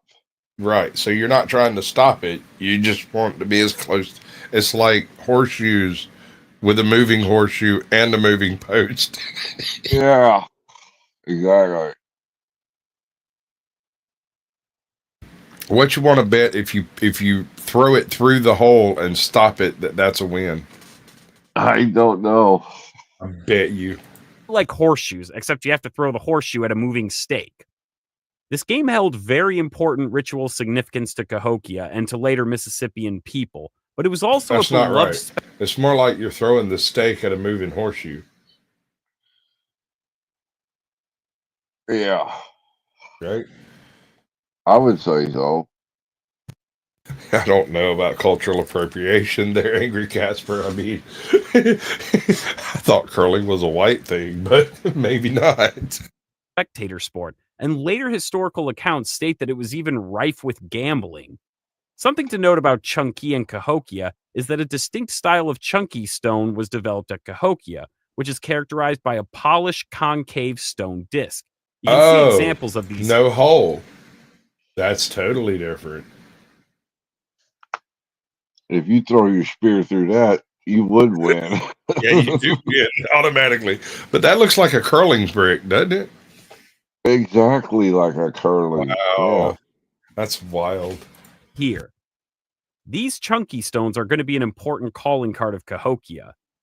In art, there are unique naturalistic flint clay statues of culture heroes, gods, and goddesses that provide tantalizing glimpses into Cahokian mythology. Along with these beautiful works of art, a new style and elaboration of art and iconography began to germinate at Cahokia that would be exported far abroad. The style is referred to as the SECC, the Southeastern Ceremonial Complex. Wait a second. Which conference? SEC. Yeah. Go Dogs. Arr! Now, that term is a bit of a misnomer because when it was coined back in the 1940s, the southeastern United States was seen as the epicenter of this complex. But we now know that the SECC had its origins around the Mississippi. Now, I do want to note that some of these symbols and motifs do have pre-Mississippian antecedents, but we shouldn't automatically assume that their meaning and application remained constant. Like many other cultural symbols across the world, they were likely developed, elaborated, and perhaps even reinvented by Cahokia, but we'll get into more detail on that later. What's important is that Cahokia was pioneering a vibrant new way of life. To people who had grown up in small, isolated woodland settlements, Cahokia must have seemed like an alluring and grand experiment full of wonder.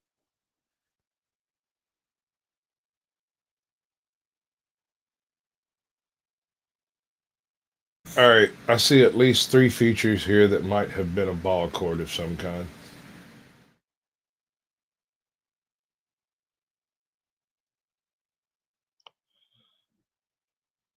Right? I mean, that straight up looks like a cross pitch. Straight up. Sure does. Yeah. With all that under our belts, let's take a look at the landscape of Cahokia. When Cahokia was planned out, it was laid out on an orthogonal design, offset about 5 degrees from true north. The reason for this offset is not understood, but it's clear that the city's layout adheres to this axis. With this master plan, the people of Cahokia built mounds the scale of which had never been seen before or since. Atop these mounds would have been elite houses, community buildings, and religious shrines and temples. Before we start diving into... Can you imagine what kind of big booty baddies these guys had with all them stairs? Oh, those stairs were a bear. Yes, sir. And think I'm about the glorious, lovely gluteuses that it would create on these lovely Indian princesses. The features of the site, we need to make a few distinctions between the different types of mounds. There are 3 types of mounds at the site: platform mounds, conical mounds, and ridgetop mounds. Platform mounds were flat-topped mounds that would have been topped with a building of some type. These types of mounds are nothing new, and there are similar mounds at earlier sites, such as the Toltec Mound site we discussed earlier. Conical mounds also have some historical precedent as well from earlier cultures, particularly from Hopewell and Adena sites. These are that's another good one. What do you know about the Adena culture? Nothing. It's if you ever get bored and you want to look up some interesting cultural history, check out the Adena culture. We don't know a whole lot about it, but what we do know is odd. Real mounds for local elites, but may have had other functions too. The last type of mound at the site, ridgetop mounds, are a Cahokia original. With perhaps one or two exceptions, they are not found anywhere else in the eastern United States. These mounds get their name from the pointed roof-shaped top that they have, although today these mound tops have been eroded and smoothed over by the march of time. Now that we have that out of the way, let's look at the site in more detail and start at the most prominent feature, Monk's Mound. If you're curious about... All right, so this is the degraded and eroded remains of Monk's Mound. And, I mean, if you're not from the Ohio River Valley, if you're from Georgia, that's not an impressive hill at all. But over there, it is. I mean, it's taller than all the trees around, so consider that. About where the name comes from, it's because Trappist monks settled at the site in the 18th century. Its construction actually began in the days of Old Cahokia around 950 CE, and over the centuries, it grew bigger and bigger until the final construction phase at about 1150. The mound is the largest pyramid north of Mesoamerica, rising to a height of 30 meters with a base of 291 meters by 236 meters. And let me tell you, the view from the top will take your breath away. So is the view the purpose of these mounds, do you reckon? No. I think it was because that's a floodplain. Yes, absolutely. You think So it I'm was regular flooding? elevated buildings. Yeah, safe locations to store everybody. Yep. And most floods don't last no more than what, a few days, a week, tops? Yeah. So you could house the entire village or the entire city up on top of the mounds for a few days, and they would all be in a centralized location so you can maintain your control. Makes some sense. I'm thinking there was like altogether there's like 120 mounds they found. There's a bunch of them. Literally. I can tell you from personal experience that it's a long climb and you'll be huffing and puffing when you reach the top. The mound is aligned to the city's north-south axis like other monuments at the site. It had a total of 4 terraces, which you can see here. These would have had their own buildings on top of them. There's compelling evidence to suggest that the second terrace was once part of the summit that collapsed and then was refinished in its current position. At the mound's summit would have stood a large structure, most likely an elite residence of the Cahokian leader. Excavations have uncovered post holes and wall remains, which can give us a vague idea of the building's dimensions. Building the mound was a truly colossal undertaking. All the earth for this mound would have been moved by hand and transported in baskets and piled up slowly but surely. And don't get the idea that people were just piling up dirt. Cores taken from the mound show that specific soils and clays were used in different layers, and these likely had both structural as well as aesthetic purposes. For example, clay layers were probably added to aid in runoff. Recent estimates have put the volume of the entire structure at 740,000 cubic meters, or 26 million cubic feet. That's a lot of dirt. Probably too much, actually, because despite all that care and engineering, the mound has unfortunately suffered from sagging and erosion. Turns out that earth piled that high does not always like to stay in place. Even today, Monk's Mound requires maintenance to combat this and to preserve its shape. If you're curious where all the dirt for this and the other mounds came from, it was dug locally, and you can actually see the remains of those pits today. These barrow pits formed depressions in the landscape, and many of them have become small ponds. To the west of Monk's Mound is another important but sometimes overlooked part of the Cahokian landscape, the Woodhenge. Now, we've seen woodhenges on this channel before. One of the earliest examples we already covered at Poverty Point, and such monuments were also erected by the later Hopewell culture in the first centuries of the Common Era. Like its ancient and distant ancestors, the woodhenge was a series of wooden posts, likely around 6 meters tall, arranged in a circle. The monument was constructed to observe astronomical events, particularly the equinoxes and solstices.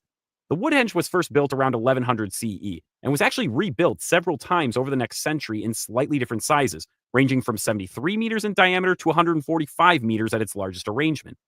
The placement to the west of Monk's Mound is not a coincidence. From the center point of the woodhenge, the equinox sun would have risen from the center of Monk's Mound, which would have been powerfully symbolic. While we're on the west side, let's push a little further. Until the 1930s, the second tallest mound at the site stood there, the Powell Mound. The story of the Powell Mound is a tragic tale, and one that's shared by many a mound, not just at Cahokia, but in East St. Louis and St. Louis as well. The mound was originally a huge ridgetop mound about 94 meters long and over 13 meters high. The state of Illinois had actually made an effort to purchase the mound from the Powell family, but the family had not been wanting to sell unless the entire property was bought, a prospect that the state was unwilling or unable to do at the time. The Powell family had also offered to allow excavation of the mound for a rather large fee, but at the time, the lack of finance failed to bring about any such work. Little public interest also prevented additional funds from being raised. Fearing that eminent domain would be used, the family hired a company to level the mound via steam shovel to fill in a low depression nearby. Incidentally, that depression was probably exactly where the overburden for the mound came from in the first place. Was likely the source of all the mound's dirt. In December of 1930, archaeologists could only watch in horror as the mound was carted away. Archaeologists were able to make some quick observations and note some burials, but not much else. With almost no public outcry, the second largest mound at the site was lost forever. Let's get back to the monuments that are still there. South of Monk's Mound would have been the Grand Plaza. Excavations have shown that this expanse was meticulously leveled out, smoothed, and topped with a sandy soil to provide solid footing. In some places, as much as 3 feet of earth had to be added to achieve this. The Grand Plaza was likely used for public rituals, feasts, games, dancing, and other public gatherings. The space was especially fine-tuned for public speaking, and reportedly the acoustics are good enough that you can hear a good speaker from the top of Monk's Mound on a quiet day. Commerce may have also occurred here. Had not considered that. That is a good point. Mm-hmm. If you go look at the poverty point positions, there's a position on one of the mounds. I can't remember the name of the mound, but there's a spot where you can stand, and all the way around the post holes that were around the edge of poverty point, you could hear a person speak, like a good projection speaker speaking, and you could understand their words something like 300 yards away or something like that. Yeah, without a bullhorn. Without a bullhorn, with some dude talking at the top of this place. It's fucking amazing. But that's still debated. One important and iconic activity that would have happened here was chunky games. The plaza provided a perfect surface for the sport. The plaza is interrupted by a few smaller mounds that likely contained buildings and burials. As impressive as the Grand Plaza is, it's not the only plaza at the site. There are also plazas to the north, east, and west that likely served similar functions as the Grand Plaza. These 4 plazas likely represented the cardinal directions, which were very important to Mississippian cosmology, and this design likely signified the 4 corners of the earth. This theme is also represented in ancient art as a cross in the middle of a circle. On the eastern side, there's actually a second plaza that was likely constructed after the palisade was built in the middle of the eastern plaza, but we'll talk more about that later. Of particular interest in this area is Mound 34, which was constructed near the end of the 11th century. This mound was excavated back in the 50s, and it turned up a variety of SECC artifacts from all over the Mississippian world, such as engraved whelk shells and effigy shark teeth from the Gulf Coast, arrowheads from Arkansas, and even the remains of a copper. All right, so in that first video we covered, Chuck, the whelk shells. This whelk shell is much older and much less engraved than the ones we were talking about from Kentucky. Yeah, the ones underneath Norris. Right, Norris Dam. Workshop. To the south of the Grand Plaza are 2 of the larger mounds at the site, the Twin Mounds. Mound 59 is a conical mound about 12 meters tall that is believed to have been a mortuary mound. Mound 60 right next door is over 12 meters high and likely held an elite residence or possibly a charnel house on top. If you're curious what a charnel house is, it's a structure meant to inter the dead before a later burial. There are actually historical accounts from later Mississippian cultures that document instances of charnel houses on raised platforms near conical burial mounds. A mortuary. We're seeing here. While researching this, I was really surprised to find that very little excavation has been done on these mounds, so there isn't much archaeology to discuss. You can't. That's not the case with our... Yeah, at this point, you really can't. There's so much the feds won't allow it. Absolutely. There's so much red tape. I mean, even here, where like out there where Pops lives, you could be wandering around, like walking down my freaking road out there and find some little hole in the wall of the road, and there's like a dig, a cliff, a little dig in where the road was leveled a little bit, and you might find a little cache of arrowheads. You're not supposed to mess with them. You're supposed to call some freaking hotline number and tell them what you found. Okay.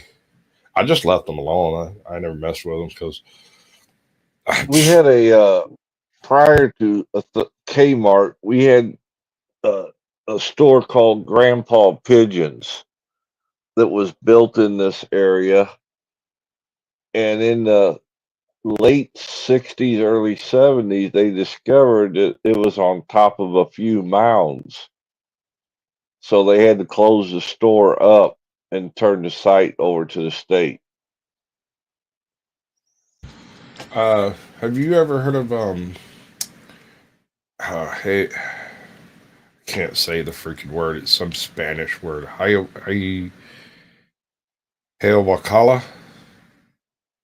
Hayawakawa. I can't remember. I'll have to go find the video. But it's supposedly a city in South America that's like 2,600 years old. And the only reason it's dated to that date is there is a 2,600-year-old lava flow over the top of it. Oh, boy. So, like, we've got a solid dating for anything that's directly under this layer.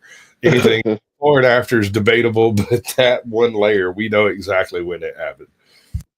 Sounds like it. Just beyond the Twin Mounds lies what is debatably the most important mound at the site in archaeological terms, the excitingly named Mound 72. Mound 72 is a ridgetop mound that has been reduced by centuries of erosion and plowing. At first, no one really bothered to give it much attention, and it's not hard to see why. It's not even 2 meters in height, and I even once read in a book that one of the first maps of the site left it completely off. But don't let first impressions fool you. There is so much written on this that I could have made an entire episode about Mound 72 alone. In 1967, archaeologist Melvin Fowler first excavated the mound. He was actually interested in the mound because he noticed that it lined up perfectly with the equinoxes rather than Cahokia's grid, and that the center line from Monk's Mound went directly through it. He predicted that there would be a marker post lined up to that center line. Incredibly, he found what he was looking for. There was a post, which was actually part of an earlier woodhenge dating all the way back to Old Cahokia. The woodhenge was terminated with the rest of Old Cahokia, and the mound was eventually built over the northeast section of the former woodhenge so that it aligned with the summer solstice sunset and the winter solstice sunrise. As cool as that is, it's not even the most interesting part of Mound 72, not by a long shot. Unbeknownst to Fowler and his team, the mound had been constructed over a few smaller burial mounds that contained elite burials. These burials were made over several decades, and they were likely venerated long after by their descendants. The most prominent burial excavated contained a man buried on a blanket of over 20,000 shell beads from the Gulf Coast, all in the shape of a falcon or thunderbird. In this beaded... So, this is another one of those things where I go at when all right.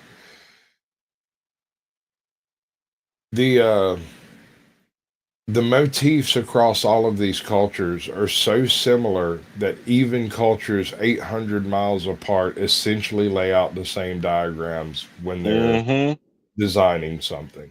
So the birds are extremely important in this type of motif, and so that's one of the most common shapes that they do. Well, hopefully he'll talk about Birdman.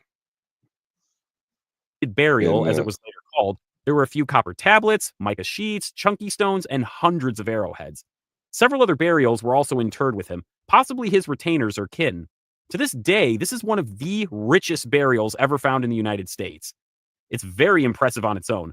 But things took a grisly turn when archaeologists unearthed some sacrificed bodies in the mounds. And not just a few of them, no. Mound 72 has over 270 bodies interred in it. Most of them were sacrificed. Some of them even appear to have been buried alive. Yikes. A large number of these sacrificial victims were young women in their late teens and early 20s. Now, some instances of human sacrifice in the eastern United States were documented by settlers, notably among the Pawnee and the Natchez peoples. But these instances never approached the dramatic scale seen at Mound 72. Sacrifice on this scale was completely unknown north of Mesoamerica, but it was happening at Cahokia, and it shows the power that the elites commanded over the local population.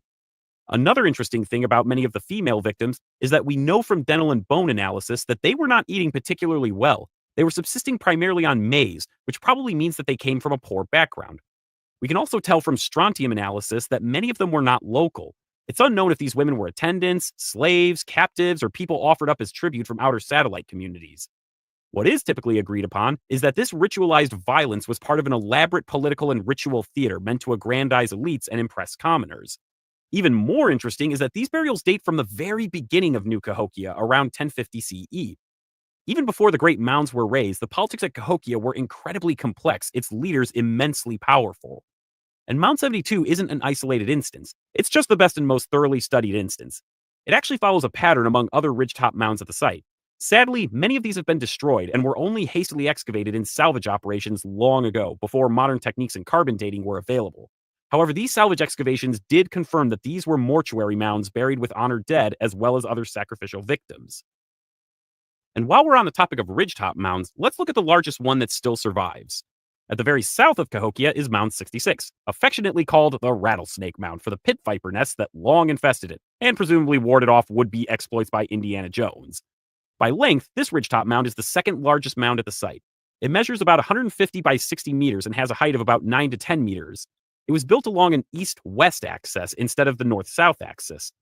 The mound was originally excavated back in the 1920s by Warren King Moorhead, and some 140 burials were found inside, but they were in a very poor state of preservation.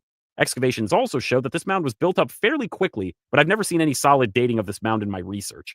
Some have speculated from the mound's fill that this mound may have been one of the earliest structures at Cahokia from which the site was laid out. What makes this idea even more intriguing is that the Rattlesnake Mound is connected to Monk's Mound by a large causeway running along the main axis of the site, which was likely a ceremonial procession path. There are many other mounds and features we could talk about, but we've got a lot more to cover. If you're interested in the nitty-gritty details, I'd recommend picking up a copy of William Eisminger's book, Cahokia Mounds, America's First City. He'll gladly take There's a lot of great art in that book. It covers quite a bit of the territory. It breaks down the mounds into smaller, like, I wouldn't say more understandable, but more conceivable. Because some of these features are miles apart, and it boggles the mind that they could align them over hills and dales, through the weeds and turn over every stone at the site for you. It's a good read, even for the interested layman. You don't have to be an archaeologist to enjoy it. Now that we have a good idea of what Cahokia looked like, let's discuss what life would have been like there. A city this big needs food, and agriculture was central to Cahokia's existence. We already know that maize was the primary staple crop and an important part of the diet, but it wasn't the only star of the show. The Eastern Woodlands had long had its own agricultural tradition, which is referred to in the literature as the Eastern Agricultural Complex.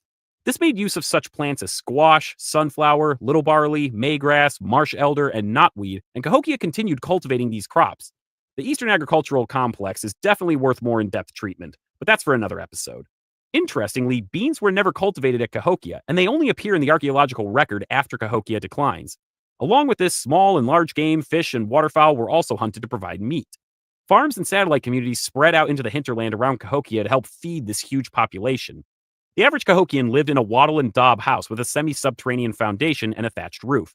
As I mentioned earlier, these are easy to spot in the archaeological record because these houses all had wall trenches. You can easily see their outlines in the earth if you dig down. By the way, for those who aren't familiar with the term wattle and daub, it's a method of construction where a lattice of wood and sticks is covered with some type of soil or sand or clay mixture. It's a fairly common method of house construction seen all over the ancient world, not just at Cahokia.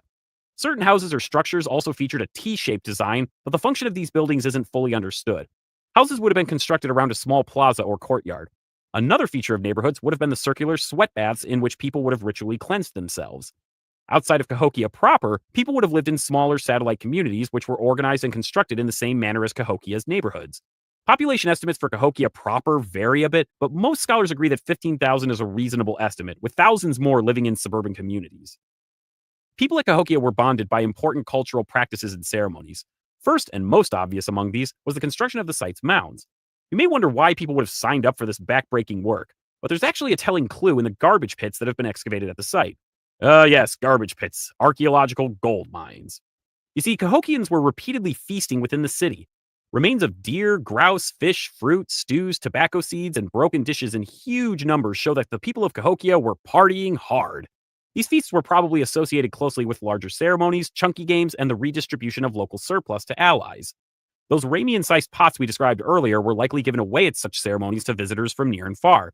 The local crowds attracted to this would have constituted a huge labor force. Underpinning all of this ceremony and labor, however, was religion, and this was vital to ancient life at Cahokia. Reconstructing early Mississippian religion is challenging, but by combining archaeology with what historical accounts tell us of later indigenous people of eastern North America, we can draw some conclusions. I'm going to be highlighting the elements that we can really pin down at Cahokia. Mississippian beliefs and mythology really deserves its own episode. That said, one important figure in later Mississippian mythology is the Birdman, or Thunderbird. These figures are usually depicted as warriors with a beaked nose and striped eyes. Examples of birdmen can be found at Cahokia, most famously on this tablet excavated from Monk's Mound. But recall the beaded burial in Mound 72. The beaded cape was fashioned in the shape of a falcon, and it might be the case that the elites at the city made efforts to associate themselves with the Thunderbird. Another figure that appears in Cahokian art is the Mississippian culture hero Redhorn, sometimes known by the longer but much more descriptive name He Who Wears Human Head Earrings. Actually, human head earrings with long noses, an important feature of Redhorn's appearance, hence the name, have been found at and around Cahokia. Later historical accounts of Mississippian peoples also note an association with their chiefs and the sun, and this dovetails rather nicely with the Woodhenge alignments that we saw earlier. Remember, from the Woodhenge, the rise of the summer equinox would have been seen coming from Monk's Mound, likely from the chief's own house. It would have been some powerful symbolism. I just discovered I've been talking a lot and been muted.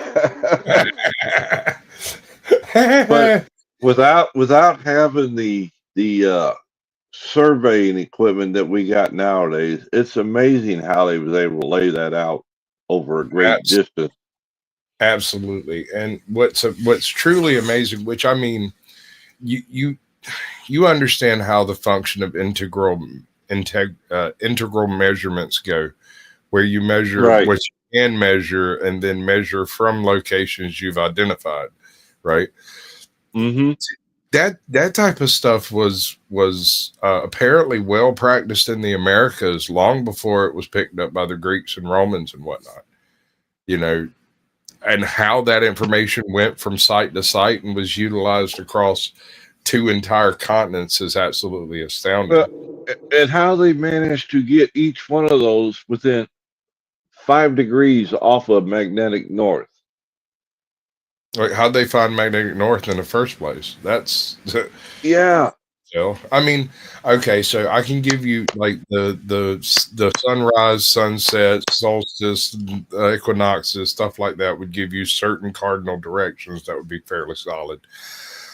But that doesn't really get it down to 5 degrees, though. I mean, geez, with a stick. Yeah. Essentially, I mean, I'm sure they may have had some other tools and whatnot, but to my knowledge, a plumb bob has never been found in a Native American site, a level, any of that. So how do you find level without a level? Cup of water, bowl of water, I don't know. Yeah, sure. I mean, I get what you're saying, and you're not necessarily, I'm not saying you're wrong, but then level and flat are 2 different things, and they're talking about a raised mound with a flat surface that raises from that flat surface, and it was sanded down to be dead flat for gaming. That's wild. And the big one, what would hold 100 people, over 100? Oh, on dude, the top. I mean, but see, a lot of people, they didn't realize how big that village or whatever you want to call it was. People just thought they were humps, natural humps in the ground. So you had farmers out there plowing around them, planting corn and shit. I'm talking about farmers with tractors. Yeah. They had no idea what those humps were. OG, are you awake? I think we lost OG a couple hours ago. Apparently so. I think I'm about done, bro. Okay, that's fine. It's like 4 o'clock in the morning over here. I actually have a... Yeah. Right. Earth to OG. Are you awake, OG? Orthodox. Yeah, I'm not seeing it. I'll hit him on Discord and see if he fell out. This still says Flow is live. Let me re-update some shit. Refresh. I'm waiting for see if he answers. I'll tell you real quick. Right. See what's I thought Flo quit a long time ago, unless he went live again. I was actually going to redirect to him when he redirected to me. Yeah, well, I mean, you hate it? Not really. I mean, I noticed it. It was like I was sitting here and I just clicked it and went back to talking, doing the thing, and then saw my counter go up from 25 to like 70. I didn't even bother checking to see who it was because I was watching his. I looked over and was watching myself. I was like, I know what just happened. Yeah, I'm gonna assume he's asleep because he hadn't answered me. So I'll go ahead and jump off. I don't know. I guess you kick him out. He'll figure it out one day. All right. Well, have a good night, sir. The only place I have to send people, unless y'all can tell me someone that's live, is Non-Fun. He's the only one currently live that I see. But he is doing a marathon, so y'all have something to do. A marathon? Crap. That's what it says. A charity subathon marathon. Something like that. Oh, he's trying to get more subs. Gotcha. I don't blame him a bit. And the only problem I have with Non-Fun personally is that he has no original thoughts in his head. All of his thoughts are derived from something he read somewhere or something someone asked him to read. And so that's all he brings to the table. If it's not in a data set, he doesn't get it. He has no firsthand knowledge. Right. And all of his is book learned. Oh, what up, Missing Link? Welcome in, brother. Long time no see. Scully Pop, appreciate you coming through. Mike, 23, everybody else, much love. Each and every one of you, like a brother and a sister. I'm going to go press some buttons. I'm going to go get me something to eat because I was actually planning on ending this several hours ago and getting food. Food is got sidetracked. It's the landscape. Sorry. Good news, though. We're going to have to move the party somewhere a little bit more private, but you're all invited. Lorenzo will give you the details. Yeah! But if I lay down and I play dead and I stay dead, maybe you'll get sick of being the